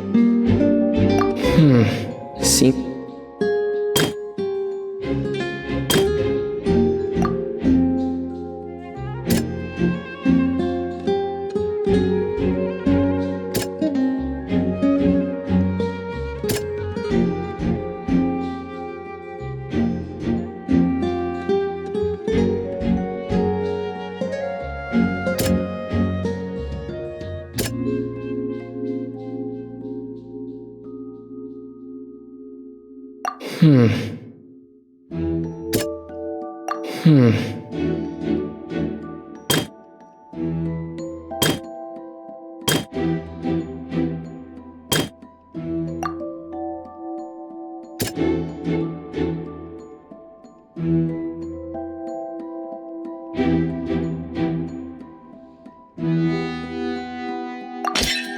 flower vase was not broken to cover anything up, but was smashed during the struggle between Lillian and Cowell.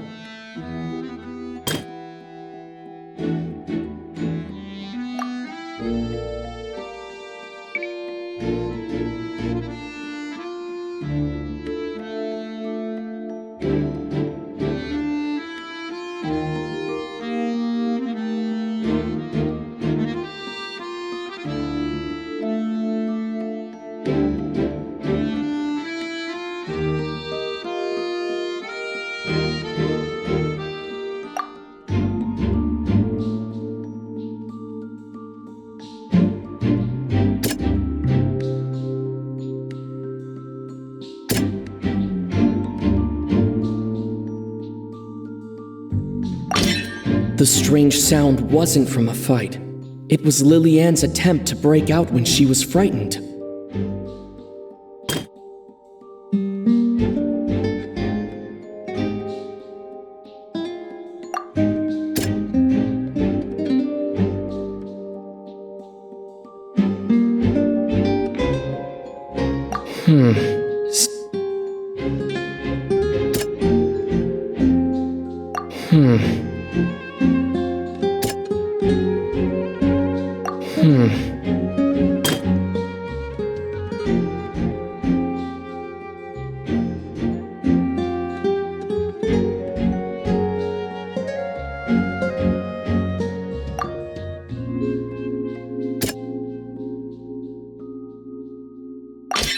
Lillian was afraid that she would be recognized if she left, so she changed clothes and hid, biding her time.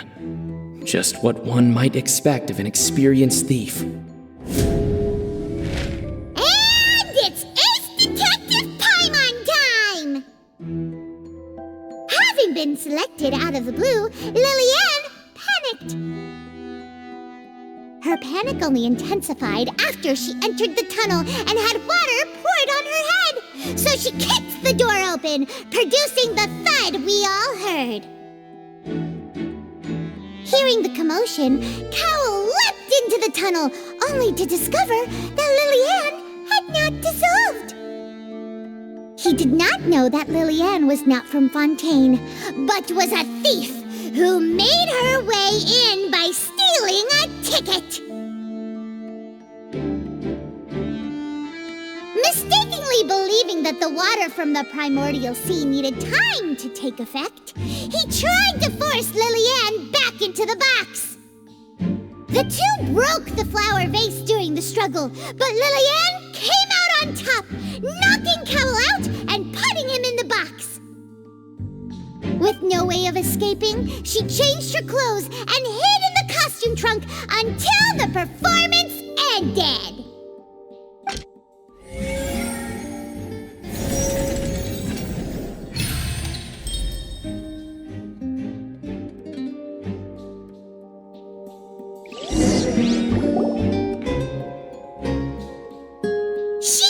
That she would have to go through guard inspection if she tried to leave afterward.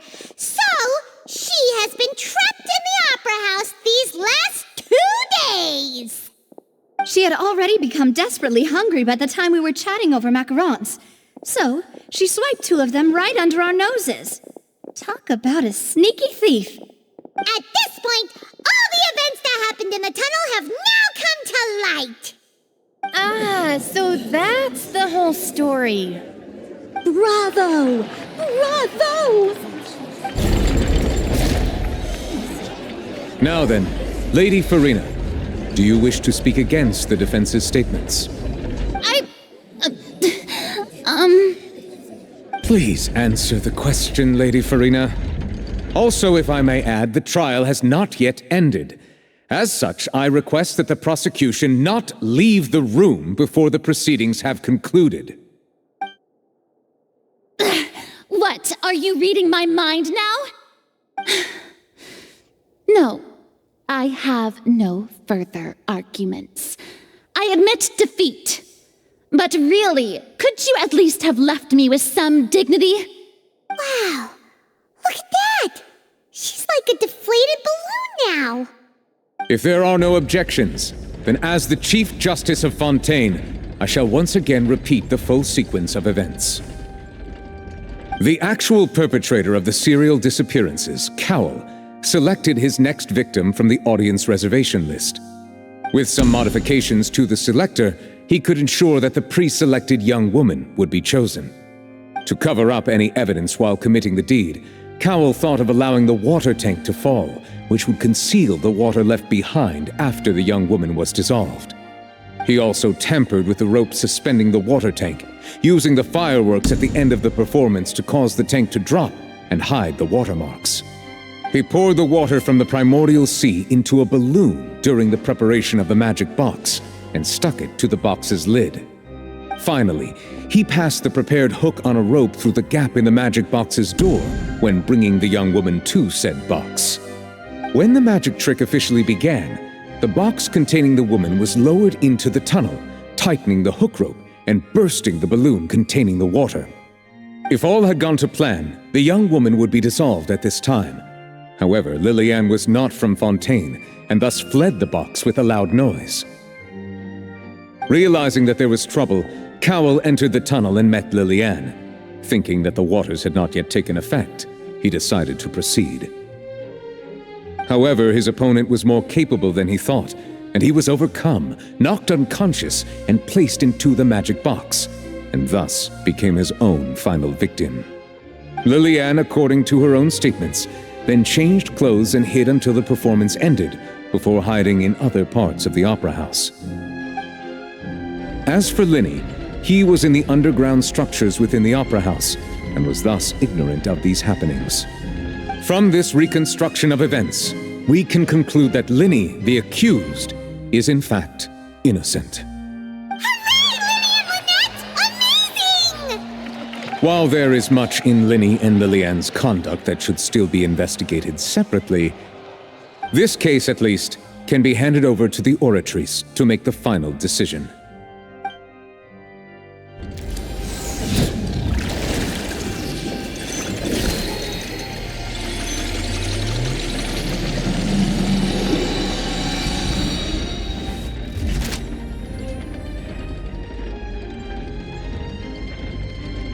As such, Linny and Lynette are officially declared not guilty.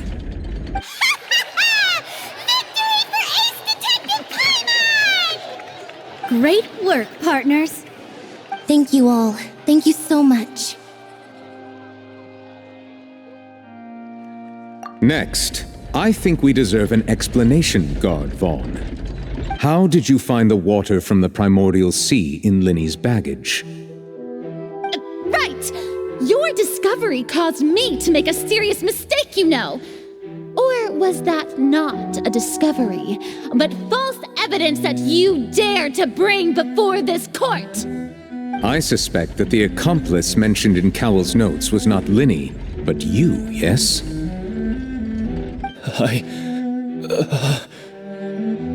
I'm sure you know what you must do to lessen your sentence. Speak quickly! Unless you want to earn yourself a one-way ticket to Coupon Town. I was just following orders. We were supposed to place blame for the serial disappearances onto Linny, and thus cause suspicion to fall on the Fatui. The higher-ups said this was the best opportunity to do so. And now that your plan has fallen through, and the secrets of the water have been revealed, you have become a liability to said higher-ups, yes? Therefore, you would be wise to tell everything you know, and seek the protection of the guards. Yes, I'll tell you everything I know. Our boss discovered that the water can cause people to dissolve. It can also be made into a potion, which when extremely diluted, can cause people to experience unforgettable exhilaration. We've been in this business for a while now, and have made decent more off it. The disappearances were also the boss's idea. I mean, this is the boss we're talking about.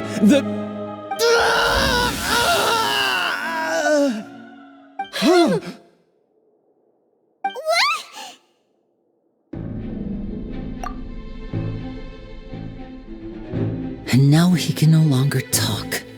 Such ruthlessness. I shouldn't have expected any less of them. An outrageous act. All present, please submit to inspection immediately.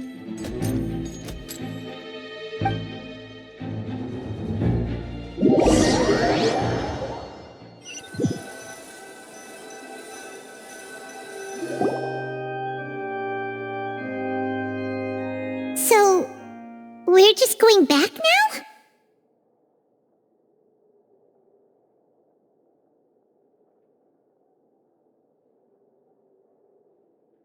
That's true, but... Traveler, Paimon! Please wait. Lenny... I know you may not want to speak to me right now. Maybe you don't even want to look at me. But still, let me thank you again for defending me to the end, even after you learned that I'm a member of the Fatui.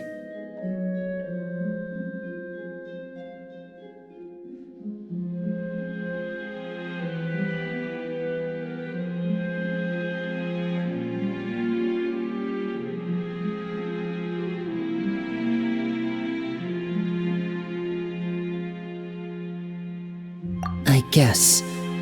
But regardless, I'd like the opportunity to set things straight.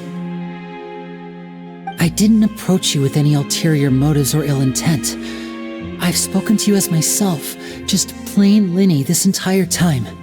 As for why I'm a Fatus, it's because the goals of the House of the Hearth align with those of an orphan like me. That's all. That was how Father, who you might know as the Knave, approached recruiting us back then too. The Knave? The one who controls the House of the Hearth? She's your father? That's right. And since we're here, I was wondering, would you mind hearing a story?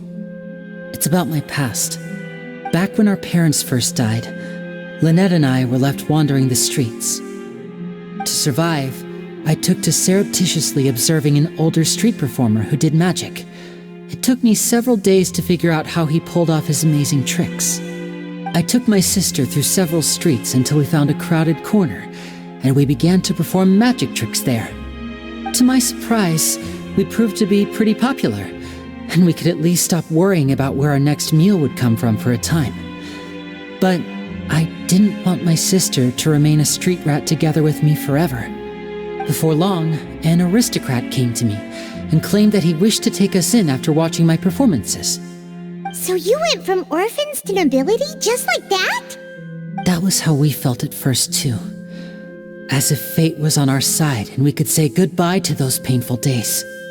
But I gradually discovered that while we were called foster children, he was really after my talent for magic tricks. He would constantly take me to all sorts of banquets to garner attention, which he would then use to expand his social circles. That doesn't seem too bad either. Better than roaming the streets at any rate. It took a while for me to realize just how dark his heart really was.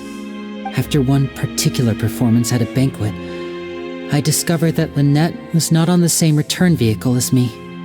I waited a long time after we returned home, but she did not come back. I went to that noble's bedroom and asked him about her whereabouts. The answer he gave me was, she caught the eye of the most eminent person at the banquet, so I sent her over as a gift. I mean, you'll be able to perform your magic regardless of who your assistant is, yes? Oh no. So he was gonna... But wouldn't Fontaine's laws deal with such people?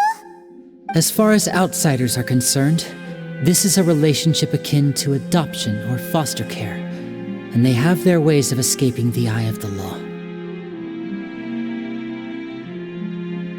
I managed to ferret out the location of the mansion of that so-called eminent person and hurried through the night. But by the time I leaped over the walls, avoided the guards, and made my way in, all I saw was the moonlit ground covered in blood, and the knave standing there in the darkness. So, she'd already taken care of that guy. That's right. She had rescued my sister before she could come to any harm, and had even discovered several girls hidden in a basement, all of them orphans. Father, the knave, might have seen something in me, and so she made me an offer.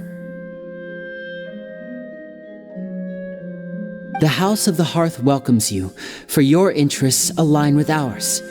Here, none will ever betray you. Indeed, betrayal shall never be permitted here.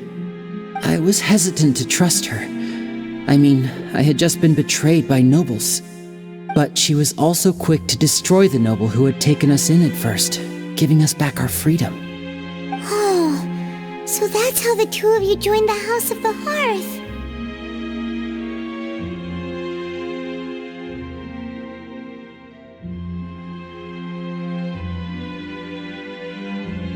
She has her own plans. She has gained permission from the Tsaritsa to first use the Gnosis' power once she obtains it. She plans to use it to find a way to break the prophecy and save Fontaine. So, she believes in that prophecy too? That's right. The whole House of the Hearth is currently working to combat that crisis. Today's case has also proven that people from Fontaine can indeed dissolve into some sort of water, thus further supporting the prophecy. All of us house members here, Lady Arlecchino herself included, are from Fontaine. We won't give up on defending our homeland. To us orphans, the only connection we have left to this world, apart from our family, is our homeland. So, from small deeds like distributing magic pockets to huge schemes like stealing a Gnosis, everything is aimed at dealing with that prophecy.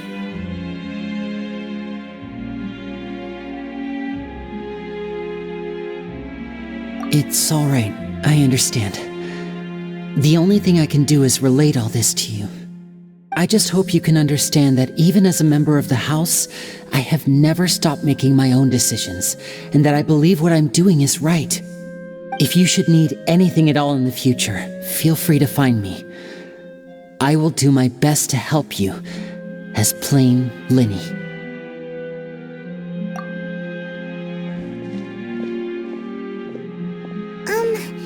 Bye, Linny!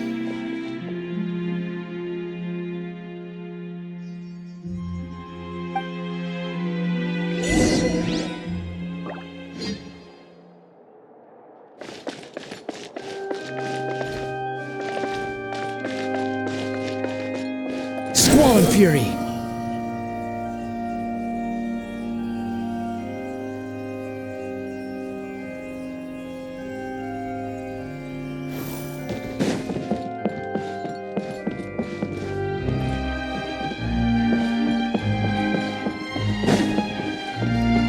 The wind rises.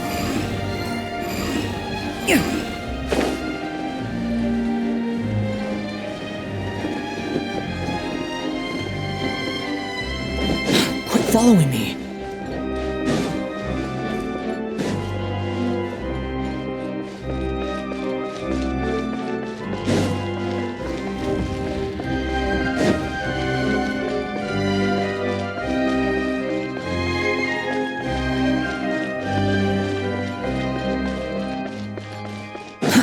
Too slow.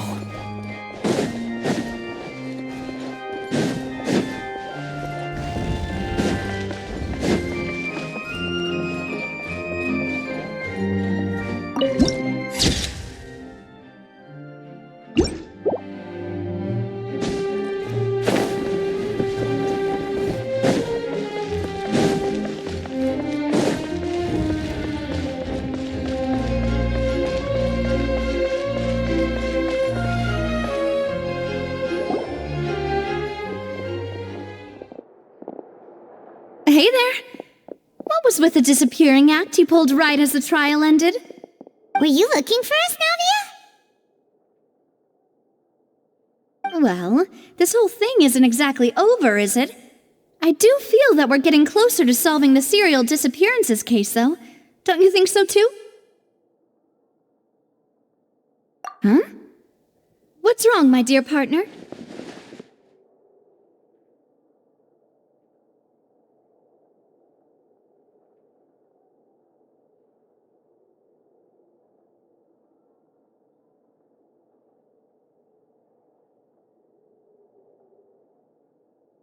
Besides, are you sure we're the ones who can crack a case that's been cold for decades now? And given that there's new evidence from the trial, there should be a trail of breadcrumbs for the Hydro Archon's people to follow now, right? Huh. I see. Well, I won't lie. I'm a little shocked to hear that from you. But I suppose you are just travelers who have only arrived in Fontaine after all. Sorry. I might have been too presumptuous. Don't say that, Navia. Ah, and we were having so much fun investigating with you, too. It was like having new waters flowing into a stagnant mire, causing new hope to spring forth, and the reflection in the murk to become clearer. Sorry about that. I'm a bit prone to nostalgia. Don't mind me. Wait, shall we have a farewell meal? You know, to commemorate our time as partners? Huh? Do we really need to get that formal? Well, guess you really did treat us as partners, huh? Well, I'd just like to have a proper ending to every important memory. That way there are no regrets later. Anyway, it would just be a meal, so it shouldn't take up too much of your time.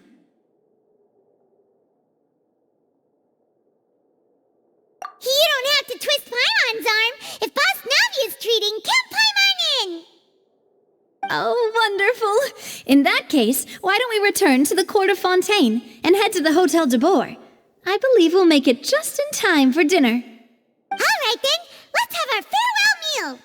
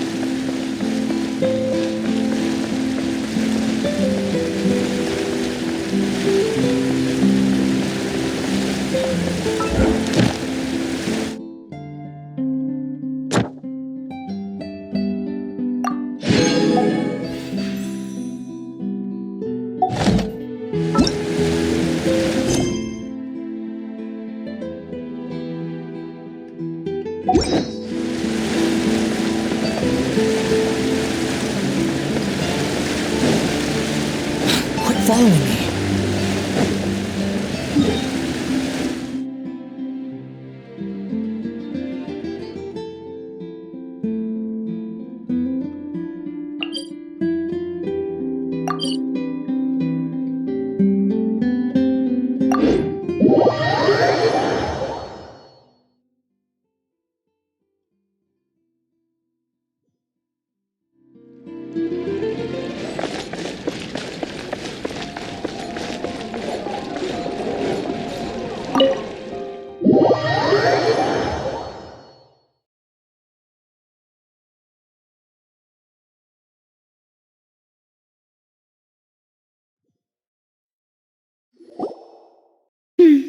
I came here several times with my father when I was little, but stopped eating here as often after growing up.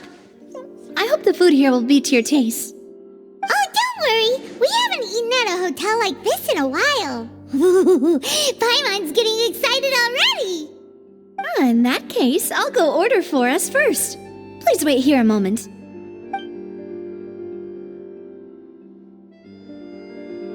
Ooh, everything looks so good. People in Fontaine sure know how to enjoy life. Why, of course. Go ahead, try whatever you like. If the food's good, I'll make a group reservation for the rest of Spina di Rosula next time. And if it's not? Well, then I'll still bring everyone. Albeit with only one dish per table. You, sure have your own way of doing things. Oh, we called this a farewell meal, but we could also treat it like a victory feast, right? We did just win that case after all.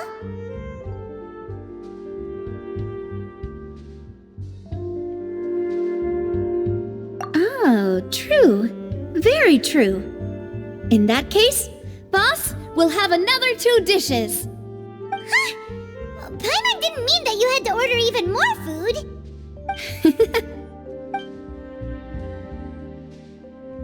Speaking of cases, do you think that the mastermind behind the serial disappearances will get caught soon now that this has all happened? Well, we've certainly taken a big step forward, but I feel that's about it. We know that there's an organization that means to dissolve these young women, but we still don't know what they are really after. If it hadn't happened right in front of us, Paimon wouldn't have ever believed that a person could be dissolved like that. Right? Yet it was because this was such a preposterous notion that the investigation could never really move forward before. Ugh. If only that guy could have finished speaking! We were so close to hearing who was behind it. In such investigations, even the smallest step can seem like a yawning chasm if the trail of clues is cut off. To be honest, I don't have high hopes for any follow-up that the authorities might conduct. It's not that I don't have faith in their ability, it's just that a different perspective is required in some matters. It's easy to guard against and deceive a single narrow perspective.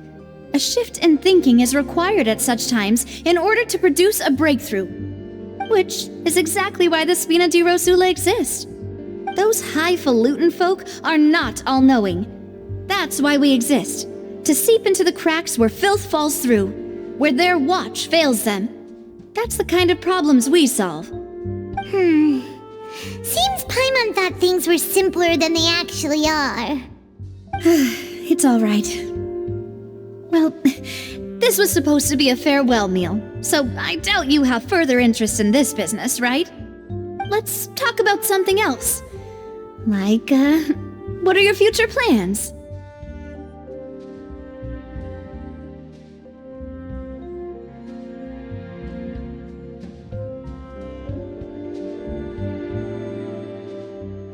That's true. We didn't have a chance to speak to her after the trial ended.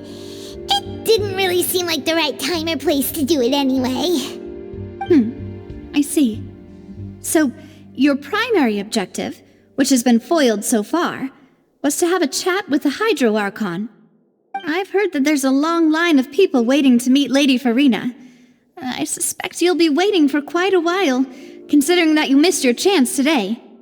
Yeah, we've heard that she's super popular here in Fontaine, and that it'll be tough getting any of her time. Well, would you consider some more, unique ways? Perhaps even methods of, let's say, questionable legality? Guess that's Spina di Rosula's boss for you. Chock full of sketchy ideas. Well, what did you have in mind? Well, one way would be to infiltrate a performance troupe at the Opera House, only to abandon your act at the play's climax and ask to speak to her after the performance. I'm sure Lady Farina would be eager to see the ending, and would agree in order to finish watching the play, don't you think? Could you suggest something a little more practical? This plan seems pretty hard to pull off. We'd have to go learn how to act, and acting's really hard. All right, here's another. Find a way to conceal yourselves under her bed. Then wake her up in the dead of night and demand answers. Don't let her go back to sleep until she answers all your questions. I can personally testify that this one works. When I'm sleepy, I'll do anything as long as I can finally get some sleep. That might work, but that's not really the problem. The problem is, we don't want to get ourselves arrested. Ah, valid point. I overlooked that part. I was just thinking about leveraging a person's desire for sleep.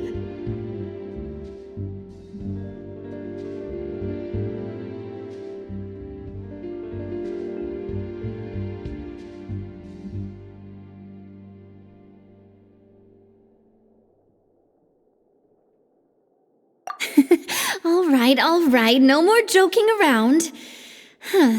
Perhaps you could... Oh, I don't know. Cut the line when she's on a break. You did defeat her in court, clearing citizens of hers from false accusations. False accusations she had nearly upheld personally.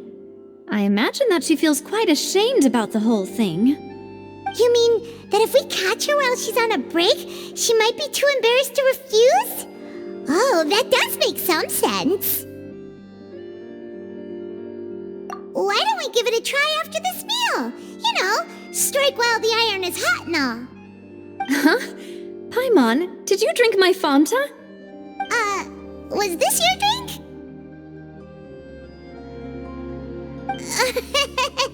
Sorry about that. Paimon wasn't really paying attention and the cup was right next to Paimon. Would you like to order another? No, it's fine. We're just about done here. Alright. Honestly, Paimon wouldn't recommend Fanta anyway. It tastes kinda salty and icky.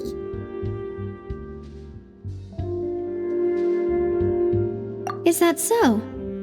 Huh. Well, in that case, we'll have to blacklist the Fanta here then. If we're all finished eating, then I'll go pay. Yeah, we're stuffed. Thanks for the treat, Navia.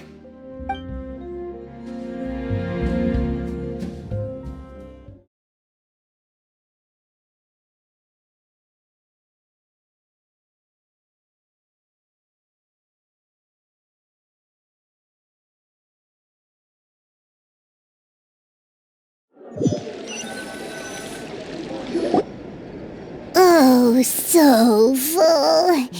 Paimon can barely float anymore.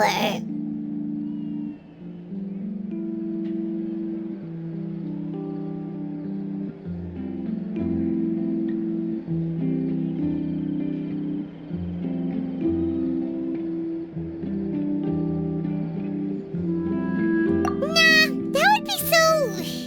normal. You know, like you. Okay. As for expenses this month, we're left with... Hey, Navia! What are you doing over there? Oh, nothing. It was just a meal, you know? Nothing the Spina di Rosula can't cover.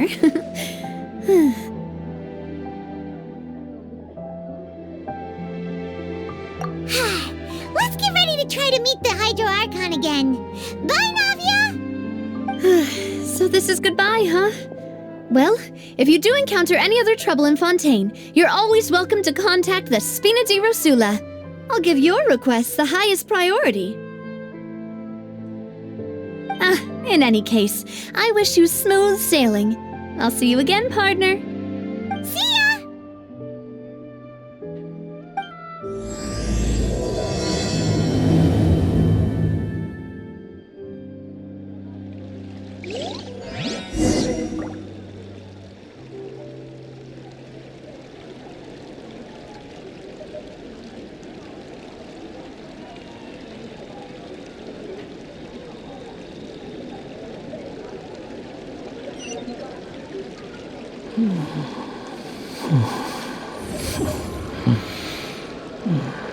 We cannot just rely on the ocean's self-cleaning ability.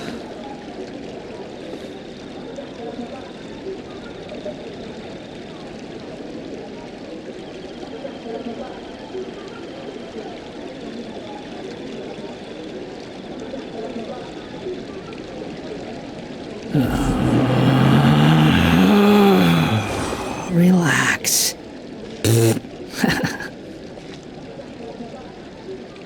We cannot just rely on the ocean's self-cleaning ability.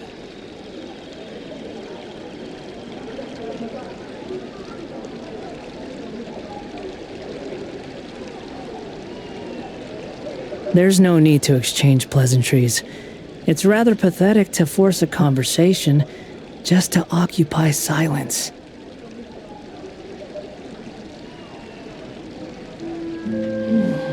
We cannot just rely on the ocean's self-cleaning ability.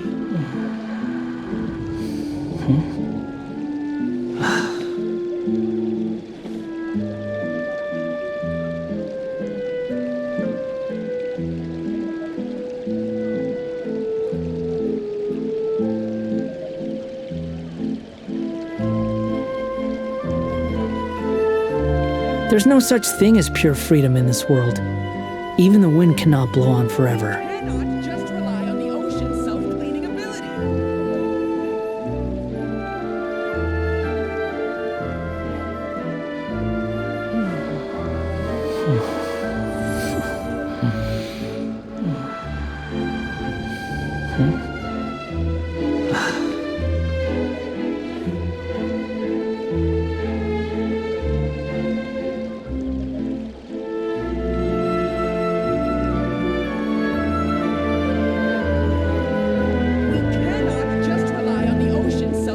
ability. You think I've got a sharp tongue? I just tell it like it is. If someone can't handle it, maybe that's their problem.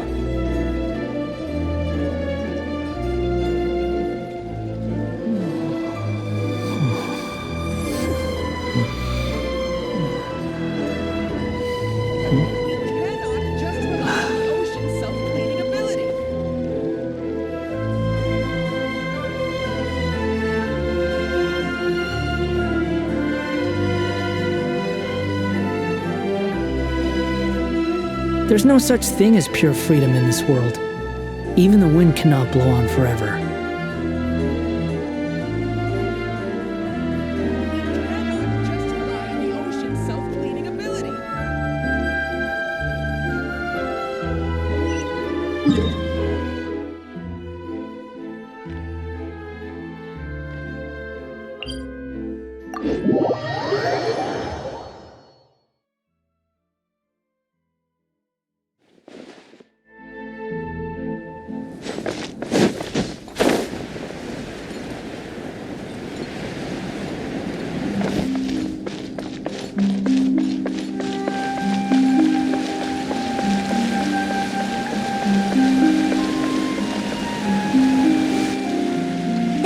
People around anymore.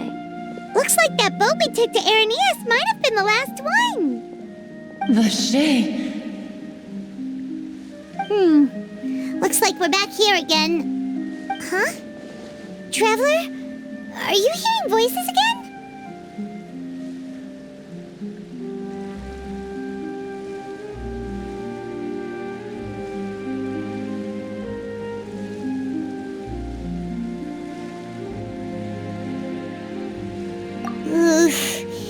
That's kinda spooky. Are you sure we don't want to come back in the morning? Vacher? Vacher? Hey, why are you still walking towards it? There might be something nasty in the water.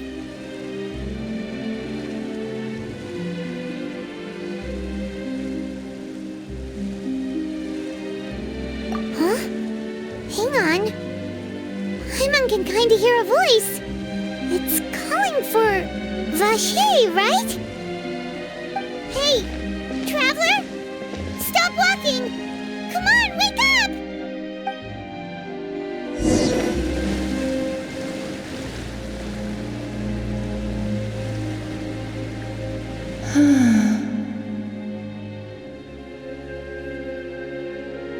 Vacher, are you my dear Vacher? No, wait.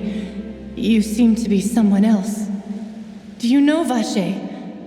Do you know where my love is?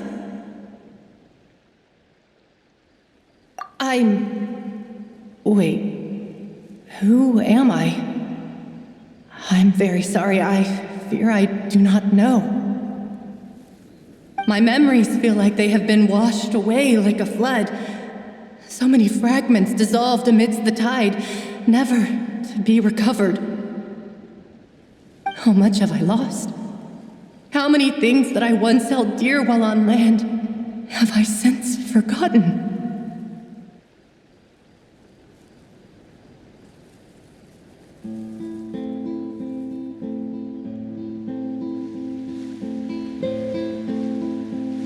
Yes, that is what I was once. But now, I am but the consciousness of one who has lost their form. I do not know how I came to be like this either. I only vaguely remember being covered in light blue water, and then all grew dim.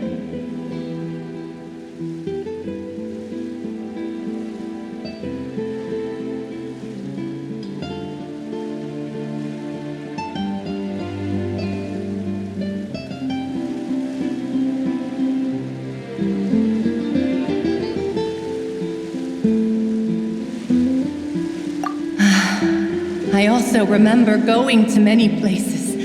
I loved adventure, loved exploring places of peril. No matter where I went, Vacher would go with me. I knew how dearly he loved me, and I also loved him equally as much. But now, we can no longer go back. The pain of such parting, I never knew how heavy it could be. No, our reunion no longer has any meaning. There is no way for us to create any new memories. The thought of me gives him no succor, so let it lie forgotten beneath the waters. If you meet Vacher, tell him not to look for me. Tell him to move on. That is the only thing I still remember.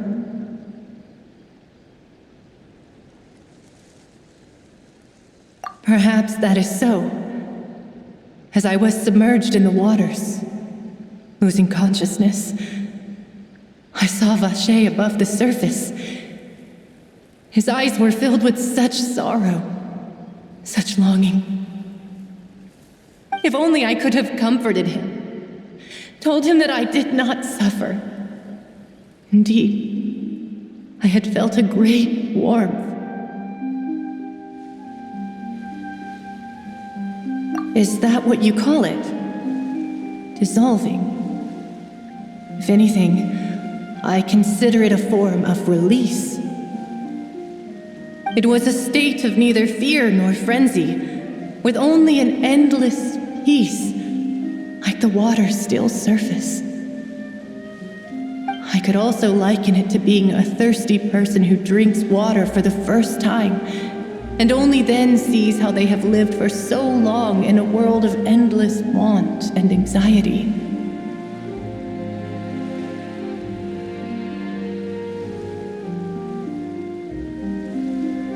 I think I hear your companion. It's time for you to go, I think.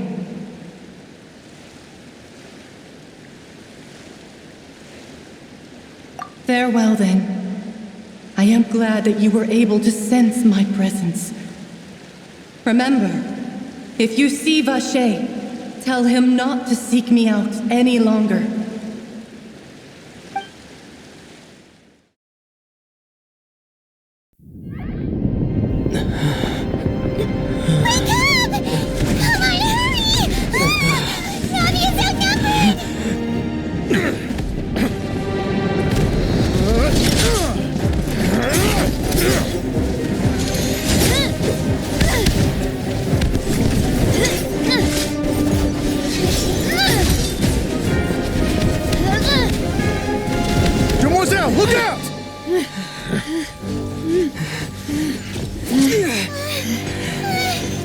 Dear God, it's a whole army of Gardamex.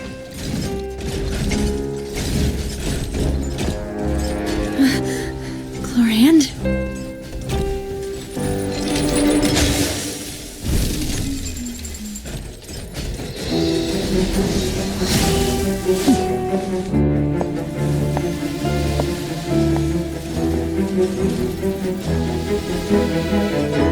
Quick, now's our chance!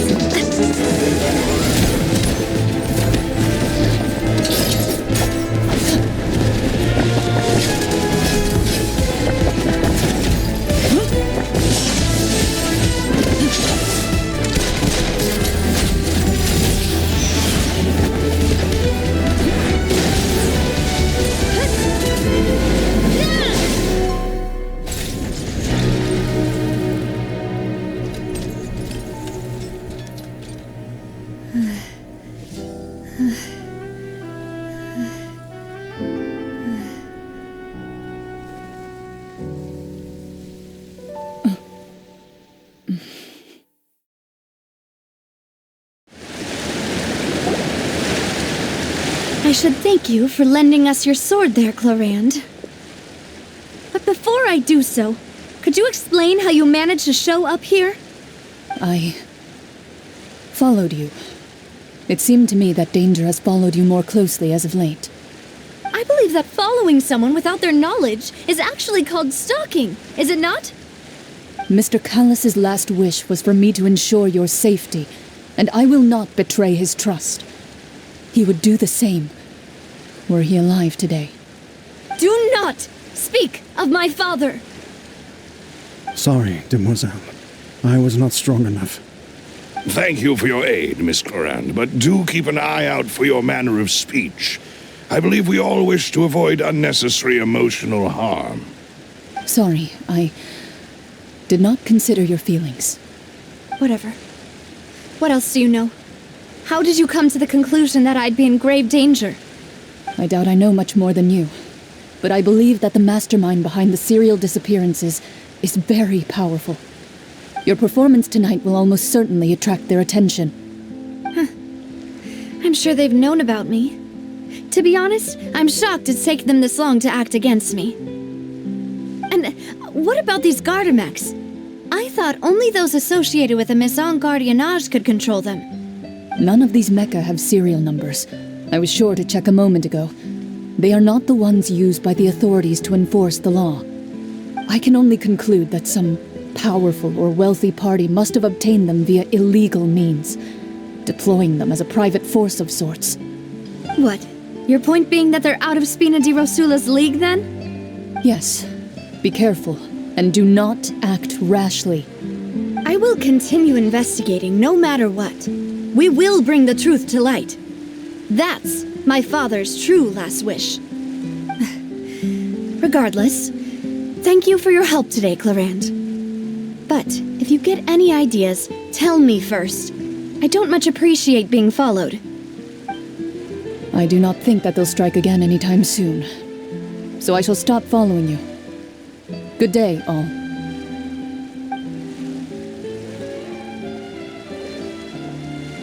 Right. I suppose that's the best news we've gotten today. Demoiselle, I believe that Miss Clarand was being sincere with you.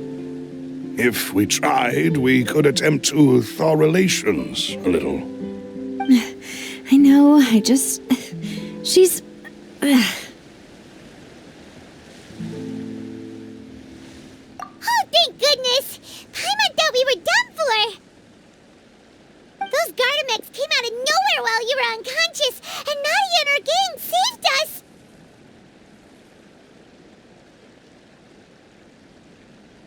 Oh, and there was that champion duelist named Clarand who came out to save us too! We got lucky there. Paimon probably couldn't have fought them off otherwise.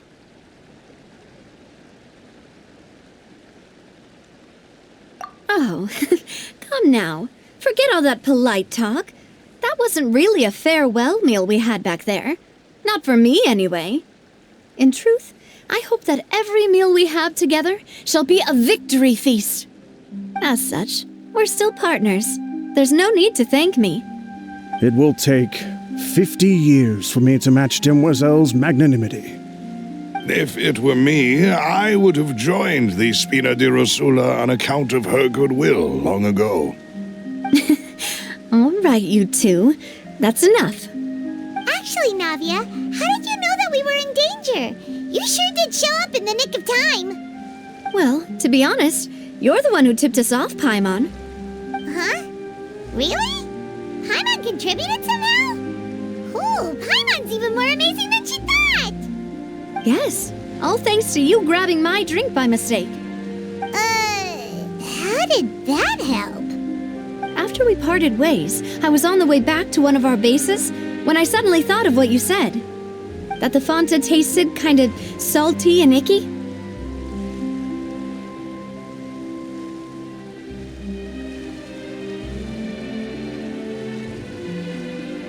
Fanta only comes in sweet flavors, so how could it have tasted salty? The color of the drink, if I recall, had also been a bit off. So the Fanta had been spiked with water from the primordial sea?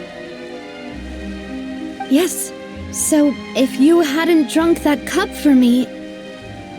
Spina di Rosula is preparing the grandest of awards for you as we speak for saving the boss. Huh? Really?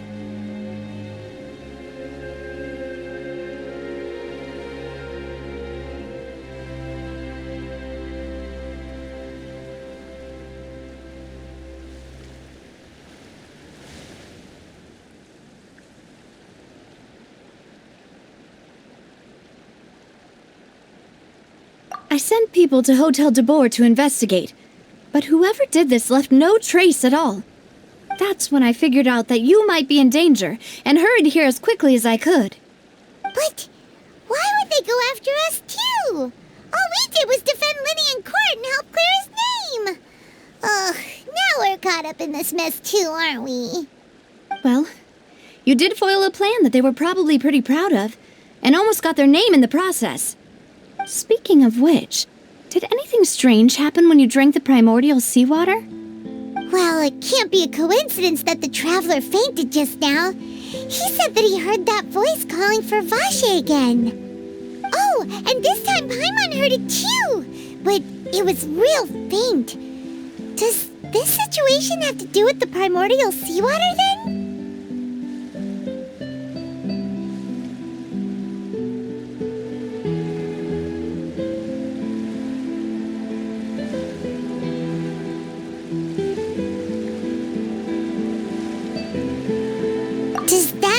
Primordial seawater raises someone's sensitivity to hydro when it's used on people who are not from Fontaine? That doesn't sound like too much of a bad thing, to be honest. New intel? While you were out cold? Well, let's hear it, shall we?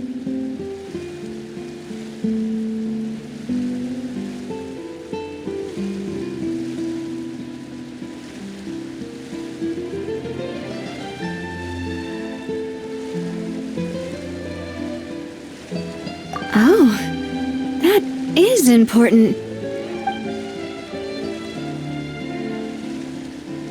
Vache. That name doesn't ring a bell. I suppose he hasn't stepped forward as a witness in court lately. Since he saw that young woman dissolve, he was at least at the crime scene.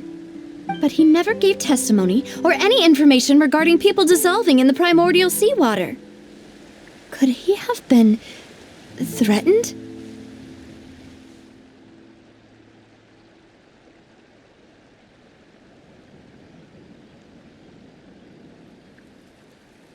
Yes, thank you. This is very important information indeed.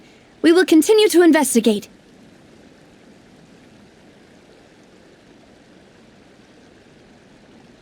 Oh, you mean you'll help us investigate?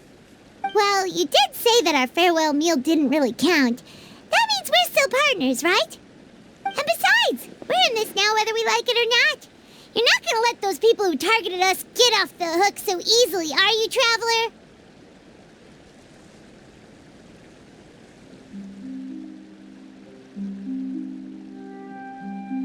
Demoiselle, do try not to look quite so pleased. You are the face of Spina di Rosula, after all.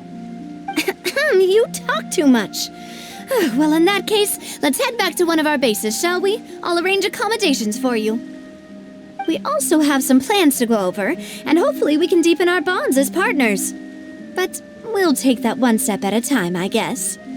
Don't worry, you two. With us around, our base is definitely secure.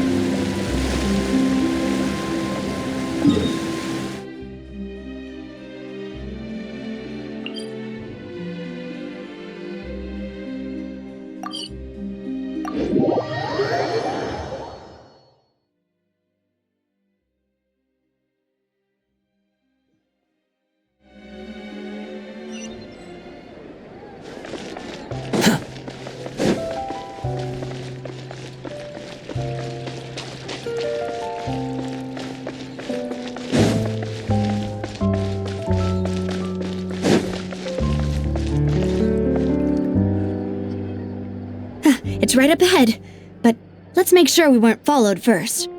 I've been keeping watch, demoiselle. I haven't spotted anyone suspicious thus far. Very good. But let's not let our guard down for now. I shall find rooms for our respected guests. Thank you, Malus. Now, let's continue, traveler.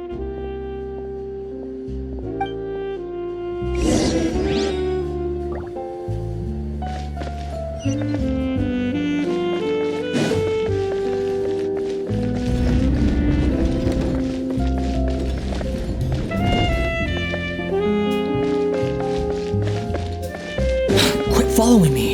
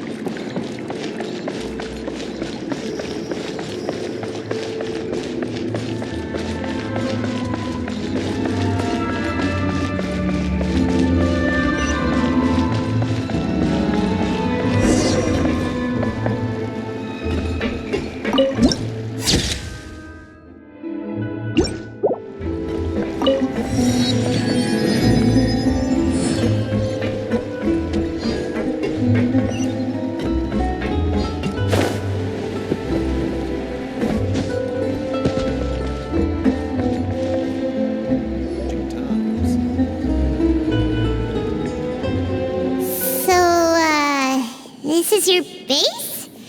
It's not quite what Paimon imagined. Your accommodations have been arranged. Under the present circumstances, I can confidently say it's the best we have.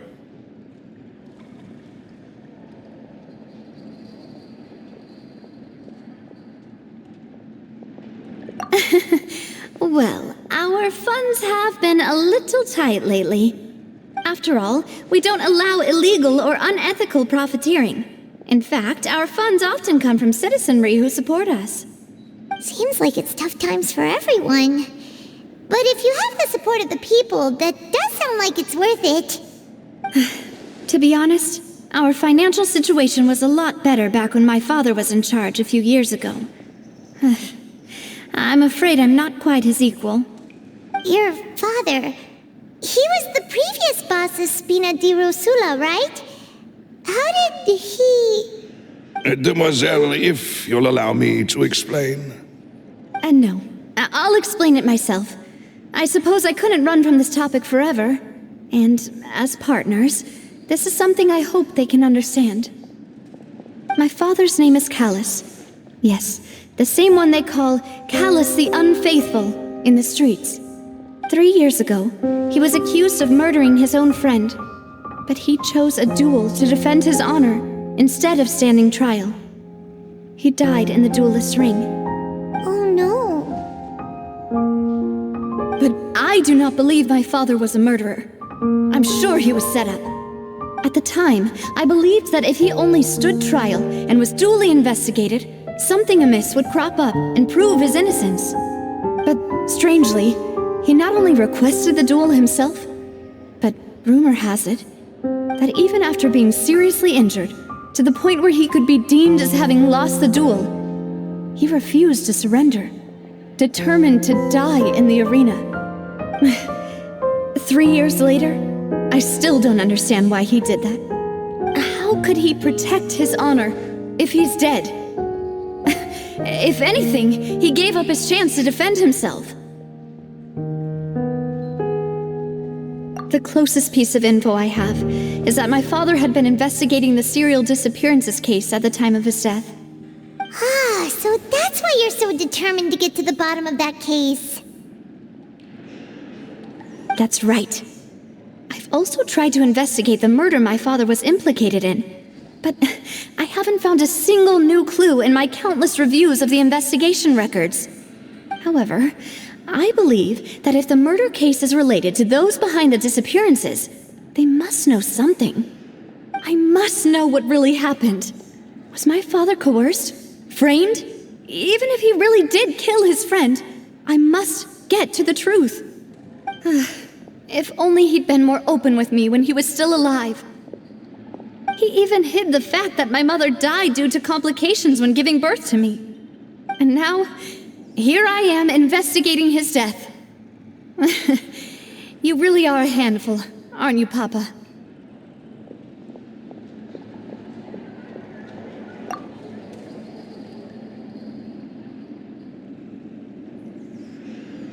Demoiselle, please, if there is anything I can do, anything at all. I also will never believe that Master Callus murdered anyone. There are none whom I respect more than the two of you, Demoiselle.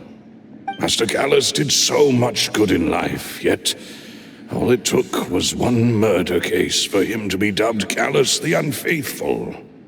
Even our supporters decreased greatly due to that incident, hence our strained finances at present. Wait, if Callus was such a good man, wouldn't people at least be a little suspicious when he was accused? No. Perhaps people just revel in that kind of drama. It's not something exclusive to people from Fontaine, really. Everyone's like that. People love watching the evil turn over a new leaf, but they also enjoy watching good people fall into an abyss from one slip-up just as much. But how could... never mind. If Callus was really falsely accused, we have to find the truth. He didn't deserve to have that happen to him. There is one other thing. Master Callus's opponent in the duel was Ms. Clorand. Oh, her? Well, then, isn't that as good as saying that she was the one who killed him?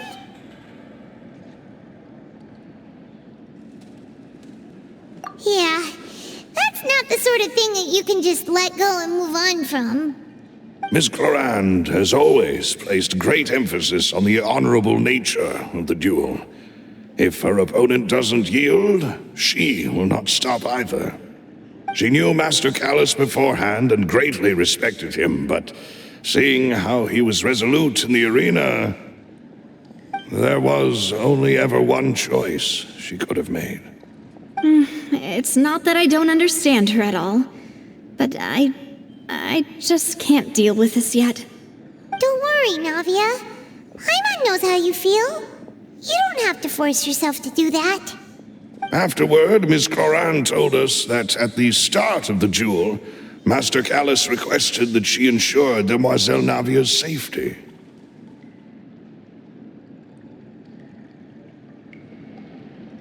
Yes, that is our understanding as well. Oh, Papa. What madness drove you to ask the person who killed you to take care of me? All right, anyway, that's the information I wanted to share with you. Even if it did sound like I was just complaining towards the end.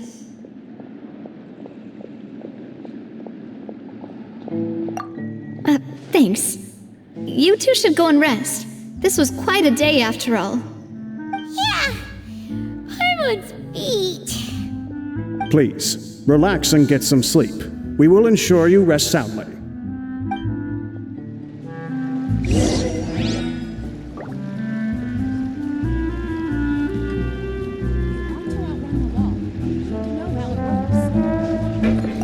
Whether it be responsibility for Spina di Rosula or Master Callus's death, it all landed on Demoiselle's shoulders so suddenly. This won't do. I must become stronger.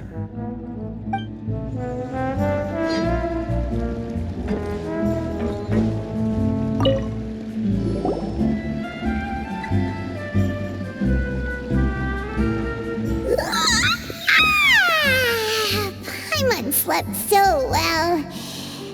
This place feels almost too safe. Huh? Navia? Where did the other two go? I sent them back to Poisson. It's Spina de Rosula's place of origin, and where we have our headquarters. There's not much for them to do here at the moment. Paimon gets the feeling that you're just trying to get them off your back. But never mind that. When did you get back? Were you waiting here the whole time? No, I just returned after going out for a while. I did some investigating yesterday regarding the name Vacher. Wait, so you didn't sleep at all? How could I after having such critical new evidence appear? Guess Paimon wasn't speaking for everyone just now, huh? Unfortunately, this name seems to have been wiped from existence. It doesn't seem to have a match anywhere. I suspect that those behind this have already taken steps to hinder an investigation from this angle. But that does prove that this Vacher person is a key witness in the incident. Does that mean we're too late, though? No. There is one ray of hope. One place in Fontaine that they would find almost impossible to threaten, no matter how much they wanted to. And that is the archives kept by Chief Justice Neuvillette, a place where detailed files on all the cases in recent years are kept. If the Oceanette you met is one of the young women who went missing recently, we should be able to find some related information there. So Neuvillette maintains an archive of case files? Whew, guess that's the hard-working Chief Justice for you. In that case, let's go talk to him, shall we? Aren't you coming along, Navia? Did you get tired? No, it's nothing. Let's go see the Honorable Chief Justice.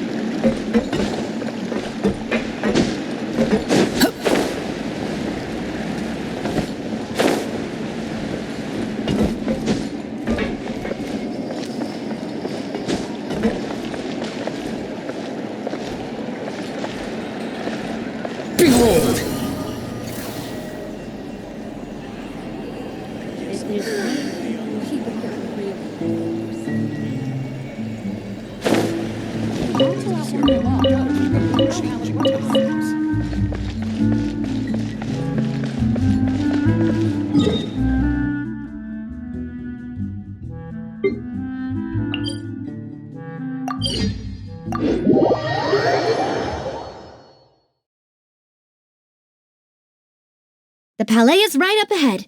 Come on.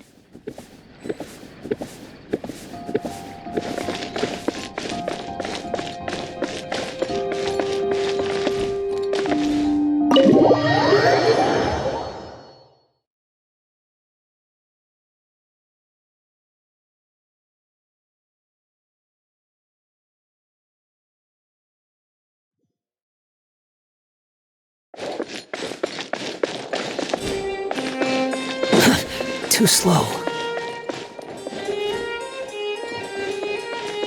The wind rises.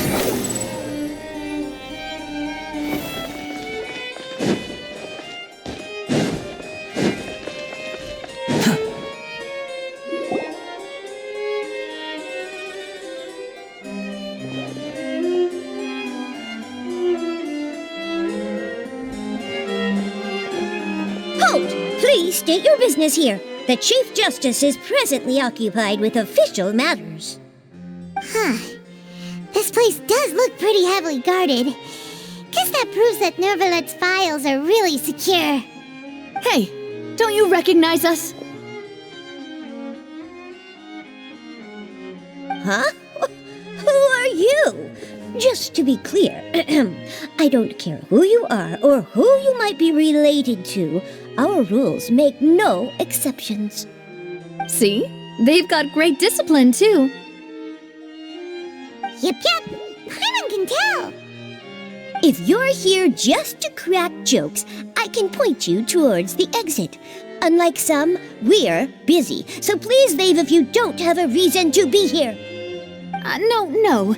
What I meant to say is, shouldn't you remember us from a few days ago? We were at the trial of the great magician Linny. Oh, yes, I remember. I read about it in the Steambird. You must be Linny's attorneys. It's all coming back to me now.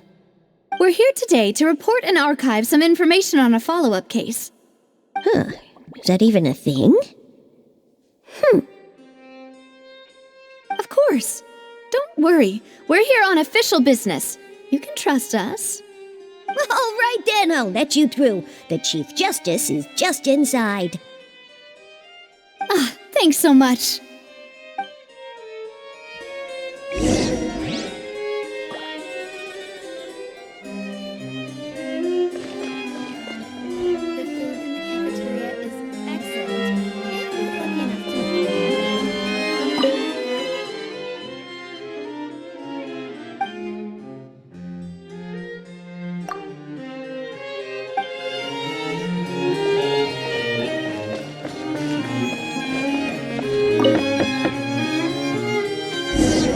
Please come in.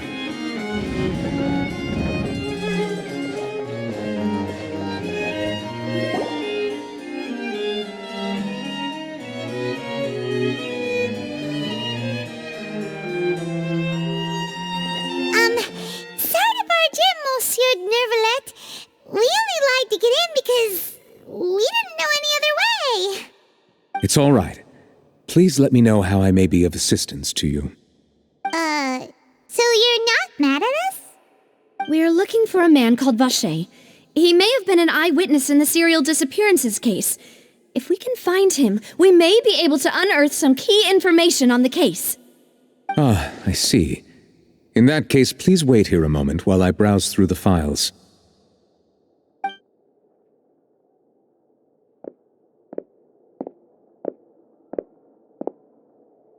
Who knew that Nervalet would be so easy to talk to?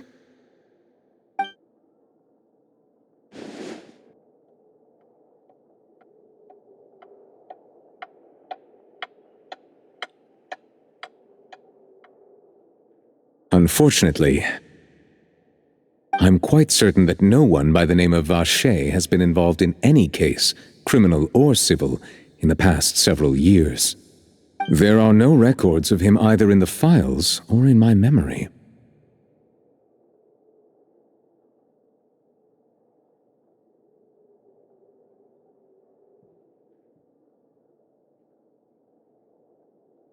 Traveler, what if it was really just a dream?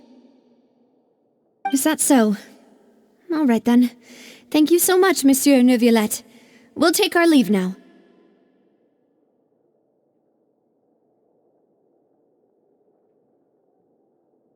Ahem.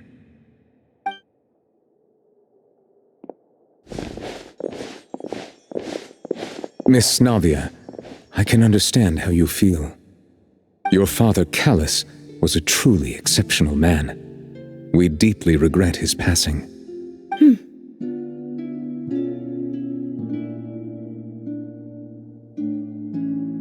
And what are you trying to say, Monsieur Neuvillette? Are you trying to console me? Extend your sympathy? Or just express some tendril of regret? No. You are not trying to do any of that. I can hear it in your voice. There's no emotion behind your words. You only said those things because you felt like you should.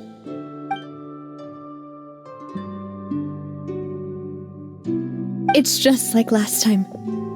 After my father took his place in the duelist ring, I pushed through the guards to talk to you as a last resort. You even told me then that you thought there was something fishy with the case, yet you still allowed the duel to go ahead. In your eyes, the value of a human life is nothing compared to those cold laws you hold so dear. If you truly regret my father's death, then why didn't you call a stop to the duel? Why didn't you give me the power to stop him from throwing his life away? Why did you just let him die, despised and hated by all? Everything was hanging on a thread at that moment. Just the tiniest effort could have changed everything. There are still so many things I never got to tell him. So many questions he still owes me answers to. If you really have no heart, then just look me in the eyes. I, Navia, will show you the true meaning of regret. I'm sorry, Miss Navia. You and my father are truly alike. You keep all kinds of things in your heart and never say a word to anyone. It's not so much that you can't feel, but that you would never express anything. Oh well. In any case, everyone already knows full well the apathy of the Chief Justice. My apologies for taking my emotions out on you, Monsieur Chief Justice. Let's go, Traveler and Paimon.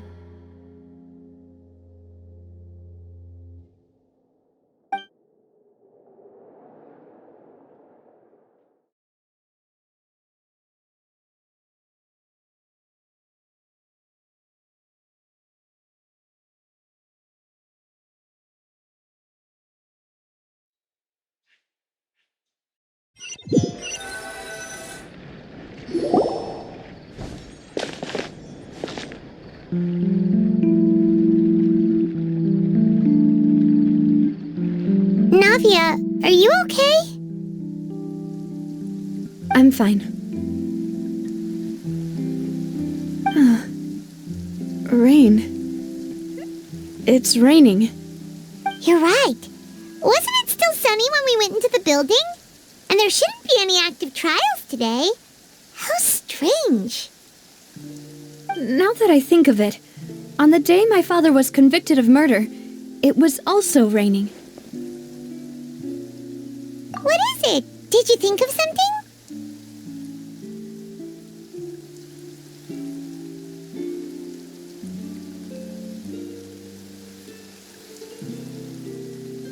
Yeah, he was outside. It was uncovered and the rain could fall there. Why? Do you think the rain could have affected the crime scene? That thought has occurred to us before. We've even expanded the search area to try to account for that, but didn't find anything of value.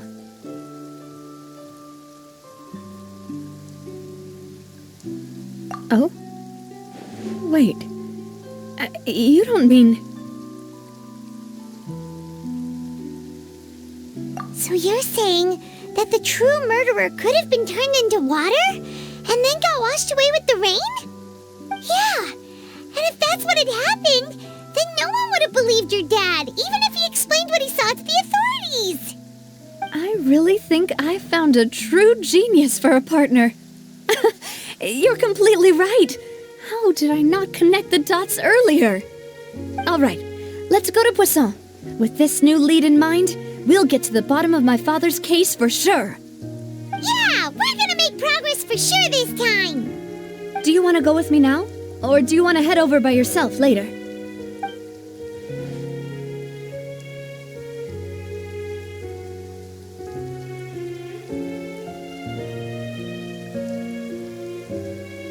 All right, then I'll wait for you at Poisson.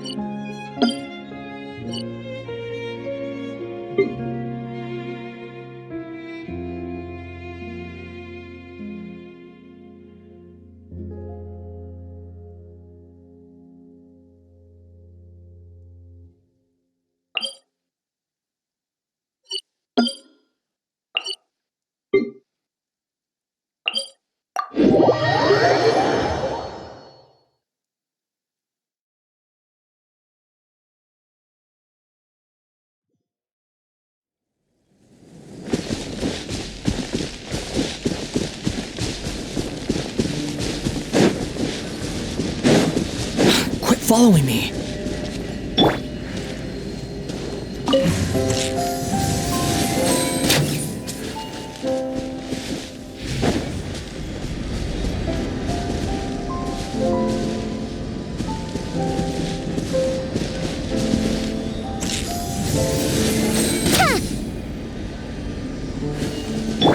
Behold!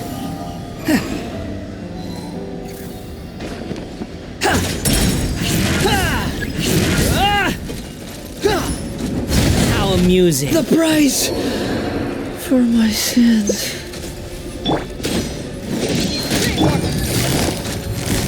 Gotcha. The wind rises.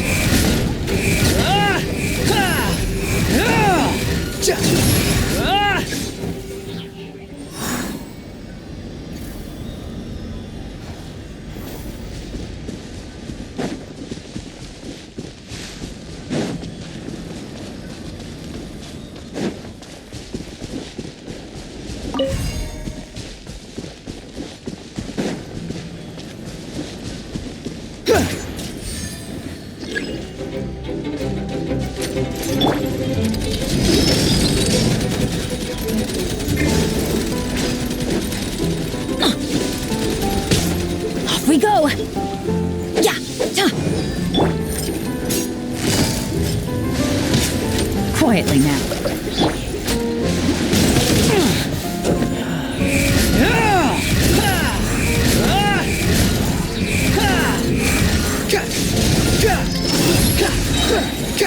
Bow your head.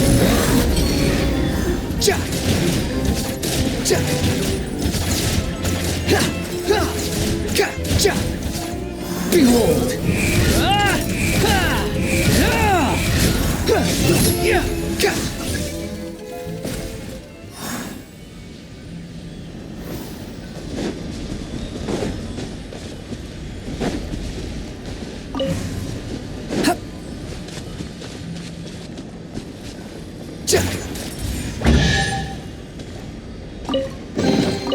Unnecessary. Squall and fury.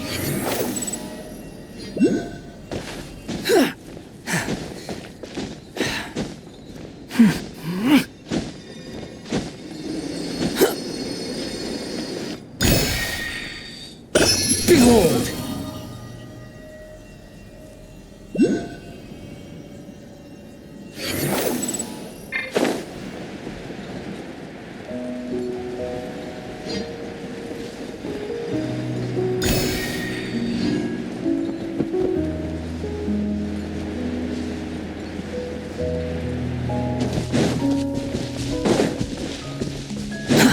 Too slow. Squall and fury.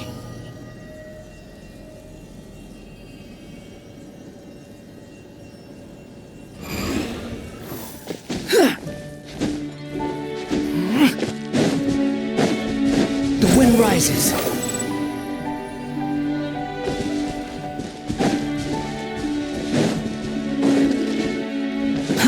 Too slow. Too slow.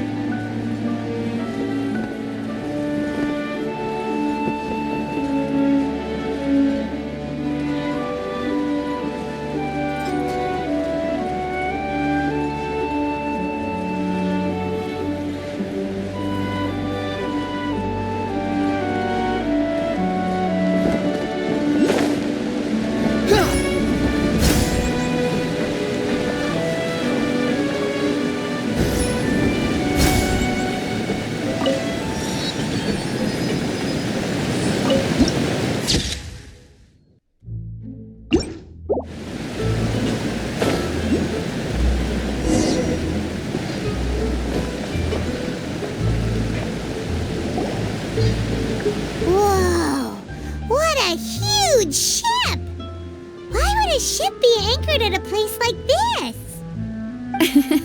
There's no need to be so surprised. While it may look like a ship, it's actually Spina di Rosula's headquarters. My father was the one who asked for it to be built like this. Perhaps our taste in exterior design is the only thing we occasionally had in common. A gigantic and glamorous ship embodies discovery, opportunity, ambition, and conquest. It symbolizes Spina di Rosula's bright and limitless future. And Paimon thought you were bluffing when you said Spina di Rosula had a glorious past. Paimon was confused why a group with such a history would live in the sewers. But now that Paimon has seen this ship for herself, she's been convinced. Well, Poisson is where Spina di Rosula began, after all. It's our main base, our home.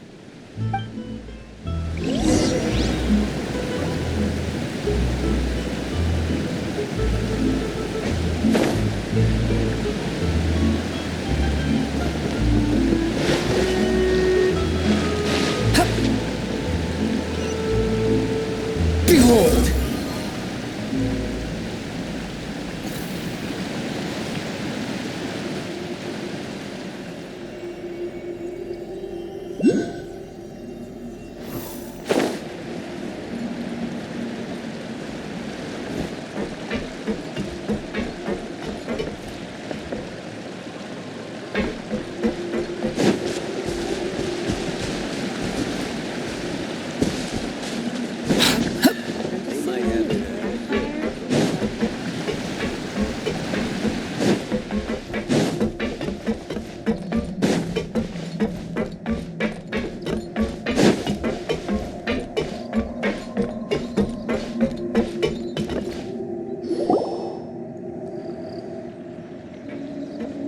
Maloose, we're back!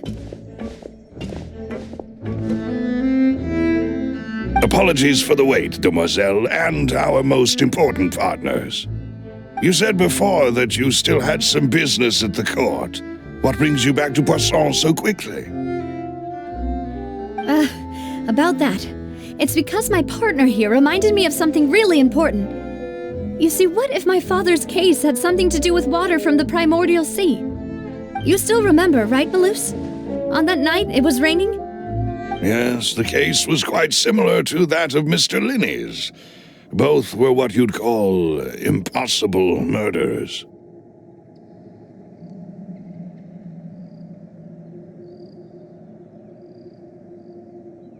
Could you tell us a bit more about what happened before?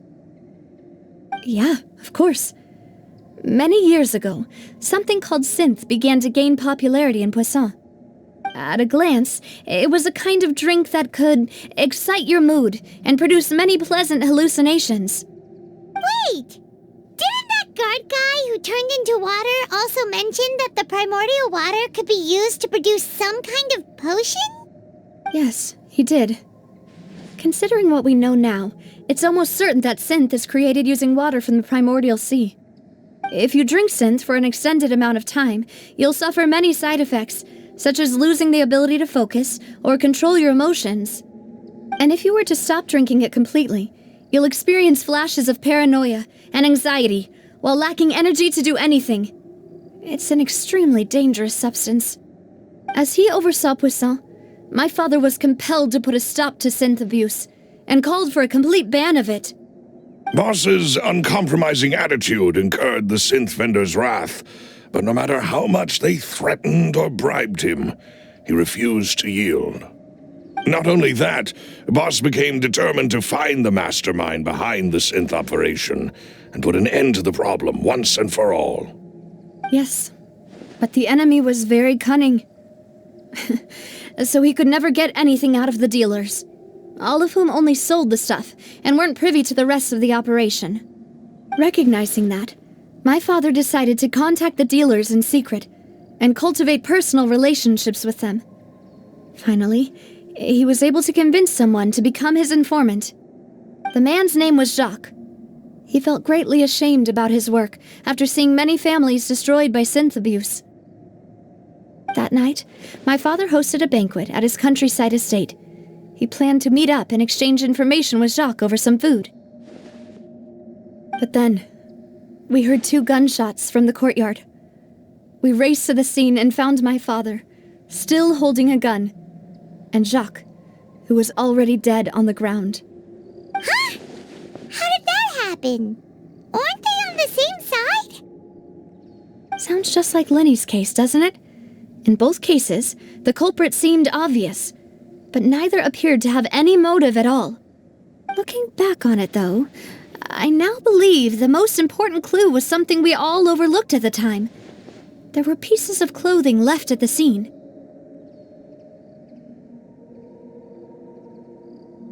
Precisely. It's all thanks to you that I made the connection now. Back then, we all just thought they were some costumes that Jacques used to disguise himself at the banquet. But, considering it now, it's almost certain that they belong to a third person at the scene. With one extra person, we'll also need to reconsider why the 2 shots were fired.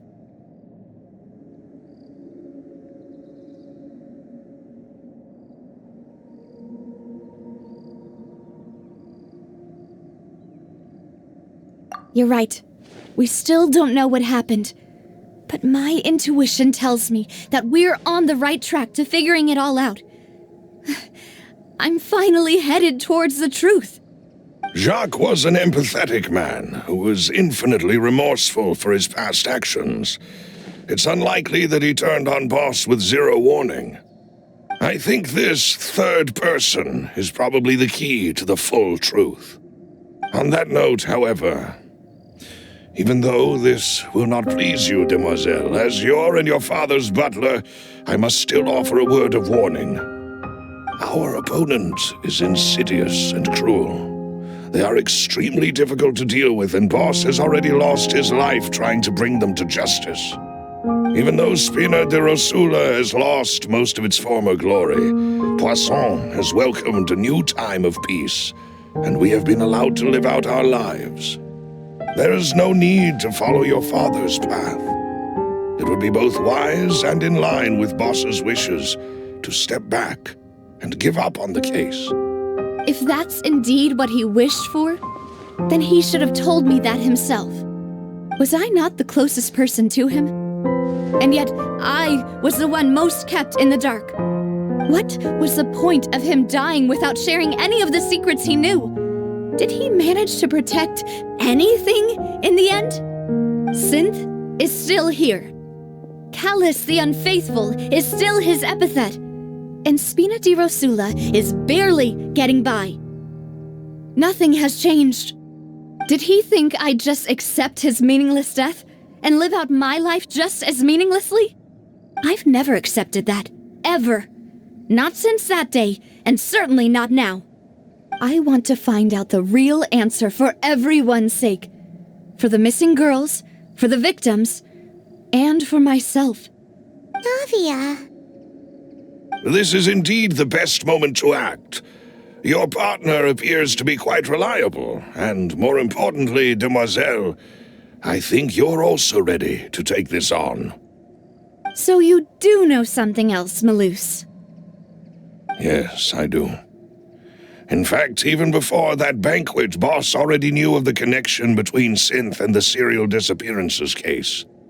But what drove all the tensions to the boiling point was the revelation that you, demoiselle, had been selected as the next target to disappear. What?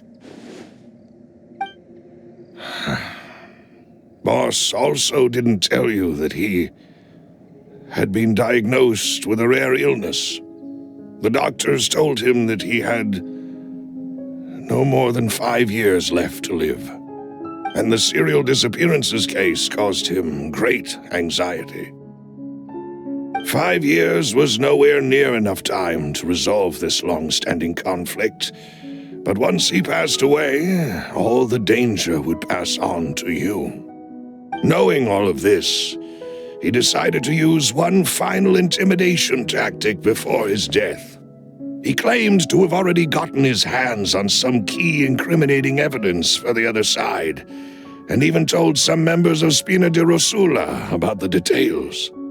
But as long as you remained safe, he would not share the evidence with the public. If something were to happen to you, then he and all those he told would immediately expose all they knew about Synth and the disappeared victims. Right, so nobody would be able to get off scot-free. As we've seen, Boss's tactic has worked. Even though Boss has been gone for a long time, the other side has not tried to take Demoiselle's life. No, I don't believe it. He never appeared to look sick to me. No father wants their daughter to see them weak and haggard, especially someone as proud as Boss. To him, dying in a duel and suffering lasting dishonor as the unfaithful was still far preferable than losing face in front of his daughter. So he chose to die in silence, so that he could protect me. I'm afraid you're not understanding this correctly, Demoiselle. What Boss wanted to hand to you was not a parasol, but a sword. If Boss's spirit could hear you telling me that you want to find the answer for the sake of everyone involved, I'm sure he'd be extremely proud. That fool. Couldn't he have just given it to me straight? No. He might have set up everything precisely because he never thought I'd be able to understand him. Is that the amount of confidence he had in me? And what if I was never able to make it to where I am now? Yeah. I suppose that's true. With the way he'd set things up, if I had wanted, I could have just lived out my life without a care in the world. But thankfully, he rarely talked to me about complex matters, and thus understood little of me as a person. In this case, he really didn't need to give me an easy way out. Malus, what was the key evidence that he shared with you? It's the location where synth is produced. Essentially, it's the enemy's headquarters. When he was threatening the enemy, Boss didn't share the specifics of the incriminating evidence he found. But if you want to use it against the enemy, you'll still have to take several things into consideration. Why? If we know where the place is, can't we just go storming in? You mustn't forget that we're fighting against a mysterious and dangerous organization that's been in operation for decades. There's no telling what might be lying in wait at their headquarters.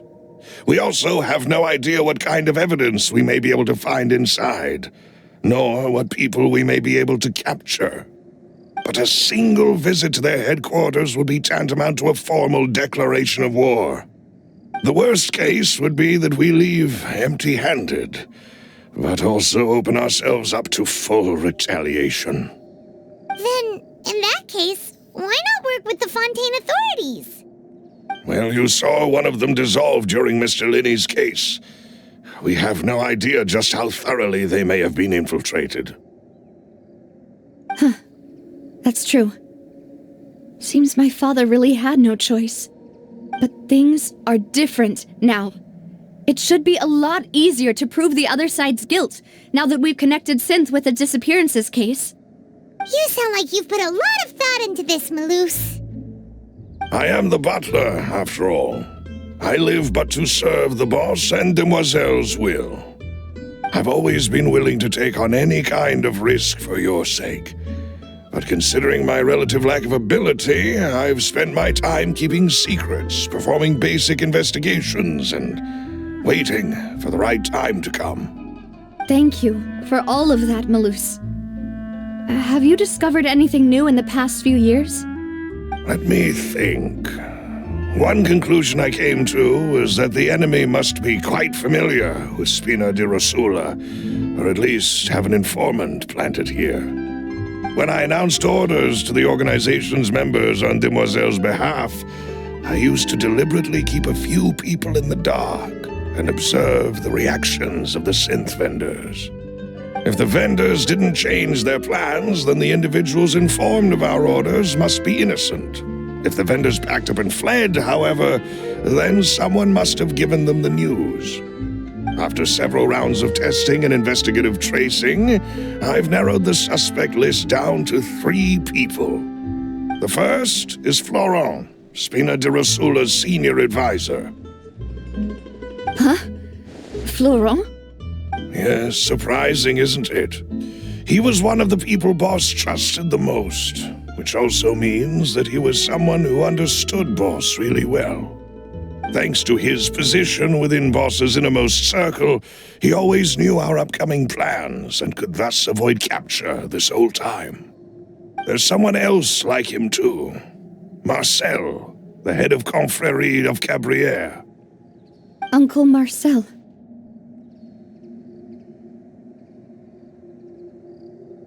It's a guild in Poisson. Boss helped it to grow to its current size and prominence. In the beginning, they were only reselling some daily goods, but now they're one of the richest guilds around with a lot of business connections in the city. So, they're like a sister organization of Spina di Rosula? Yes, you can say that. When we were fighting against the synth dealers, they provided us with plenty of support. It's a bit difficult to imagine someone using their own money to hunt down themselves. The final suspect is Thierry, the man responsible for coordinating information between Spina di Rosula and the guards. Although the guards mostly leave us to our own devices, there are still many activities we have to report to the local authorities. Since Thierry is always in the know about our current activities, he could theoretically always plan one step ahead. I see. These are all people who I communicate with quite regularly. To think that the enemy we've been fighting against has been right next to me all along, among those I trust the most. It's almost too hard to believe. If you want to investigate them, please take every precaution to not alert the quarry. Judging from our experience, the enemy is extremely cautious. Of course. And thank you, Malus. You've provided us with a lot of great information. You're too kind, my lady. I'm just doing my duty. And before I forget, proving Boss's innocence would also mean clearing him of blame in Jacques' death. After that incident, Jacques' wife and daughter were taken into the Spina's care. They still live in Poisson today. If it might help, you could also pay them a visit. I can make the necessary arrangements. Oh, thank you so much, Malus. You really are the best. A new case awaits, my dear partner. I hope we can work together to uncover the truth and end this case once and for all.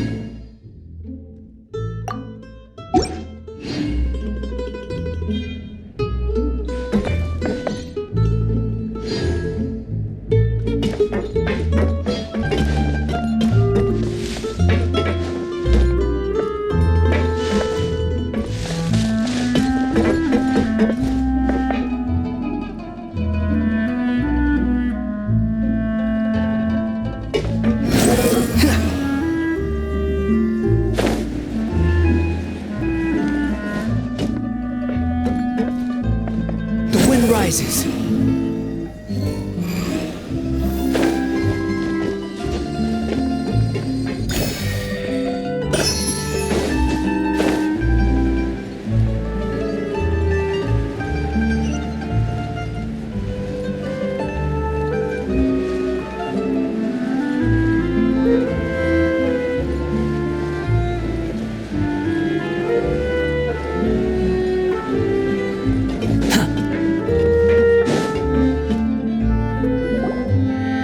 It is settled, then. Please excuse me, and enjoy your conversation at your leisure.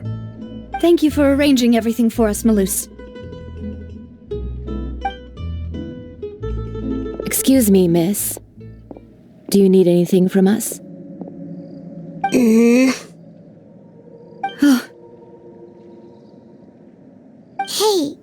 Navia's all quiet. This isn't like her at all. I'm sorry that I only came to visit after all this time. After what happened, I didn't know how I was supposed to face the two of you. If it's about that, there's no need to apologize.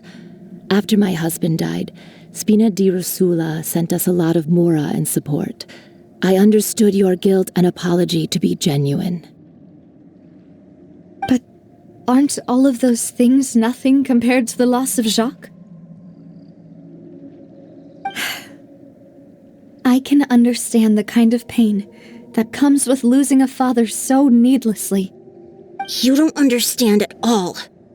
I didn't know how to face you, because I didn't know what I could possibly bring as a consolation gift. I know only the full truth could bring closure to you, and to all of us.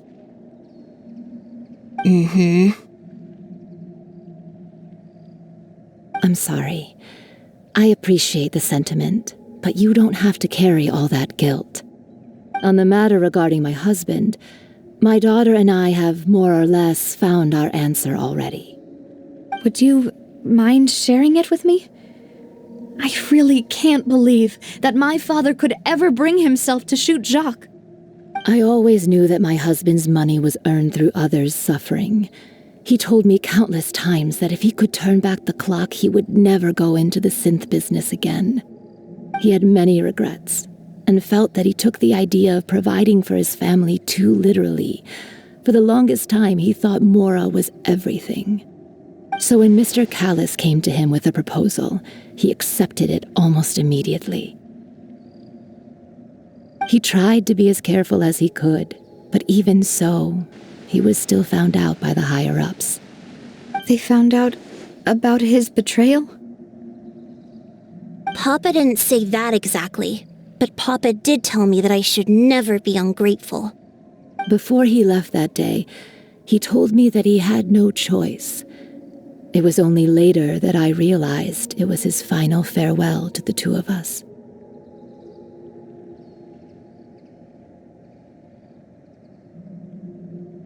I don't know that for sure, but you could say that's the conclusion I eventually came to. Which is why I'm the one who should feel guilty. Callis had always taken great care of us, both when he was still alive and after he passed away. Even if he fired the shot that killed my husband, it was likely in self-defense. It is impossible for me to hate him for what he had done. But Mama, why is Papa still the bad guy if he did the right thing? Papa always wanted to be a good man, so why did he have to do a bad thing in the end? Well, things aren't always as they seem. You still feel like your Papa was a good man, right? Yeah, Papa was a really good man. The best in the whole world. Then you should hold on to that. If a good man had to do a bad thing, then he must have had his reasons. Regardless of whether he left you a parasol or a sword. He must have done so to give you a better life. Oh. Thank you for everything you've told me. I will definitely find the truth. The current state of things is not something I'm willing to just sit back and accept. Thank you. I'm very grateful to hear this from you. Even though your personality is quite different from your father's, your determination when you speak is really similar. You really think so? That's the first time anyone said that to me.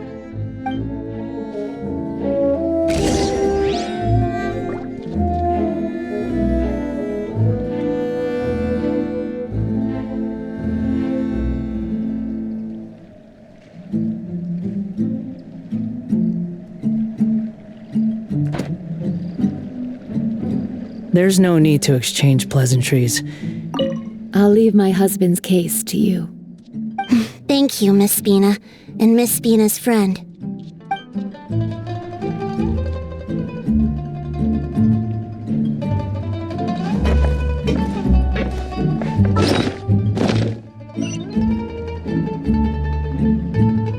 Are you okay, Navia? I'm fine.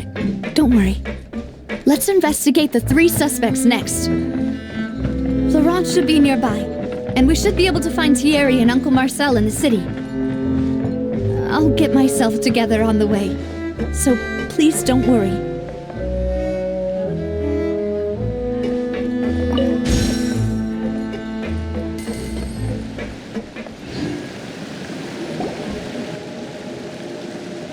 Greetings, boss. How may I be of assistance today? I'm sure you've heard about what happened at the Opera House?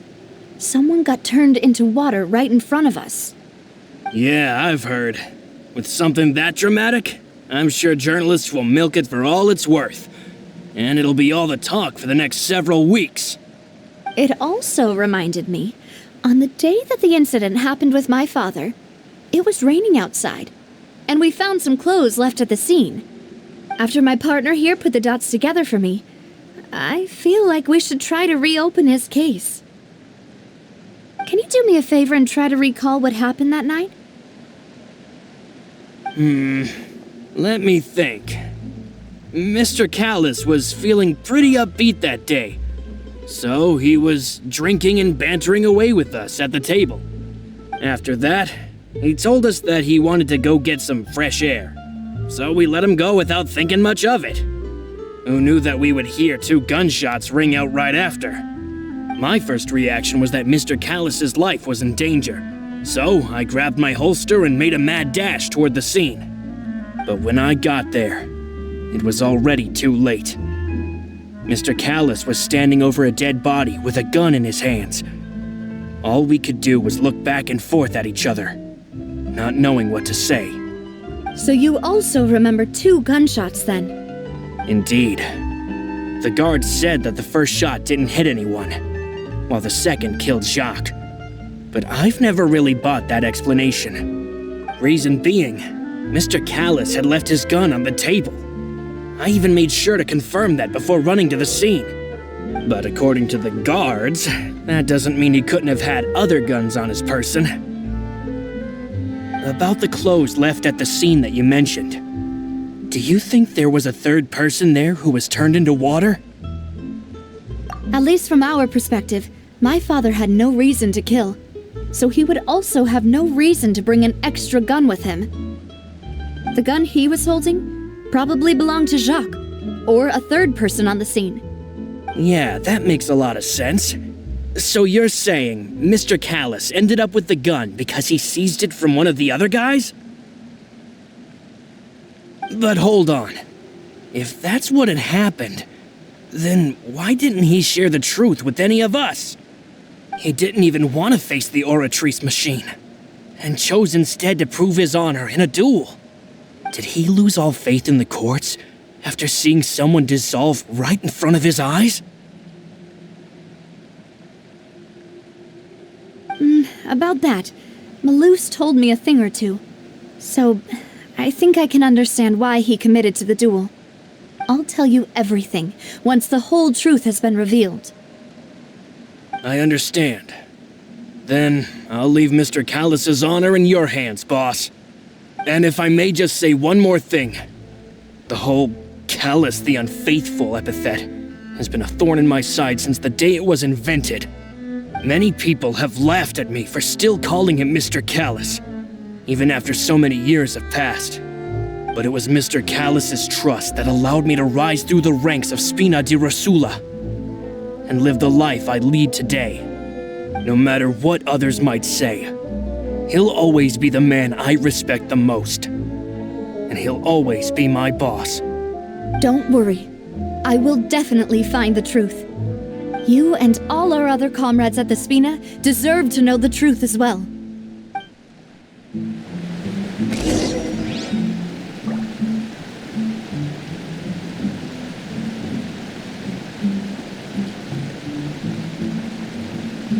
Intel is just like teachers. You gotta invest a lot before you can start it.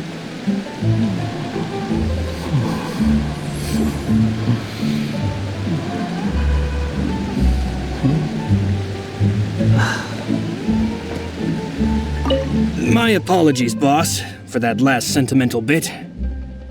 It's just... many years have passed while I've held my tongue. It's not often that I get to share my true feelings with others.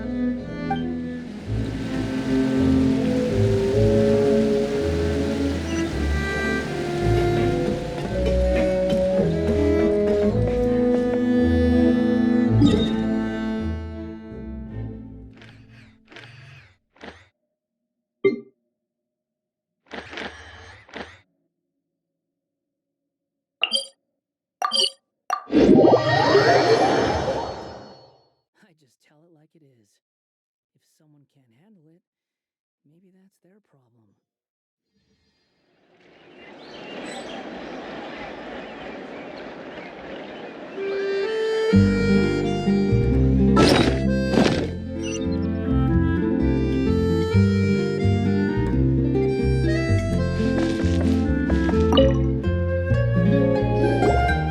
Hey, Thierry! It's me! Oh, now, what brings you here, Miss Navia? I've heard that you made quite the name for yourself at the Opera House. Oh, so you've got news of that already. Oh, okay. Hey, I'm also a member of the Guards, you know. The way you make it sound, people would think I was sent off to Poisson because I had done something wrong. Are you sure there isn't a little bit of truth in that? Under normal circumstances, shouldn't you have been called back to the city already? I mean, where I work is really up to me. Let's just say I enjoy the ambiance of Poisson. Callis did a fantastic job running the town, building Spina di Rosula from the ground up and clearing many obstructions in my way. It would be next to impossible for me to find a similarly easy but high-paying job in the city. Anyway, enough chit-chat. Are these two friends of yours? You, here for some formal business? Yes. These two are my partners. What happened at the Opera House made us realize that Linny's case and my father's may be related. We're trying to reinvestigate the details of my father's old case. Ah, I get it. You think there might be more to the case now that we know people can be dissolved into water, right? I was also flabbergasted when I first heard of it. If you want to go through the original files from your father's case, I can help you look for them. That'd be much appreciated. Thank you. Actually, I have another question. Do you have the authority to dispatch Gardamex? Of course. Without them, I couldn't possibly handle Poisson on my own. Why do you ask? We definitely can't use them to forcefully get more evidence for your father's case. Well, you see, just recently, we were attacked by a horde of unnumbered Gardamex in the city. So, if you hypothetically wanted to do something against me, all you would need to do is get rid of the mecha serial numbers and send them after me. Then you think too highly of my abilities. Dispatching mecha is very different from controlling them. If I had to make an analogy, when you order a dish, the chef will make it for you. You can ask the chef to cook, but not to massage your shoulders or carry your baggage. If you try to make unreasonable demands, the chef would just think you're out of your mind and ignore you completely. The same goes for me and my Gardamex. Removing a serial number is also not as easy as you might think. There are a lot of complex steps to it, and it's almost impossible to keep it a secret. So I can promise you, those mecha were definitely private units. They're certainly not cheap. So, whoever their owner is must be super rich, powerful, or both. Now that you mention it, though, being in the synth business would definitely be profitable enough to afford this. Oh, then you're officially in the clear, Thierry. Oh, thank you for the vote of confidence, Navia. Jokes aside, I'd like to wish you all the best with your investigation. I'll be staying in the city for a little while, so just come find me if you need any support from the guards.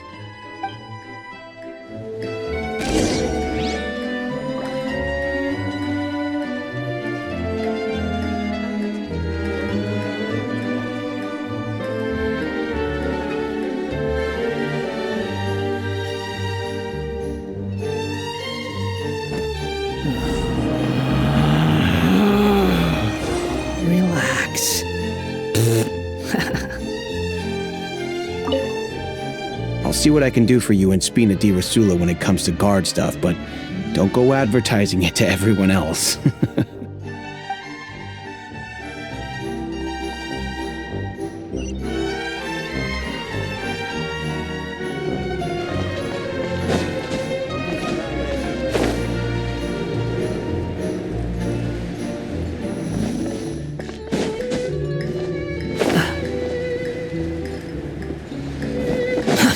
Too slow.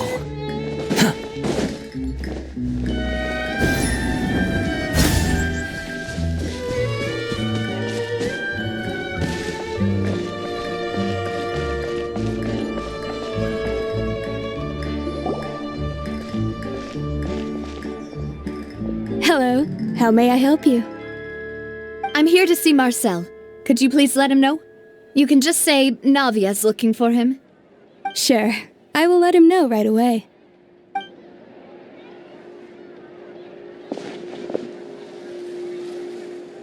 Navia, hello. Sorry to keep you waiting. I'm not as young as I used to be, so my legs are giving out a bit. Oh, it's all right, Uncle Marcel. There's no need to stress. I just wanted to talk to you briefly about what happened in the Opera House. I'm sure you saw everything too, right? Yes, I've never seen anything so strange. Oh, you were at the Opera House too? That's right. I went there with Navia to see the magic show. Who knew it would turn into a whole murder mystery? I also witnessed your marvelous sleuthing work. Quite impressive. To beat the Hydro Archon at her own game on her own turf, I can already imagine everyone in Fontaine discussing your exploits over a few glasses of wine. Oh, Paimon doesn't want to become the talk of drunkards. Apologies. It's just how Fontaine is as a nation. Everyone loves drama and theatrics. Uncle Marcel, you've also noticed that other thing, right? The fact that humans can dissolve in water? Yes, I was reminded of your father's case right away. Is that what you're investigating now? Exactly. I still don't have much solid proof, but I can sense that the other side has already begun to act. Oh, and what makes you say that? We were attacked on Araneus by some unnumbered Gardamex. And there was also an attempt to get me to drink water from the primordial sea. If not for the vigilance of my partner, I probably wouldn't even be here talking to you right now. Oh, you're giving us too much credit. Wasn't it you who protected us? Alas, it seems things are heating up again. The peace that Callus sought so dearly will soon become a thing of the past.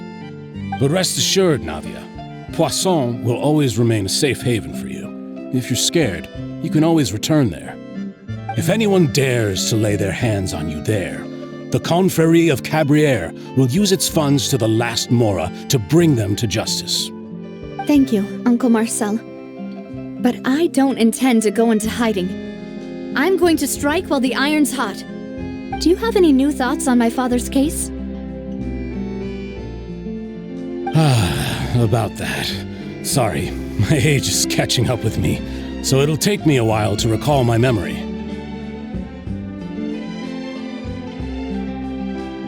The Confrérie was responsible for that banquet, so I was out and about the whole time making sure things were running smoothly. I didn't even have the time to drink with the guests. Then I heard the sound of a gunshot, and the rest was history. Oh, it's okay. No need to push yourself. We'll ask around some more, see if there are any valuable clues elsewhere. Sounds good. Just let me know if you ever need Mora.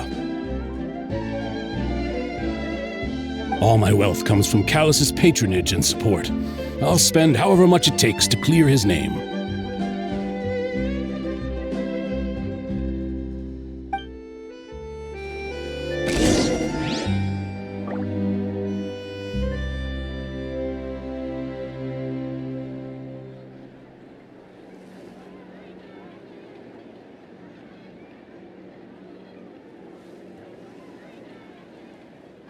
This can work.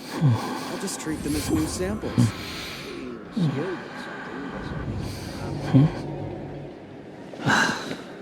Every scent tells a story.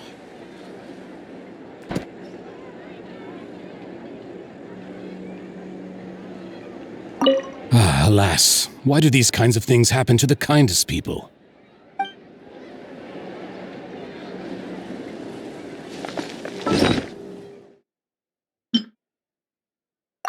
Here we go again, trying to crack an impossible case. All proof and no motive. If Paimon was Jacques, Paimon would probably help whoever Paimon finds more trustworthy. Someone like the Traveler. Paimon doesn't feel like he was lying to us. He seems good friends with Navia. Could he really be the culprit? Navia called him Uncle, so it couldn't have been him, right? Who would have imagined that people could really turn into water?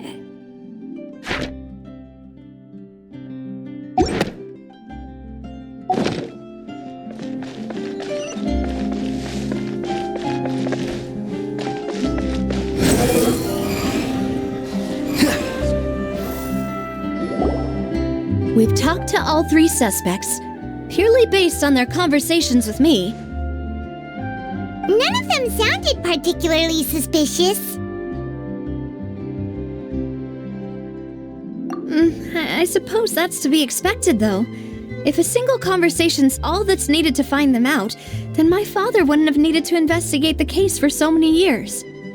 Anyway, even though we didn't make a breakthrough, let's still compile what we were able to find. But where should we start? You're right! Flora mentioned that Callus probably only ended up with the gun because of circumstance. That makes sense. According to Jacques' family members, he already told them that he had been discovered, and that he had no choice before he left home that day. If I had to guess, he probably received an order from the synth boss to kill my father. Had he refused, he and his family's lives would have been forfeit. So, Jacques fired the first shot?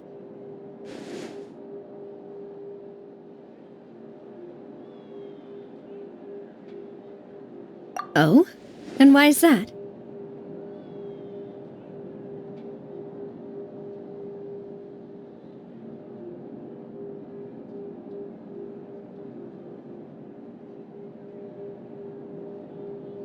Ooh, that's a good point. Jacques probably already knew that he was just being used as a tool for murder. And once he had completed his mission, he'd be of no more use to his boss. So, what would make more sense from his perspective would be to turn his back on the Order and seek protection from my father.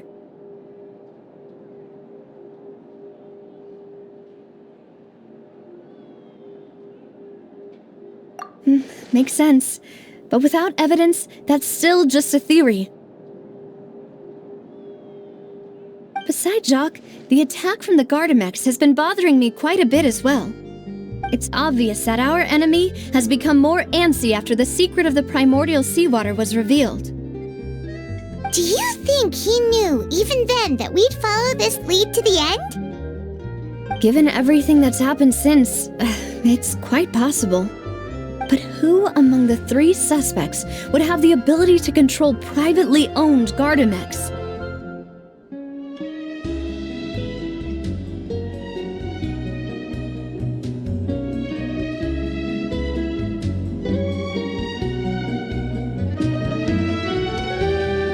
Thierry, you say?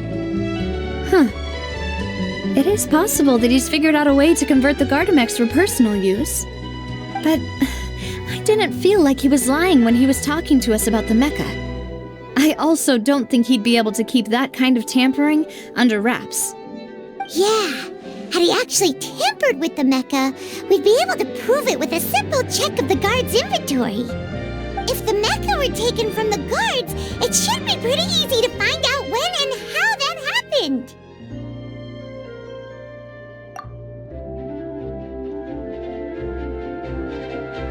Florent? It is true that he was closest to my father, and thus had the best chance of learning about his dealings with Jacques. But as Spina di Rosula's advisor, His work mostly deals with personnel and security, so he shouldn't have much means when it comes to finances. So you're saying he's too broke to afford a mecha army? Exactly. He can't. And even if he could, I don't think he would be able to dispatch a whole group so quickly. Uncle Marcel? My father did really trust him. And they worked together on a large number of projects. Maybe that's how he got to know Jacques. And with funds from the Confrérie, he could also afford a large number of Gardamex. It's still really hard for me to imagine, though. After all, Uncle Marcel has been around since I was just a child. Also, wouldn't this mean he has been spending a whole lot of mora and energy to fight his own synth business? Who could it be?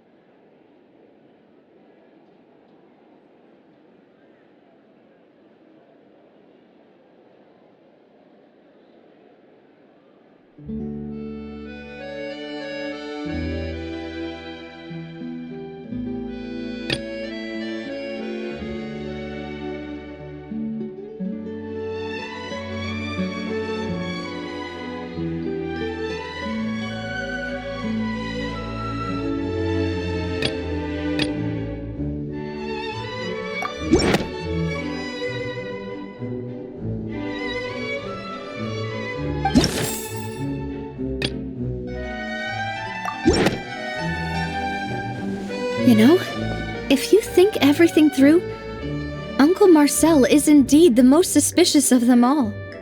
Could we be missing other suspects? Malus didn't know about the people turning into water thing when he narrowed it down to these three, did he? Malus has always been very reliable, and his judgment of others' trustworthiness has been fair and well considered. When he laid out his case for the three, the rationale he gave me made a lot of sense as well. The suspect is knowledgeable about the Spina's internal affairs, has the means to dispatch Mecha to assassinate us, and possesses significant intellect and foresight.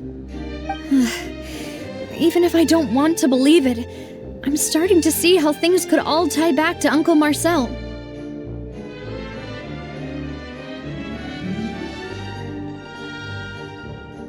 Well, we still have another trump card on top of all the theorizing and speculating. Yes, Malus did say that charging straight in there would be extremely risky, but we don't have any other options right now. We need far more solid proof before we can hope to go charging in on our enemy. Navia, here you are. Oh, I've been looking for you. Huh? Aren't you the guy from the guards? Did something happen? Yeah. News came from Irenaeus just after you left. We've got another trial on our hands. Wasn't that place built specifically for holding trials? What's so newsworthy about this one? I know. But they said the person they're putting on trial is a Fatui harbinger called Tartaglia. What? Is that someone you know? Yeah, we know him. Maybe even a little too well. Well, he's been accused of being the true culprit behind the serial disappearances case. It's absurd, don't you think? Wait, how? None of our investigations have had anything to do with him. That's what I thought was strange about it, so I came to tell you the news right away. If the charge against him stands, then it'll be next to impossible to get the guards to support any of our planned investigations. Right, because they'll think they've already found the culprit. Yeah, and it'll be a lot harder then to clear Mr. Callus's name. I understand. Well, partner, what do you think we should do? We still haven't found any conclusive evidence.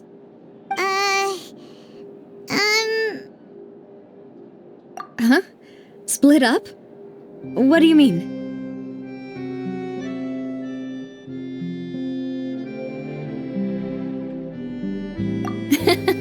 Just as expected of my partner. Since this is a trial about the serial disappearances case, the culprit's attention will be focused on Irenaeus, leaving his home base wide open. You're right. This is our best opportunity. All right then, let's do this. I'll stall them at the Opera House and charge Marcel as the true culprit. I won't have any chance of making that charge stick, though, unless we find more evidence. It'll be up to you to make it back in time and hand the decisive evidence to me. We'll help you, just like you helped us in Linny's trial. Demoiselle, please allow us to accompany you. I'm ready. Ah, Malou, Silver, when did you two get here? We heard that you'll be leaving Poisson and figured that you might require our assistance. It's our hope that your confidence will be bolstered with the two of us by your side. Thank you so much. Then, let's make haste for Irenaeus. Paimon, Traveler, I'll see you at the Opera House. See you then!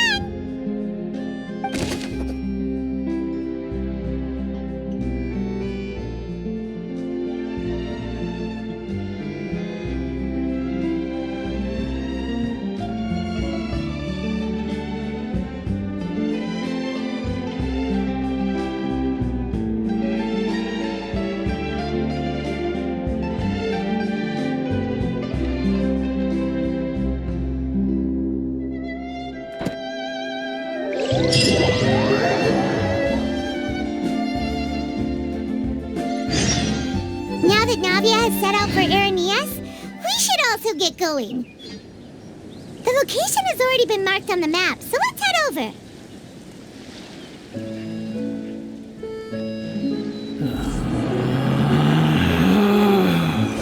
Relax.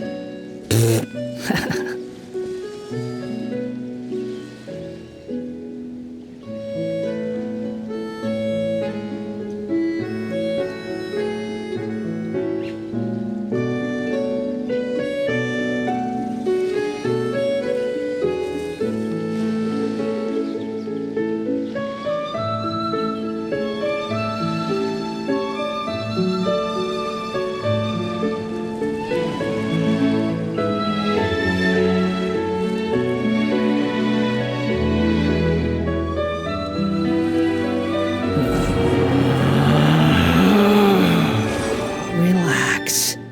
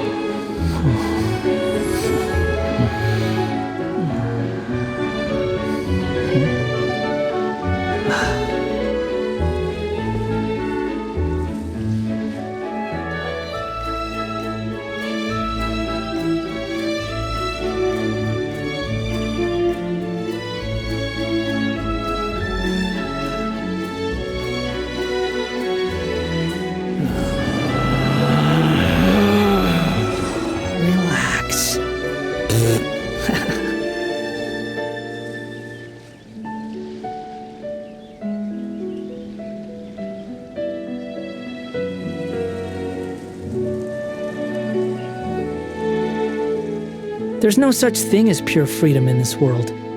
Even the wind cannot blow on forever.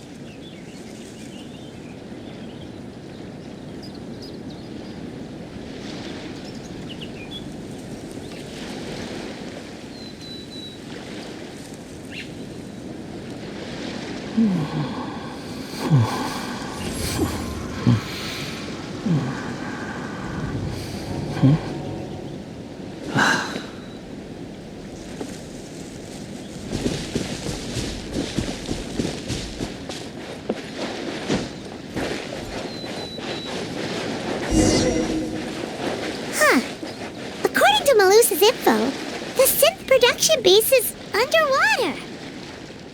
Let's go and try to find the entrance.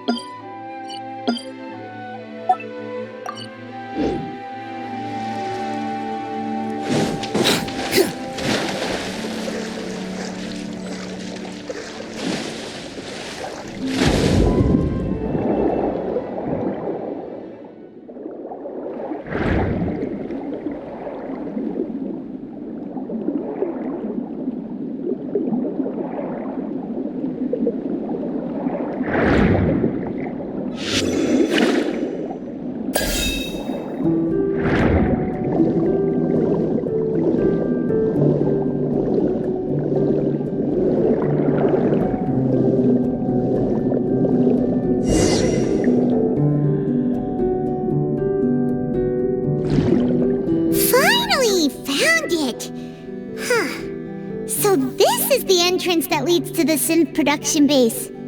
It sure doesn't seem out of the ordinary at all.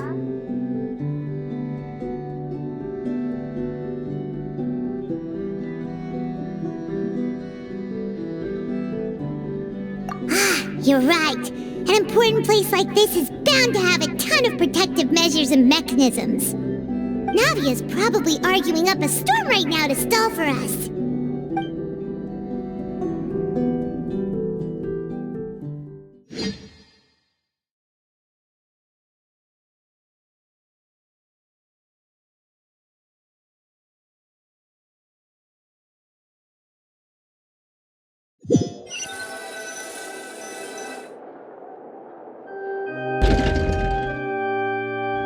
It would appear that I must repeat my question again, Mr. Tartaglia. Do you accept the charge that you are the true culprit behind the serial disappearances case?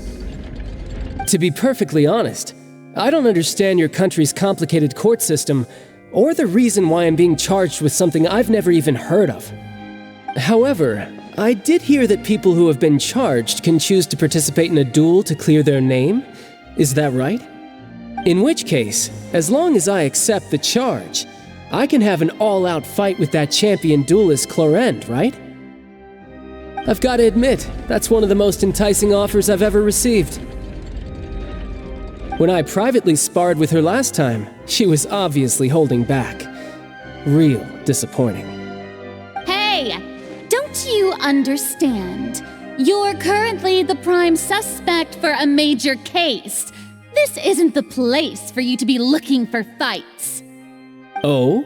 Sounds like the Hydro Archon wants to lecture me on the ways of the Opera House. Then why don't you duel me too? I'm the kind of student that learns best in the heat of battle. No. That's not what I meant. Alas, it would appear that communication with the defendant is going poorly, and we have made very little progress. In that case, let me explain everything from the very beginning again. The goal of this trial is to determine the culprit behind the serial disappearances case. That case had nothing to do with him! You've got the wrong man! Huh? What's going on? Why is she interjecting again? I told you it couldn't be one of the Fatui Harbingers. Miss Navia, this is the second time you've interrupted the court proceedings. I only tolerated your behavior last time because you were able to provide the court with a key eyewitness. But that was an exception rather than standard court protocol. I can very well charge you with contempt of court for your interjections. Oh, please! Did you ever think I had any respect for this place's pointless theatrics? We can put that discussion aside for now. I'm not here to argue with you. I'm here to charge the true culprit behind the serial disappearances case. And if my charges prove true, then Tartaglia here will be proven innocent by default, correct? Oh, a young lady has charged in and offered to clear my name. How fascinating. Well, I'd gotten half bored to death by all these rules and procedures anyway, so I'll take you up on that offer. So, Your Honor, is there nothing else for me to do now? You may take a seat for now in the audience, but that doesn't mean the suspicions against you have been lifted. Now then, Miss Navia, who is the person you would like to charge instead? That person is...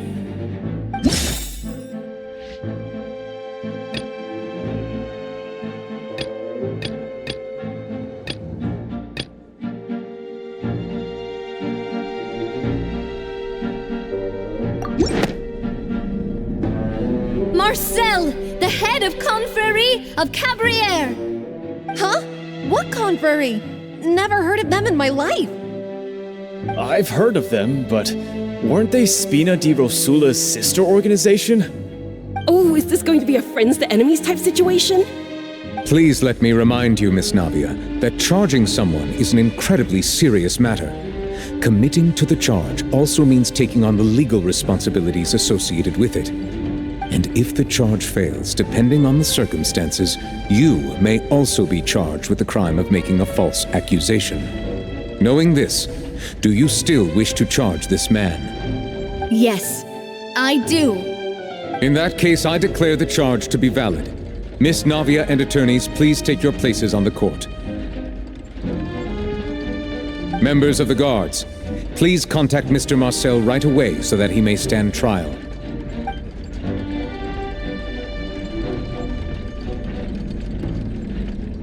Mr. Marcel, you will not require an attorney. Is that correct? Apologies, sir. It all just happened so quickly. I still haven't figured out what's going on. I think an attorney won't be necessary. This is probably just a misunderstanding between me and Navia. Very well. In that case, since both sides have now arrived, Miss Navia, please present your charges. I would like to take everyone back to 3 years ago, to the case of Callus the Unfaithful. Only through elucidating what really happened in that case can we connect all the dots for the serial disappearances case. Navia, do you really think that I was the one who killed your father? Come on, why would I do that? Callus was my benefactor, and remember both you and I only ran to the scene when we heard the sound of a gun. If that's enough to make me a suspect, wouldn't that make everyone at that banquet a suspect as well? I think there's no point in getting into the specifics right now. The audience doesn't even have the big picture yet. Even I'm struggling to remember some details of that case. Exactly correct, Your Honor. I must refresh everyone's memory about that case before I can explain my charge and reasoning. I see. In which case, I will recount the findings about that case as originally recorded by Maison Gardiennage.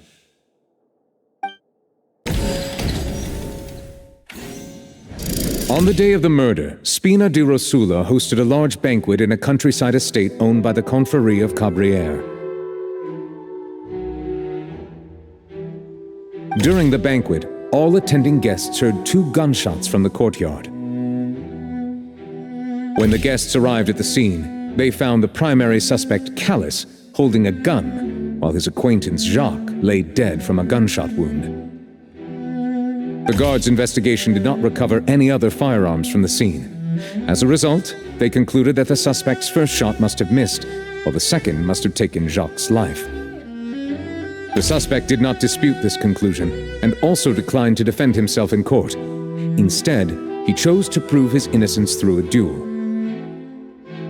Callus was defeated by champion duelist Clarande in the ensuing duel, and soon succumbed to the injuries. These are the known facts about the case. The one with the motive to kill was Jacques, not my father. And even so, Jacques still had no reason to pull the trigger. In truth, the third person shot Jacques first, and was shot in turn by my father when my father seized the gun from him. After that, the true culprit turned the third person into water, erasing all traces of him from the scene. Thank you for the summary, Your Honor. Of course, the guard's conclusion appeared quite sensible to us at the time. However, we should revisit the case now that we've gained new information about the abilities of water from the primordial sea.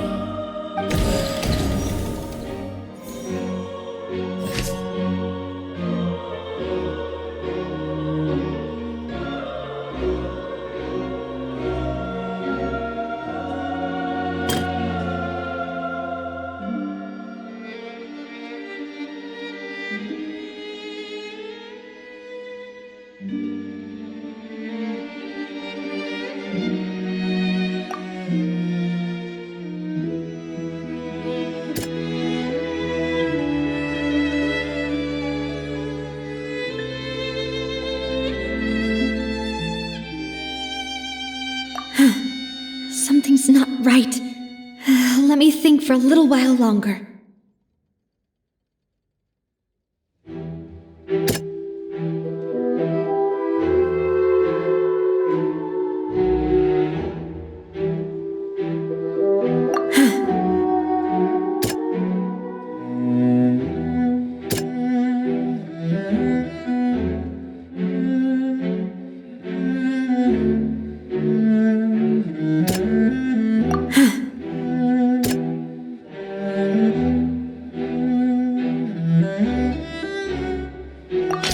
The testimony of the victim's family confirms that Jacques had thoughts of assassinating Callus when he set out for the banquet. However, in the end, he reconsidered, and instead shared everything with Callus, hoping to seek the latter's protection. Unfortunately for Jacques, the true culprit had already considered this possibility, and had sent out another assassin.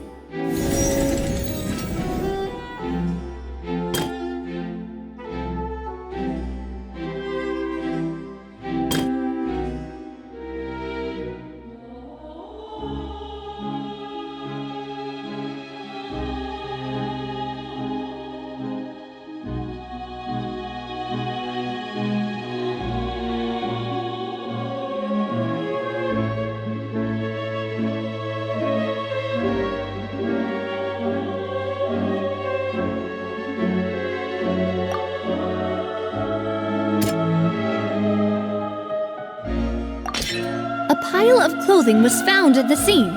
The guards once believed they were used by Jacques as a costume to disguise himself. But now it is clear that the clothes were proof that there was a third person at the scene, and that they were turned into water after committing the murder. Since it was raining that day, the culprit was confident that they could use the rain to wash away all traces of their dissolved accomplice.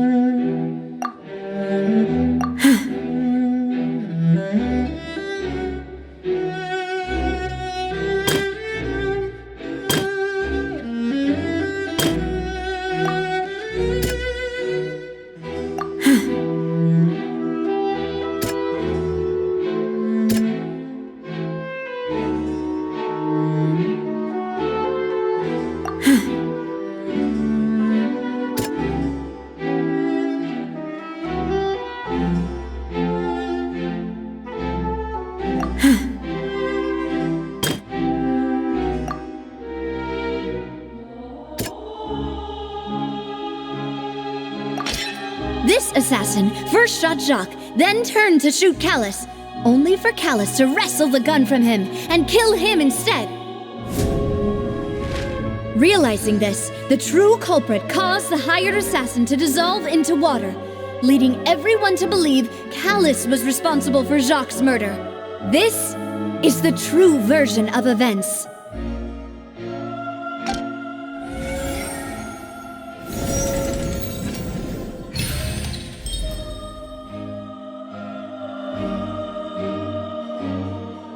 So that's what happened.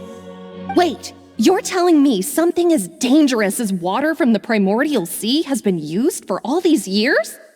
What a great theory. It also explains Callus's and Jacques' respective motives. I guess they didn't shoot each other after all.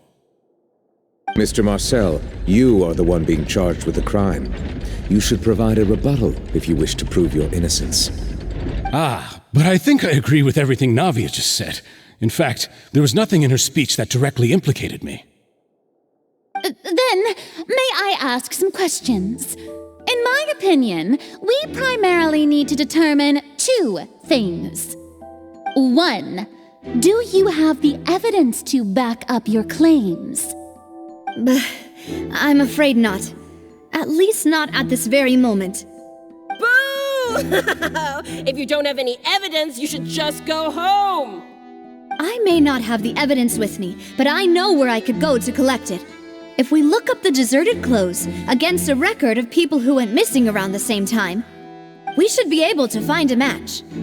Considering the serial disappearances case, the guards probably kept careful records of all missing persons from around that time, regardless of age or gender.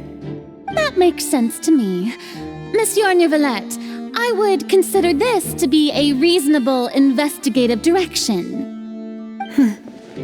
Why do I feel like Farina's acting a little differently today? Maybe she's scared of embarrassing herself again? Alternatively, she's become more diligent after charging an innocent citizen in the last trial. My second question has to do with the ensuing duel.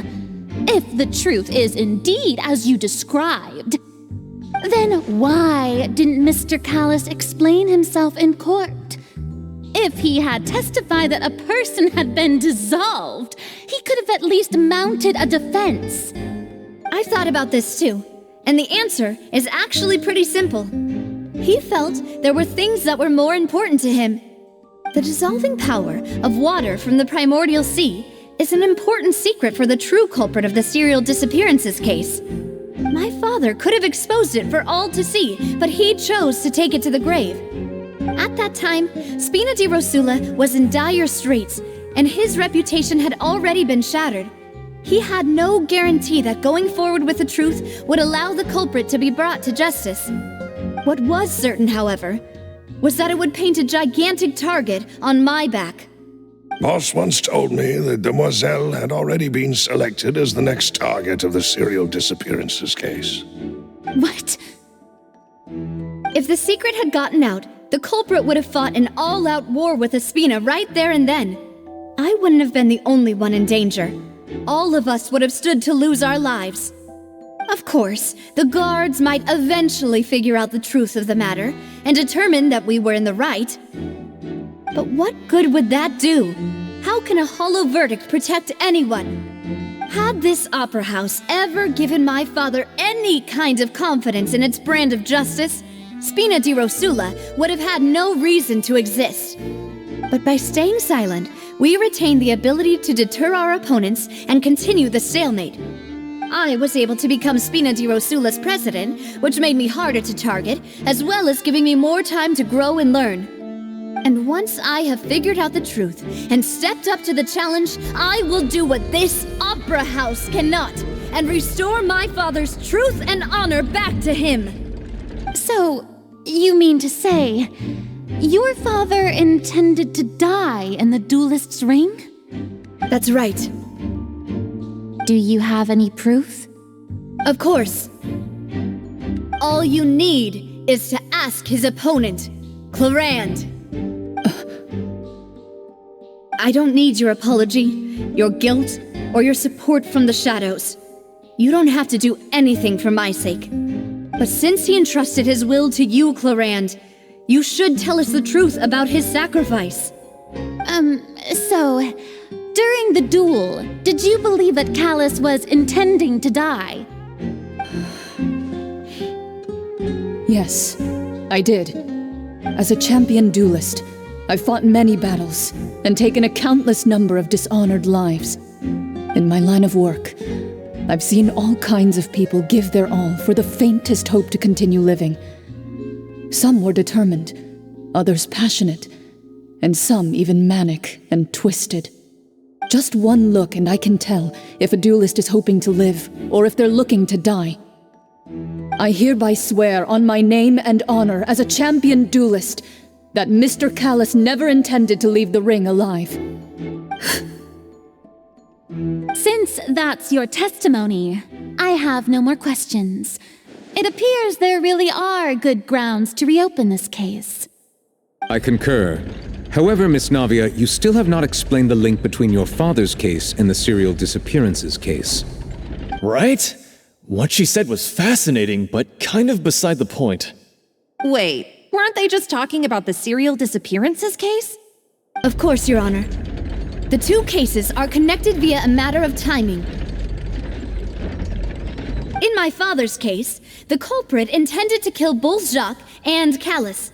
As a result, they planned to act after hearing 2 gunshots. And at the end of Linny's trial, the culprit also only dissolved the victim in front of everyone because they realized they were at risk of being identified. The culprit could only time their actions so precisely if they were already at the scene. Coincidentally, Marcel attended both the banquet and the trial. So that's why you suspected me. Even after hearing your reasoning, I still can't help but find it a little preposterous. I'm used to it, though. You've always been an impulsive and sentimental child, Navia. It's one of your most endearing traits.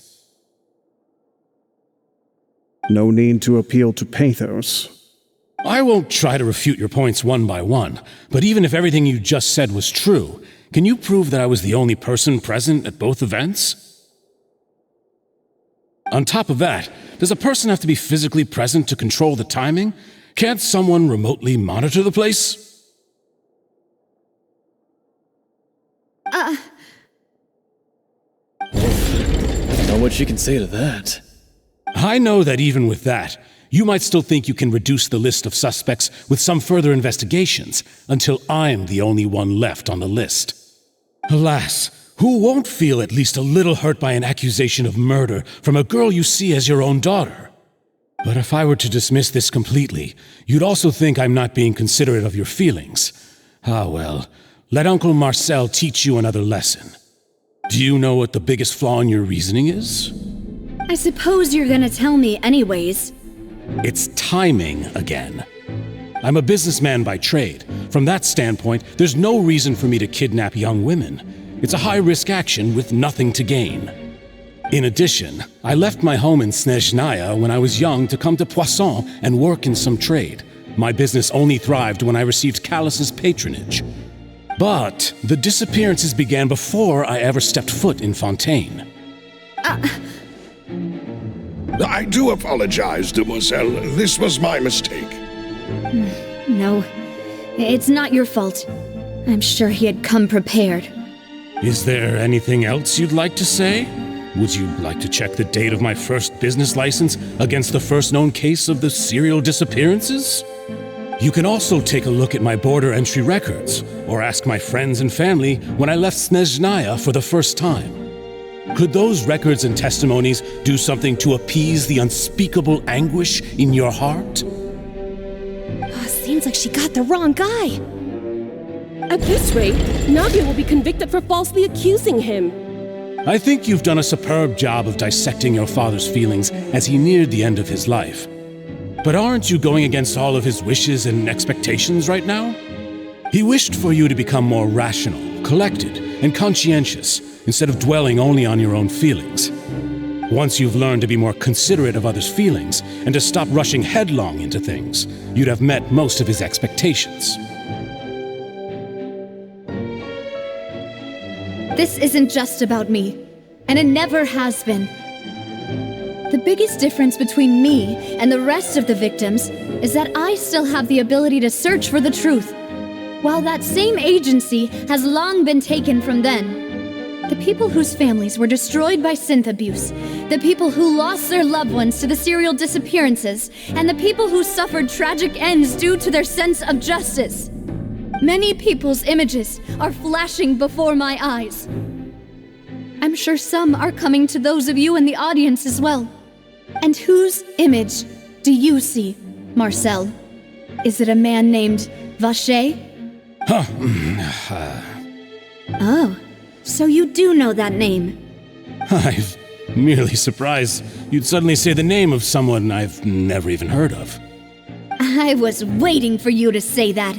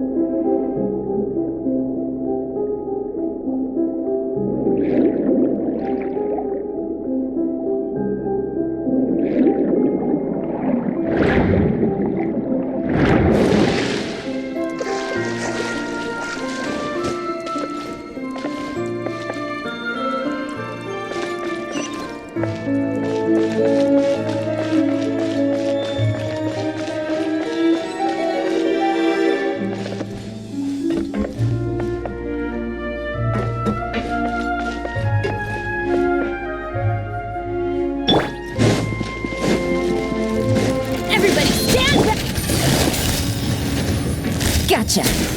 Things are about to get dicey.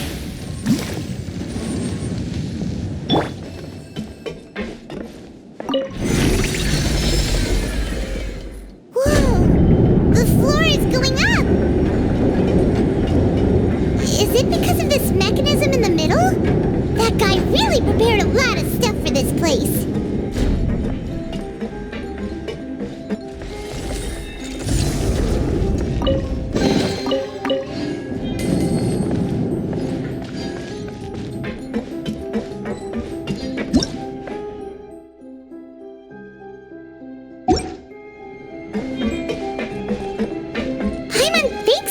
Go up, but Paimon doesn't see a way. Let's take a look around. Maybe we'll find a hidden mechanism that'll show us the way up.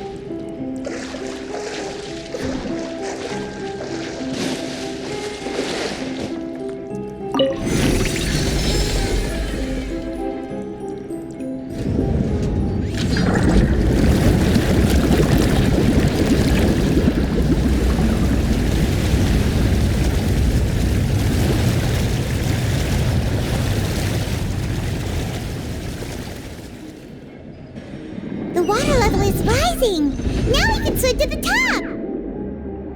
But this is still a ways away from where we need to go.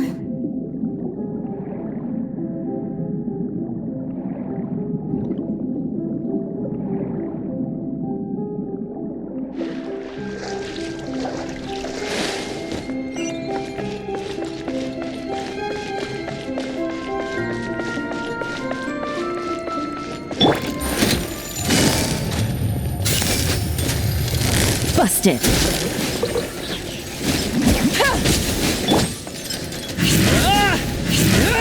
Behold!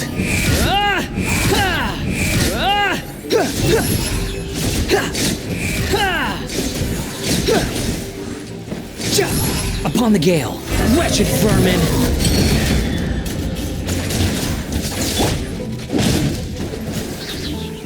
Teamwork is dreamwork! Gotcha. Squall and fury!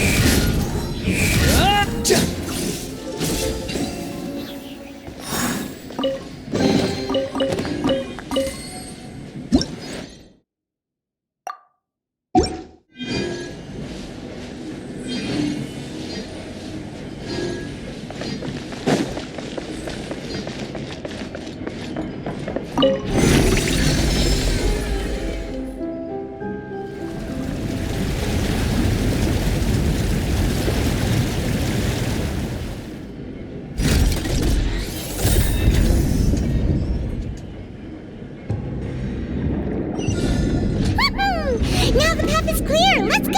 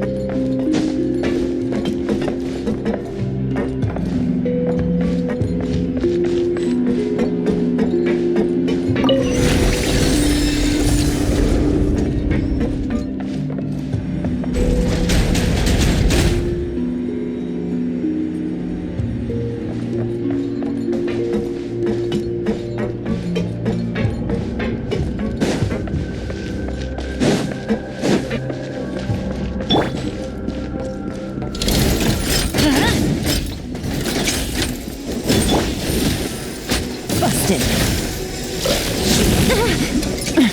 Gutsy.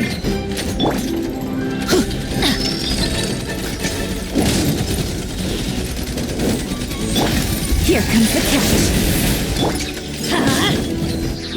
Everybody stand back!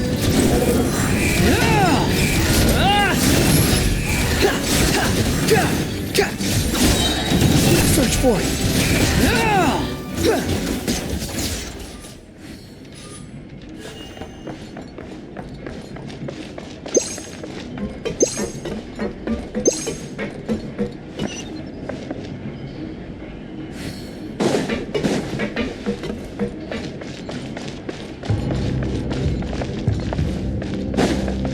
Quit following me!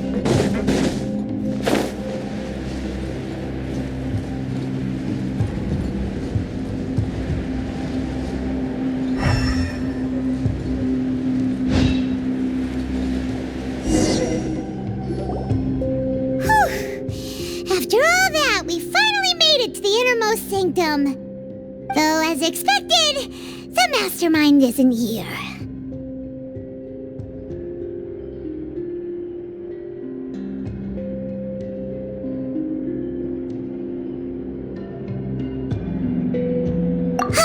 That's right. Then let's hurry up and find some evidence so we can get back to the Opera House and help Navia.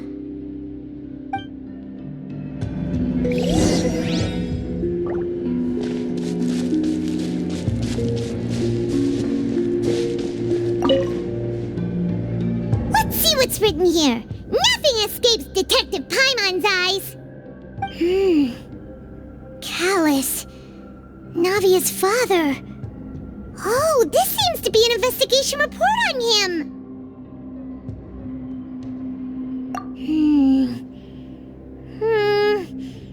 Yep, it's about finding someone to assassinate Jacques and Callus because of a lack of confidence that Jacques himself would go through with it. This should prove the existence of the third person, right?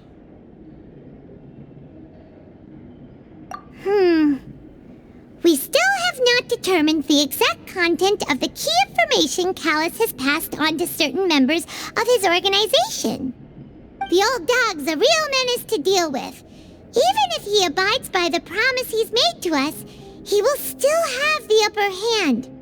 He can act whenever he wants to make our lives miserable. The only option left is to remove him from the picture entirely. I concur. Let's send someone to kill him.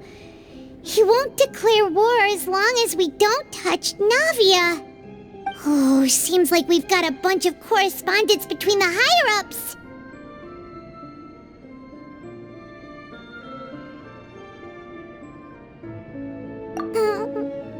They're all just so evil.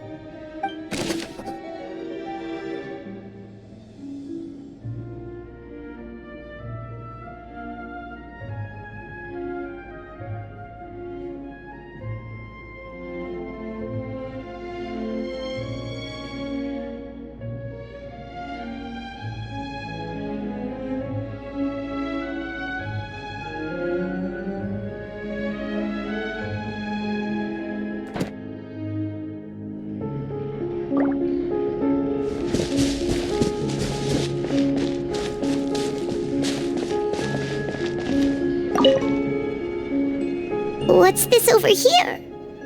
Looks like some kind of place for research.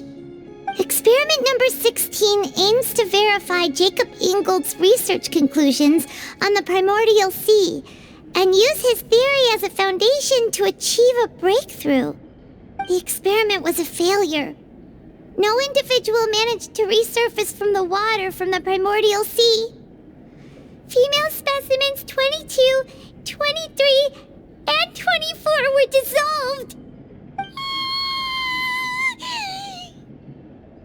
Sorry, Traveler. Paimon will try her best. It's just that Paimon's never read something so scary before. How can someone write something that terrible in such a matter-of-fact tone? You read the rest. Paimon's too scared to keep going.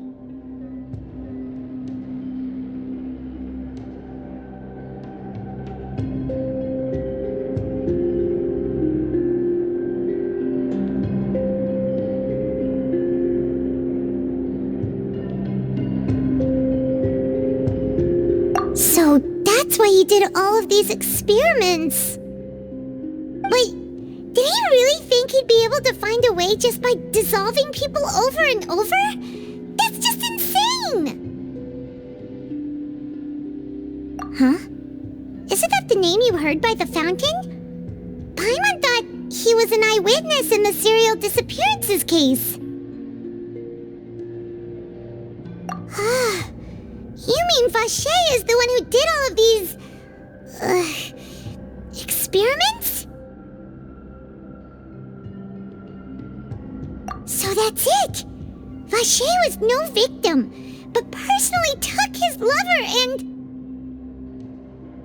No, that's not it either! If that's the case, why would he want people to resurface from the water? In any case... Paimon will write it all down.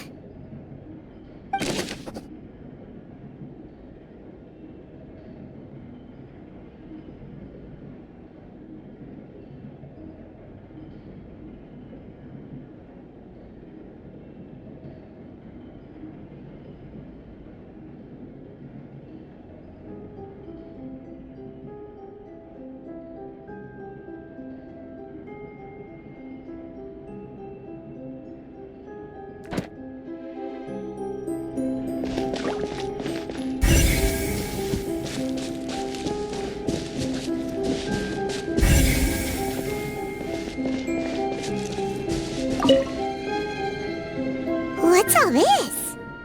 Aw, it's a bunch of really cute things!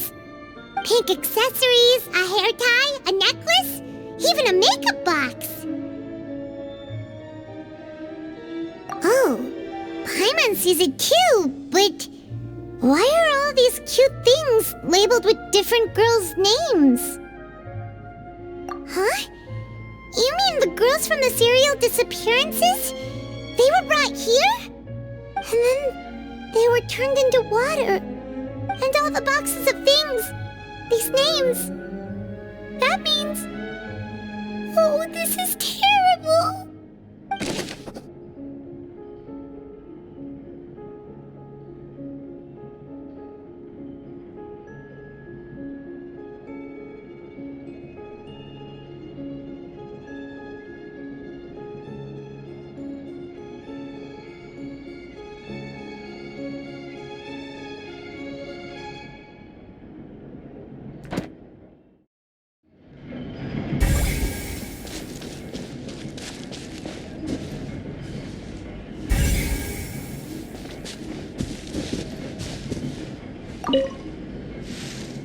Oh, look!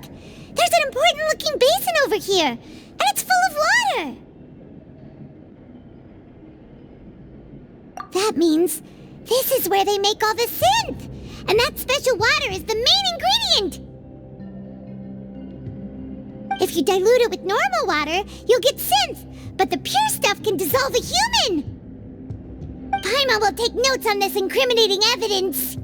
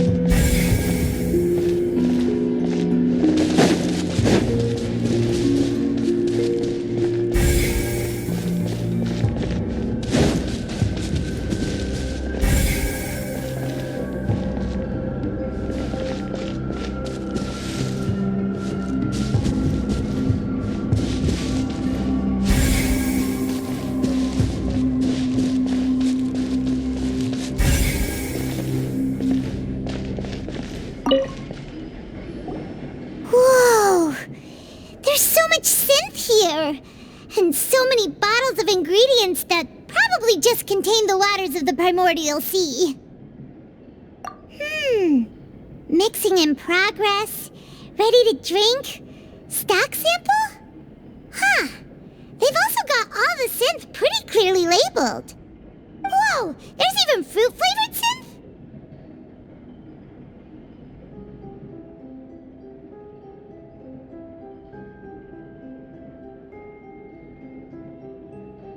Yep, it's super obvious.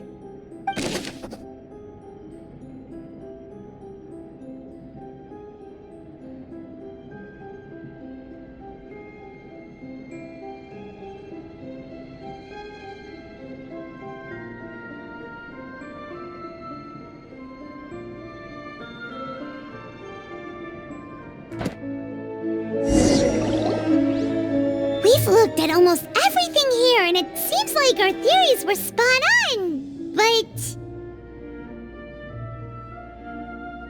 Yeah, we haven't found anything that reveals his true identity. No wonder even Neuvillette wasn't able to find anything. Whoever it is probably destroyed everything to do with that name a long time ago. That way, even if we bring all this back to the opera, we won't be able to identify the true culprit.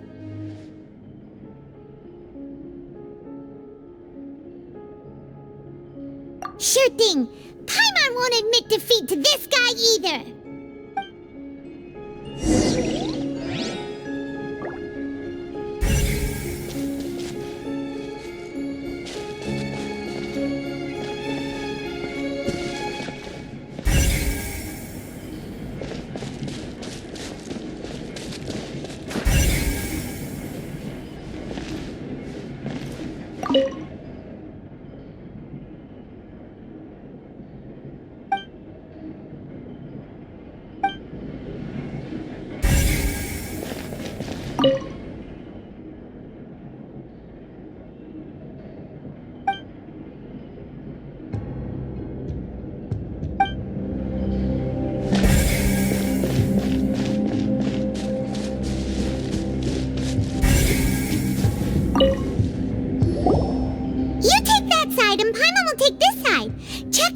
carefully. We'll find something for sure.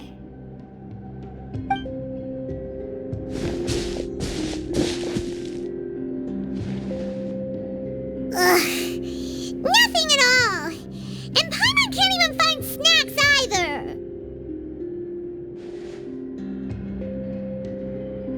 Whoa, really? Let Paimon see. Venier. Isn't that Vache's lover's name? Then you found her diary. Let's see. Aw, it's just a normal diary chronicling their love story. She was so sweet, too. Oh, Paimon feels even worse for her now.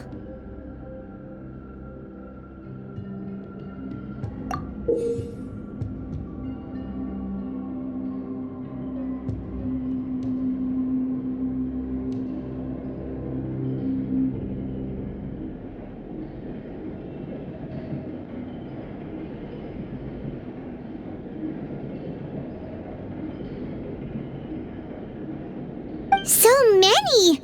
A whole page's worth! But they're all crossed out. Was she unhappy with all of them? The final name she decided on was... Marcel. Wait, but Marcel's pretty old.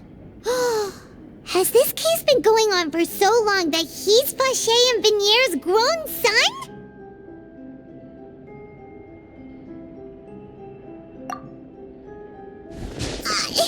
Hey! Paimon still hasn't figured it out yet.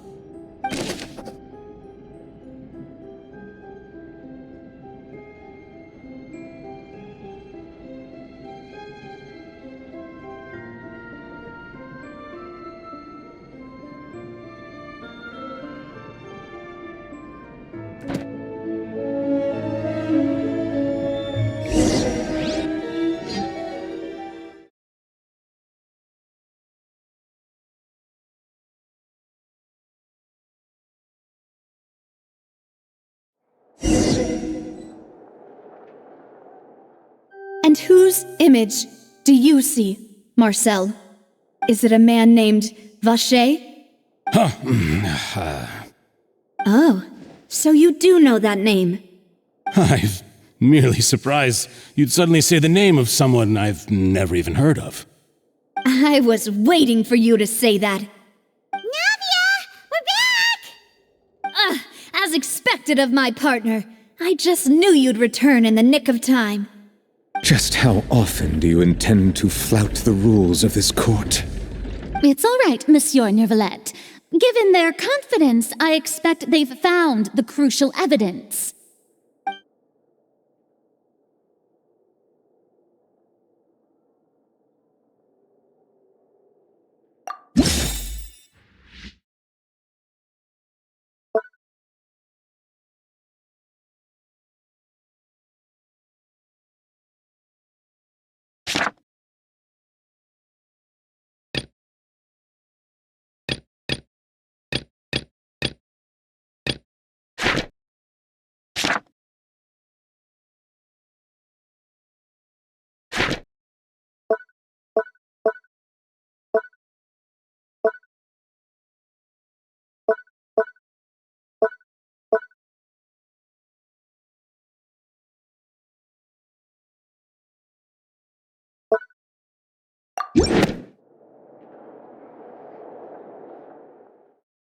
But the truth of it, Marcel, is that you've always been Vache.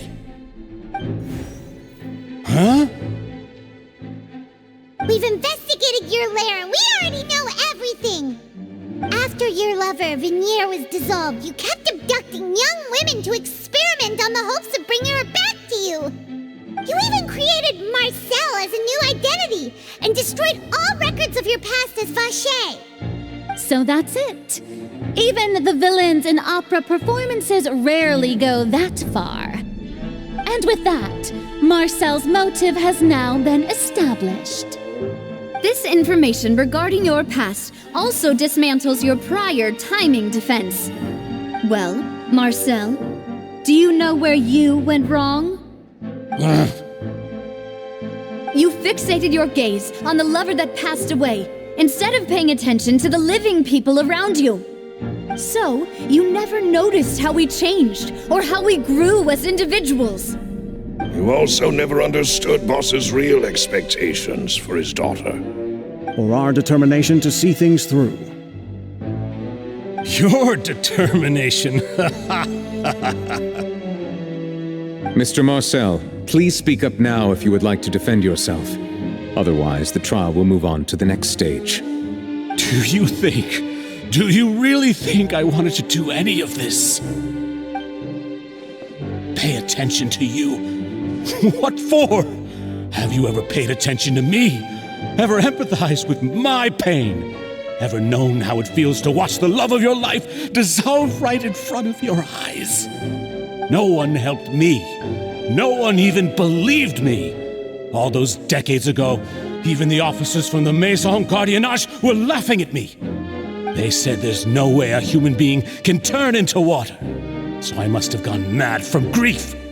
Vignier's death was brushed away by all of you as if it didn't matter at all. Well, now you know, don't you? Ha! Well, it's too late now. All those who were dissolved are gone forever. You only have yourselves to blame. You set up this ornate opera house in pursuit of your so-called justice, your beloved drama, while turning a blind eye to the suffering of the people. Vignier is dead. We promised each other that we would always be together. Wherever she goes, I will follow. But I'm not from this blasted place, so I can't be dissolved, no matter what I do. Hey, is that water from the primordial sea that he's drinking? I can't dissolve! Can't dissolve! Can't dissolve! Do you all see? I can't go! I can't follow! So if I can't go where she is, what choice do I have but to try to bring her back? I did all of that, and in the end, that accursed Callus still got the better of me. I spent my entire life living on pins and needles, only to get stabbed by his idiot daughter at the very end. The suspect is exhibiting signs of mental distress. Guards, please restrain him. Don't touch me! Don't anybody come near me! I still need to save Vignier. I promise. We made a promise. Vignier. Vignier! Please, Vignier, don't think badly of me. All I want to do is fulfill our promise. At this point, the verdict of this trial is clear. With Mr. Marcel's conviction, the charges against Mr. Tartaglia no longer have any basis. Fine by me. I was in a bad mood, but after a show like that, I'm actually feeling pretty good. Traveler, please submit all the evidence you have collected to the guards, so that I might review and summarize the truth behind the serial disappearances case. The man now known as Marcel was originally named Vacher and worked as an adventurer with his partner and lover Vignier. During an underwater expedition, Vignier accidentally came into contact with water from the primordial sea and was dissolved in front of Vacher as a result. Vacher learned of the primordial water's existence through the work of others and began to kidnap young women for research, with the goal of discovering a method to restore Vignier back to life. To cover his tracks, he invented the new alias of Marcel and began to operate a business in Poisson. During the course of his research, Vacher discovered that a diluted concoction of water from the primordial sea can induce feelings of euphoria, and began to manufacture and market synth. However, as he accumulated wealth to fund his continued research and expanded the scope, he came into conflict with Spina di Rosula. After exchanging blows with Spina di Rosula for many years, Vacher decided to assassinate their president Callus at a banquet. Although the assassination did not go as Vacher expected, he was able to turn Callus into the murder suspect by dissolving the assassin he sent to the scene. And just recently, Vacher attempted to frame Linny as the culprit of the serial disappearances case, using a similar method. However, his attempt to frame Linny failed, and the power of water from the primordial sea became public knowledge. This case also exposed enough of Vacher's machinations that he was eventually successfully charged in court. Thus concludes the enigmatic history of the serial disappearances case, with the truth revealed to all.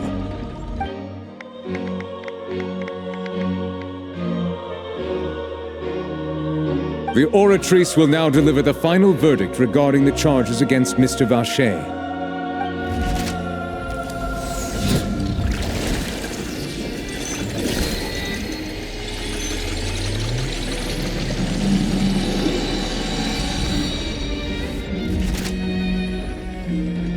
According to the judgment of the Oratrice Mécanique d'Analyse Cardinale, Mr. Vacher is guilty. Guards!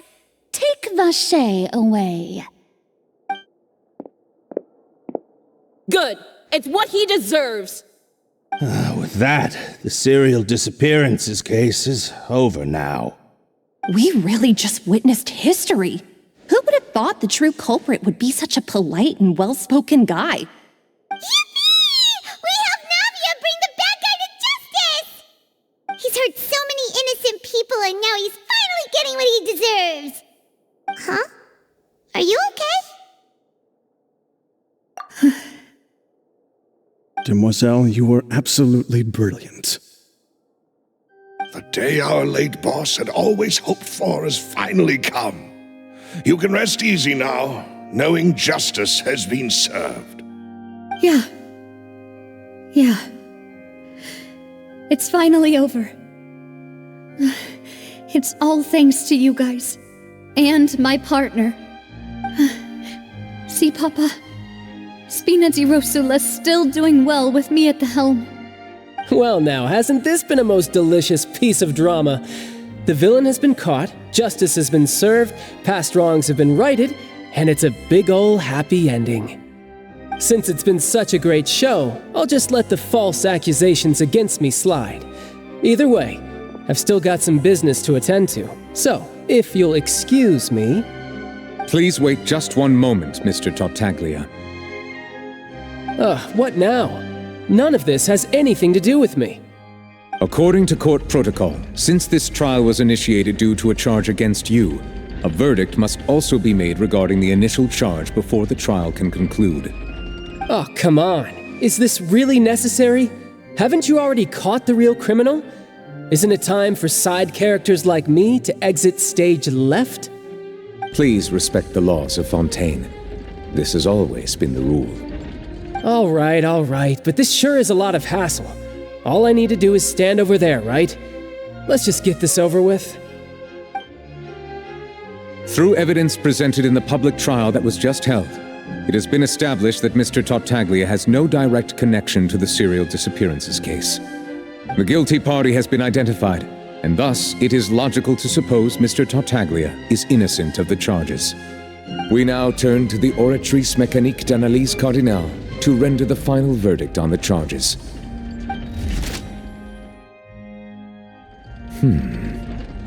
According to the judgment of the Oratrice Mécanique d'Analyse Cardinale, Mr. Tartaglia is guilty. What? Hey! That's not funny! Didn't you just say I'm supposed to be innocent? What's with this verdict? Is your justice machine malfunctioning? Huh? This has never happened before.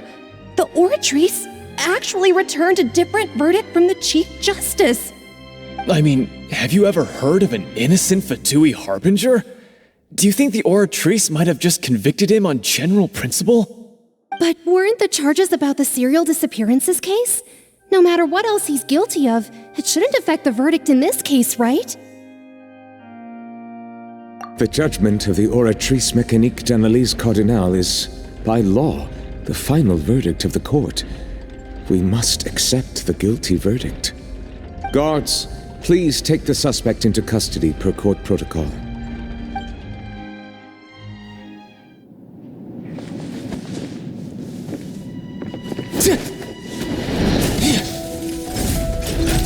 So this is how justice is done in Fontaine. What a joke. You've got your rules. Well, I've got mine too!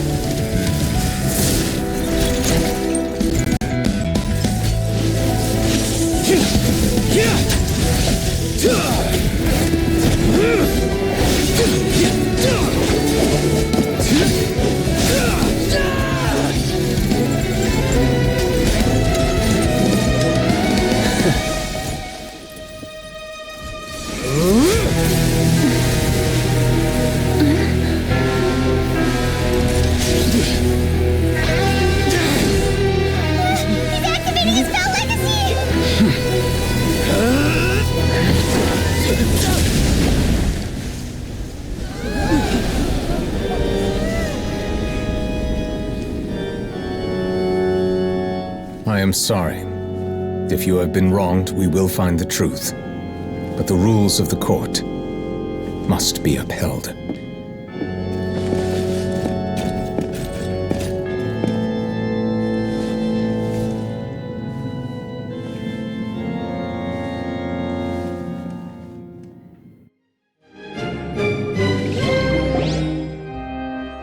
Hey, Monsieur Novelette, what's going on? Shouldn't they have been cleared already?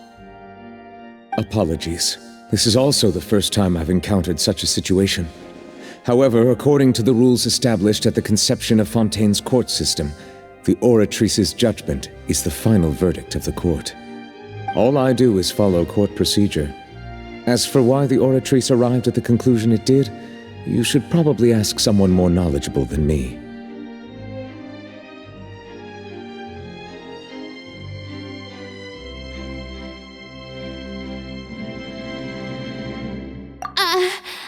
Why are you looking at me? I had nothing to do with it! I don't know what happened there either! Hey, stop staring at me! What does Lady Farina mean by that?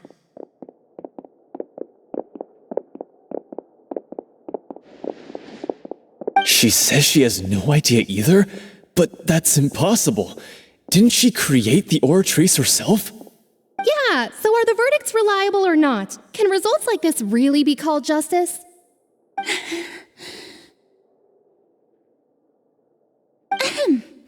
My dearest citizens, did you really think we'd allow an incorrect verdict to be handed out in this court?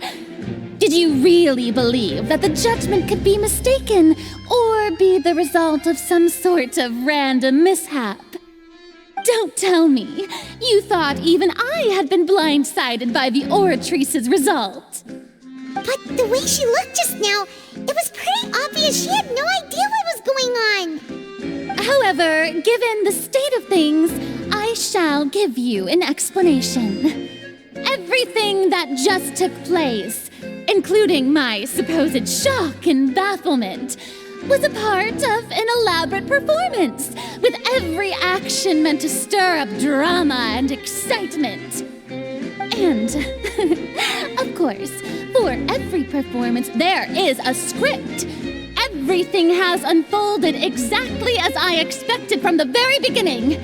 As the embodiment of the very concept of justice, the Oratrice shall never render an arbitrary judgment! If you thought Child had nothing to do with the serial disappearances case, it is only because you've been blinded by the superficial appearance of innocence. Everything he's done, not to mention the danger he poses, are beyond ordinary comprehension and completely unforgivable. All shall be revealed in time.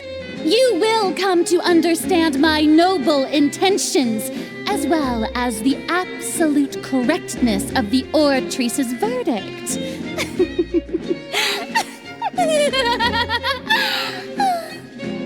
Now, having said that, although I hate to leave things hanging in suspense, it is now time for this performance to end. As the lead actress, I shall be the first to take my leave. Toodaloo! So she chose to make her escape after all, did she? So you're saying we shouldn't put much stock into what she just said? She probably just put on that performance to save face. As for the truth, it's unlikely that she actually has any idea.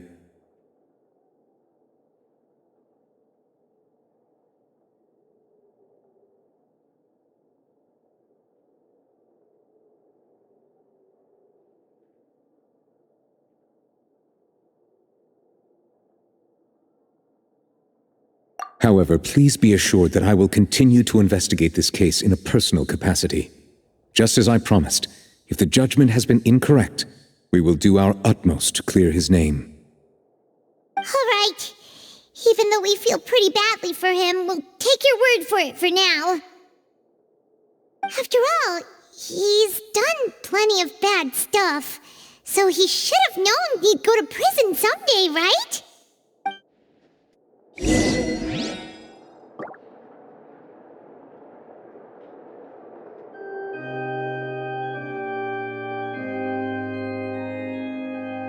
The wind rises.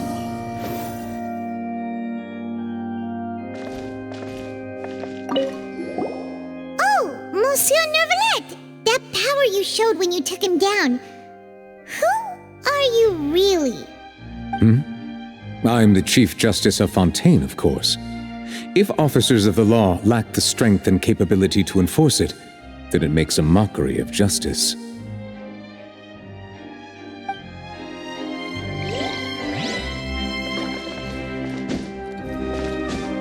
Squall Fury!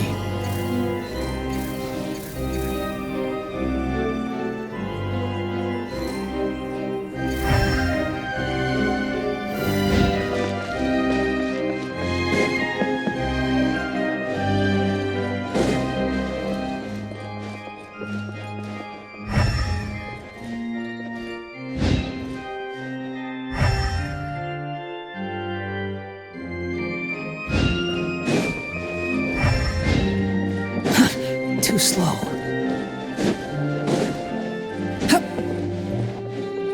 Quit following me. The wind rises.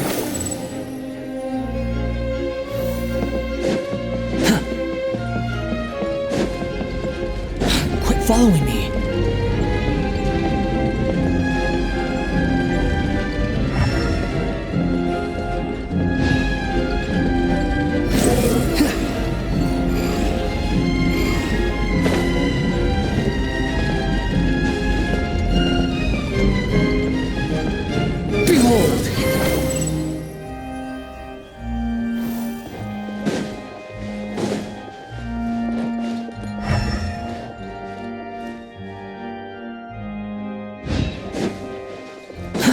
Too slow.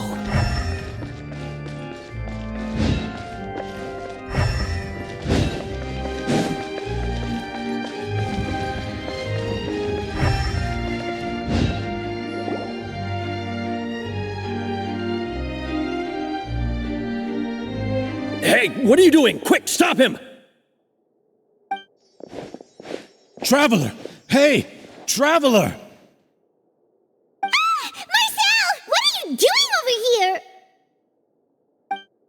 Stop resisting arrest! Cease, or we'll add another charge to the list! No, wait! I just want to ask the Traveler something. I'm not looking to run away. Please, just let me ask this one small thing. Go on. Thank you. I was being led away when I finally realized something. Where did you first hear the name Vacher? I erased all records of that name. So, unless... Are you still trying to prove your innocence? Give it up. You've already been convicted.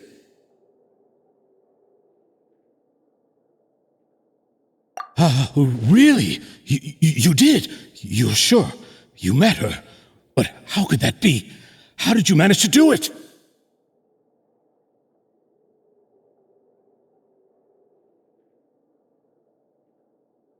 The Fountain of Lucine? Then she's been so close to me all along. And I just never... Please give me a chance to talk to her again. Just let the traveler take me to the fountain to see her one last time. This is the last request I'll ever make in my life. You can do whatever you want to me afterwards. I don't care. What? Give an inch and you want to take a mile? Do you think serial killers get to make requests like that?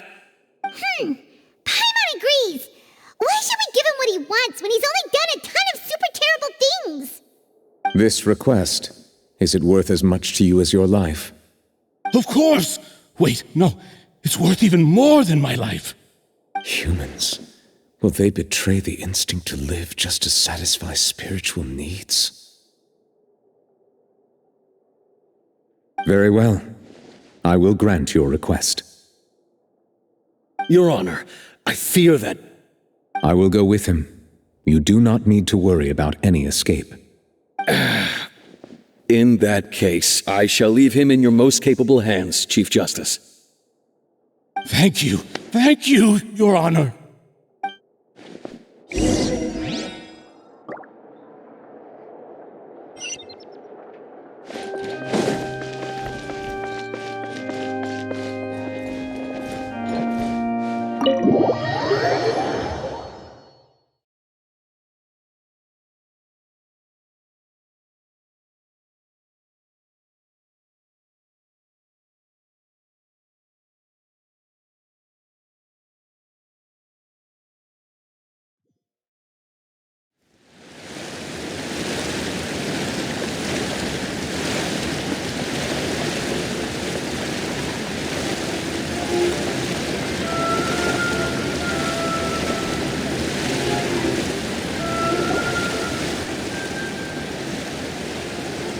Is this the place?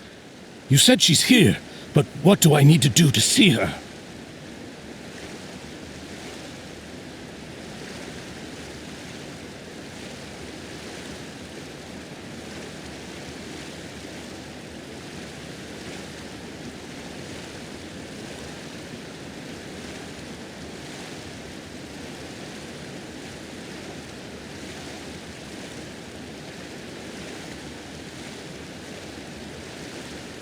Yeah, and even Paimon could hear her after drinking that thing. Didn't you just drink a lot of it on the stage as well? Oh, in that case... Vache! Ah! Yes, that's it! So you heard it too! Vinier, it's me! It's me, Vache! Vache? Vache! I'm here! I'm here! Where are you, Vinier? I'm coming for you. I'm finally here for you. Hey, wait! Be careful! Hey, wait!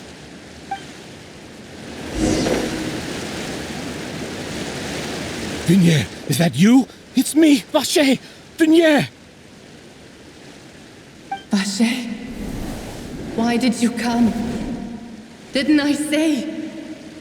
You don't need to look for me.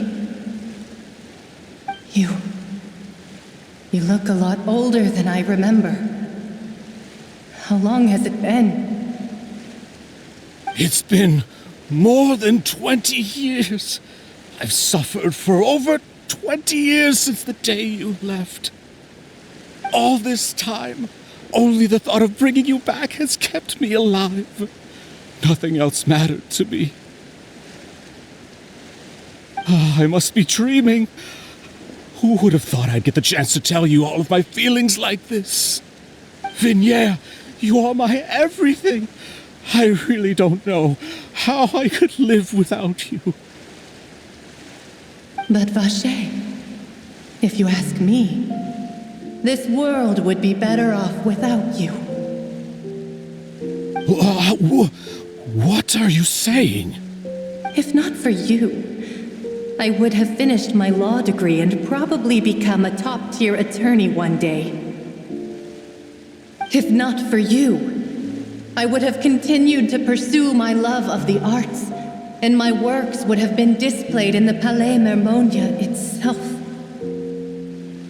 If not for you, I would at least have been able to take care of my mother, and she would not have grown old and died alone, with nothing but the tears on her cheeks.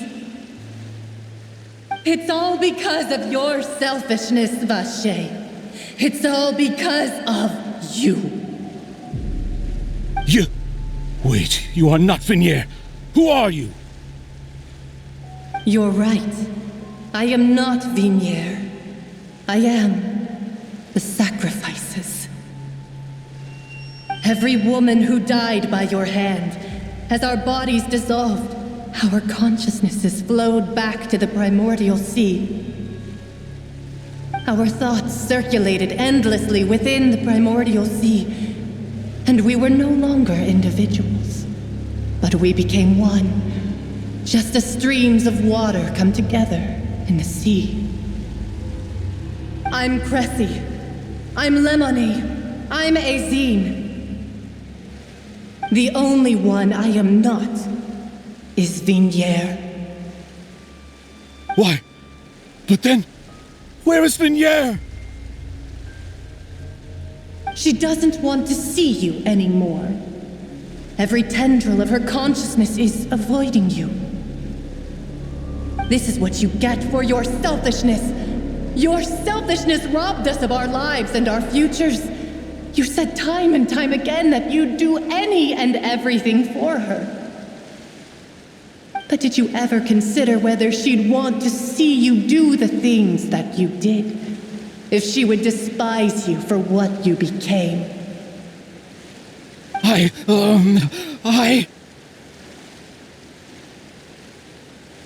You are a liar, a heartless murderer, and a cowardly narcissist.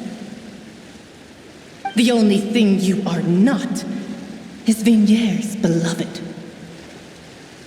From the moment your first victim died and her consciousness merged with Vignier's, she has had nothing but pure hatred for you.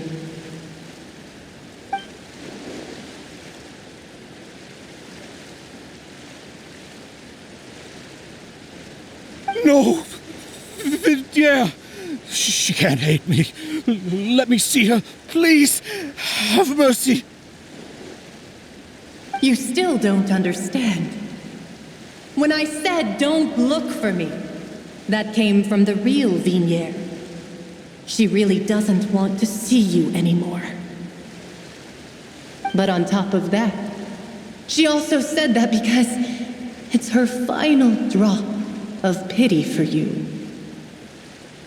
She said that because she knew that if you did come here, we will show no mercy to you. Vache. Vache? Vache? Vache. Vache. Vache. Vache. Drown.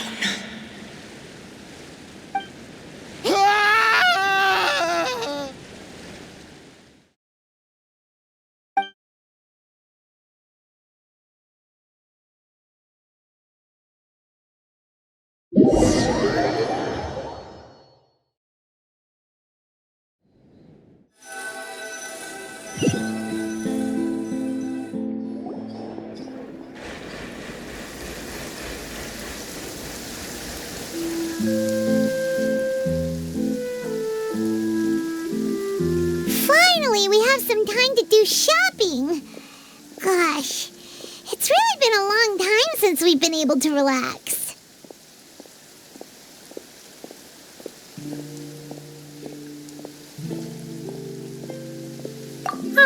Well met, partner. I knew something great was going to happen when I woke up in such a good mood today. Even this weather can't put a damper on the demoiselle's mood. It's a pleasure to see you both again. Oh, hey, Navia! It's been a few days. Paimon's already started to miss you.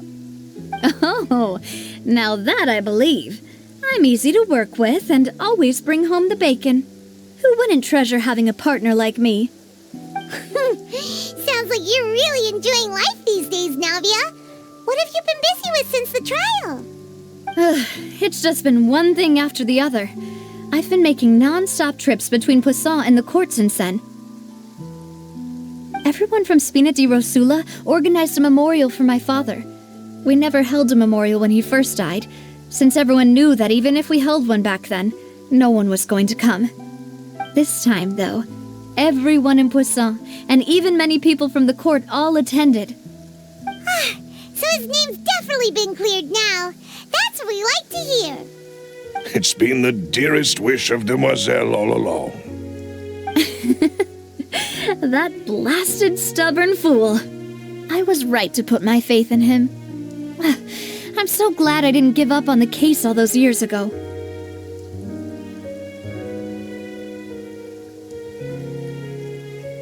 Oh, by the way, I ran into Charlotte just after I left the memorial service. Well, maybe it'd be more accurate to say I knew she would be there, and there was no way she'd just let me go. Huh? So you know Charlotte too? The Charlotte?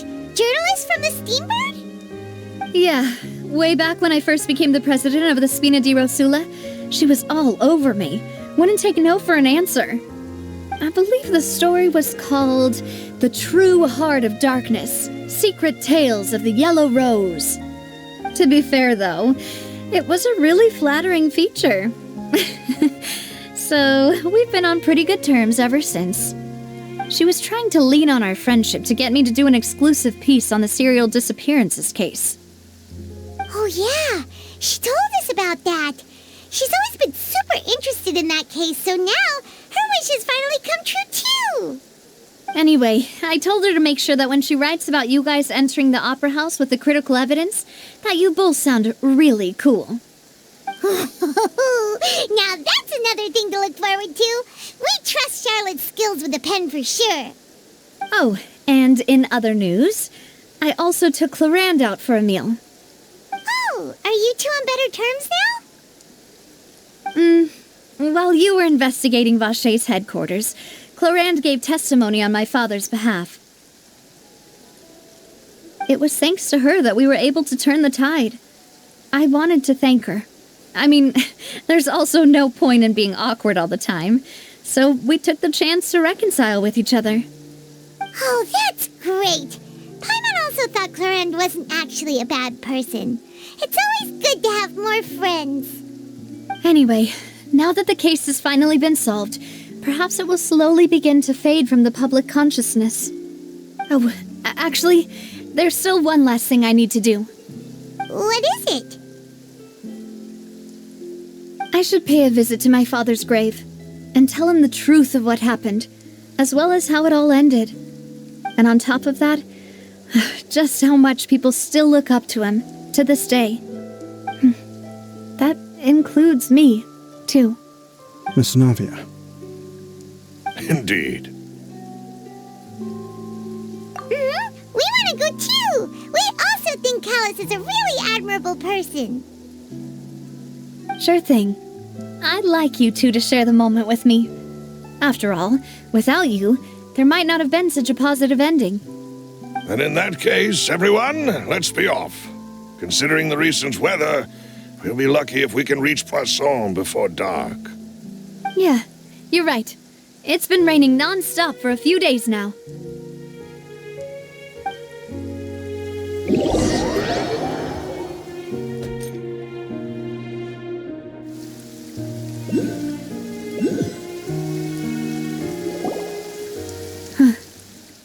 This is where my father's grave is. To be perfectly honest, even I haven't been back here for a long time. Huh? There's someone there already. Wait, that figure. It can't be... Isn't that Neuvillette? Why would the Chief Justice be here? Huh? Navia?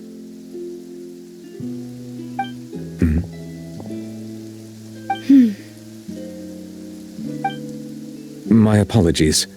I should have asked before coming to pay my respects. Don't say that. Sorry about that.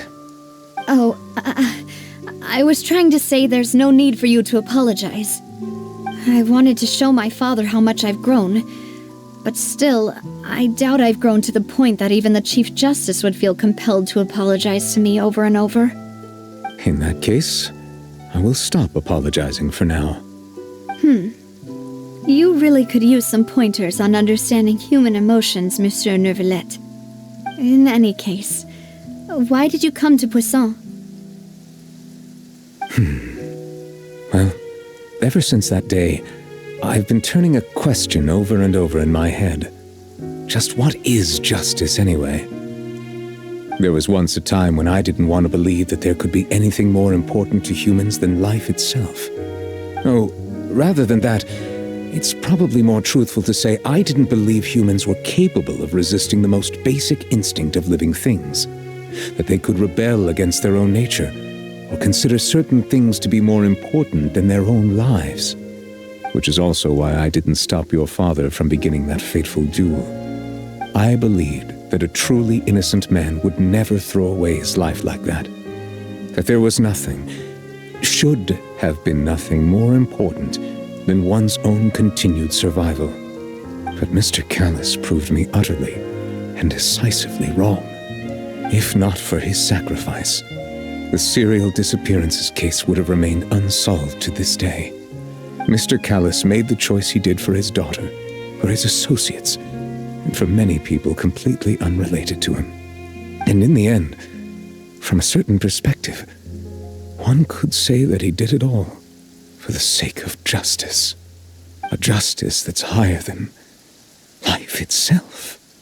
So, you asked me why I came here. I just wanted to say my apologies to Mr. Callus in person. I should have noticed all of this much sooner. This regret has filled me with a sadness that has haunted me for days. That high and mighty chair in the opera Epiclese indeed insulates one from many important things. Spina di Rosula, thank you so much for your hard work and perseverance. I'm sorry for being mad at you before. So, you're actually one of those types that's cold on the outside, but pretty thoughtful on the inside, huh? That reminds me of Silver, one of my guys. Sorry about that. Self-expression is not one of my strong suits. Didn't I just say you don't need to apologize? Ah, so Navia and Neuvillette seem to have made their peace as well. Let's not disturb them for now. We can wait till after they're done.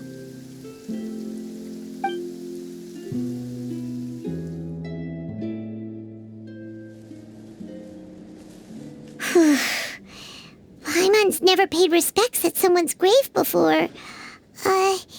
Did Paimon do anything rude there?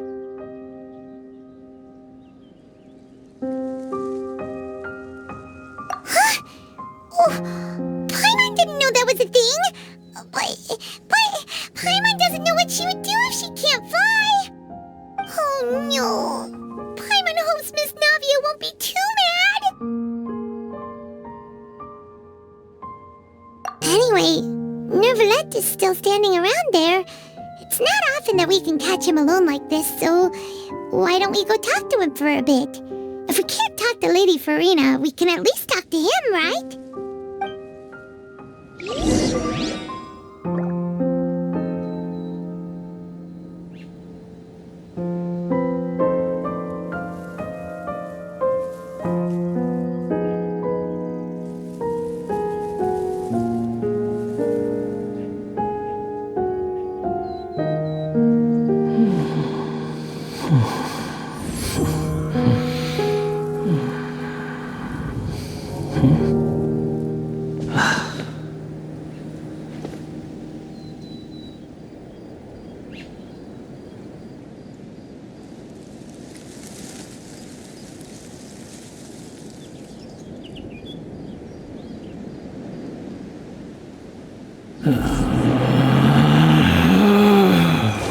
Relax.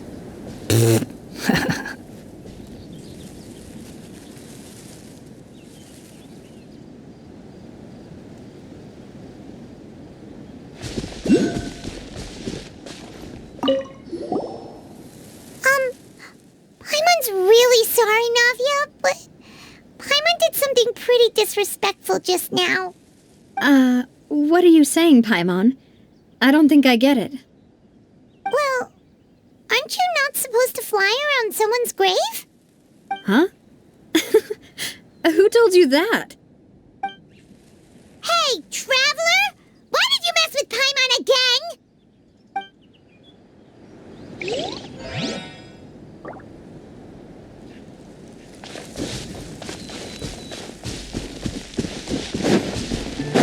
following me.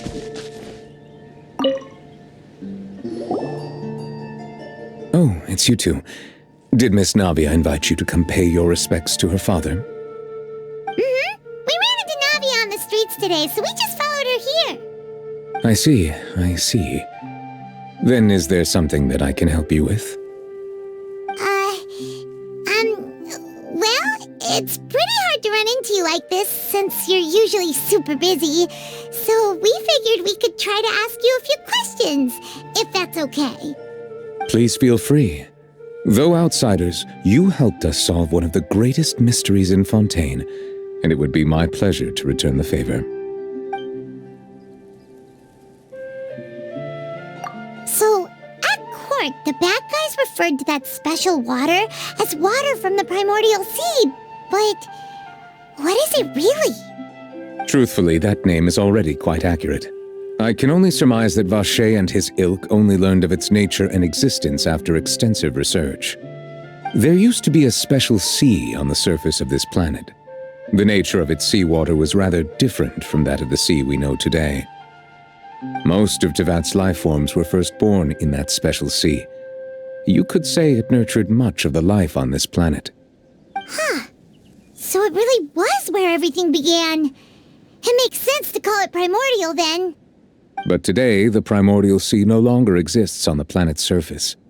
What Vacher discovered must have been some kind of special case, or a remnant from a truly ancient age. Huh. So that's how it is. Oh, you really know everything, Monsieur Neuvillette. But if that's the case, then why would people, at least people from Fontaine, dissolve in that kind of water? Indeed. Why would the primordial sea, which was known to engender and nurture life, suddenly reverse itself and devour life instead? To be frank, that also doesn't match my understanding of this world and its laws. There must still be some unknown secrets around the people of this land. Is there anything else you'd like to ask me about?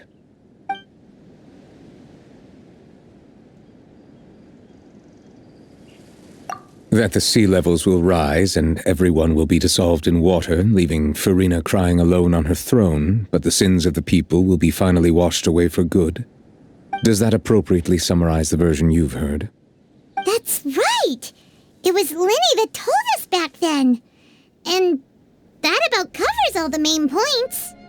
Yes, up to the present, I think we reached a point where we have no choice but to confront this prophecy directly.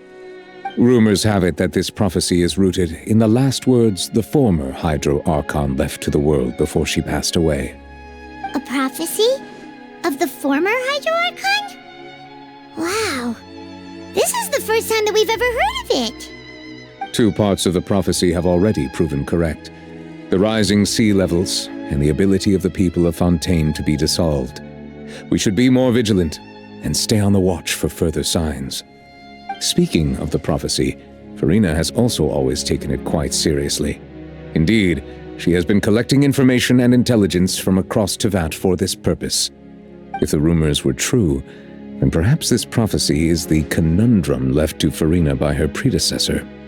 But with Farina being the way she is, can we really trust her to solve it? Is there anything else you'd like to ask me about?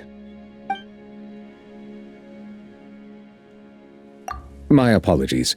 My investigation has still not reached its conclusion. However, I still believe the judgment of the Oratrice was not rendered arbitrarily. Huh? But you also said you thought he was innocent. For many years, I have been quite aware that the Oratrice does not simply mechanically repeat the verdict that I give on each case. As a divinely created mechanism, the people's unified faith in the concept of justice is integrated into it. Not only can it produce the incredible power of indemnitium, but it likely also possesses other traits, such as self-awareness. Which is all to say, I have been prepared for a situation like this for a long time. Huh. So when Linny told us that he heard a human voice from the room where the Oratrice's core is stored... I was not aware such a thing had occurred. Perhaps that could serve to prove my conjecture. I will add that to the list of items to investigate. In any case, I am inclined to believe that the Oratrice does have a methodology all its own. We just do not have enough information. Based on Farina's reaction, I doubt even she had any idea what was going on. She managed to bluff her way through it, though, with her time-tested twin tricks of bravado and drama. While we do intend to get to the bottom of this, for now, we regret to say that the Fatui Harbinger will just have to bide his time in the fortress of Meripede. If we did incorrectly convict him of crimes he did not commit, we will most certainly compensate him to the fullest extent allowed by the law. If you ask Paimon, the only compensation he'll want is a no-holds-barred fight with you. Is there anything else you'd like to ask me about? Your sibling, another blonde-haired traveler. I'm sorry, but I've never seen anyone who matches that description. If she ever stepped foot in Fontaine, I'm sure she followed our laws to the letter, and had no reason to appear on the stage of the opera Epiclese. Is there anything else you'd like to ask me about?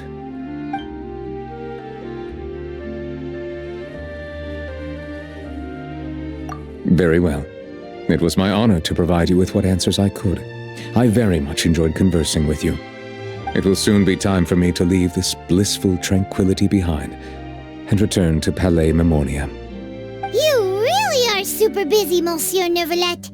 Paimon thought you only came here to pay your respects today because you had the day off. Crime and villainy do not have the day off, and so justice must work around the clock as well. This is merely the nature of a justice's work. All right. You've got a point. Huh? Paimon just noticed that the rain has stopped.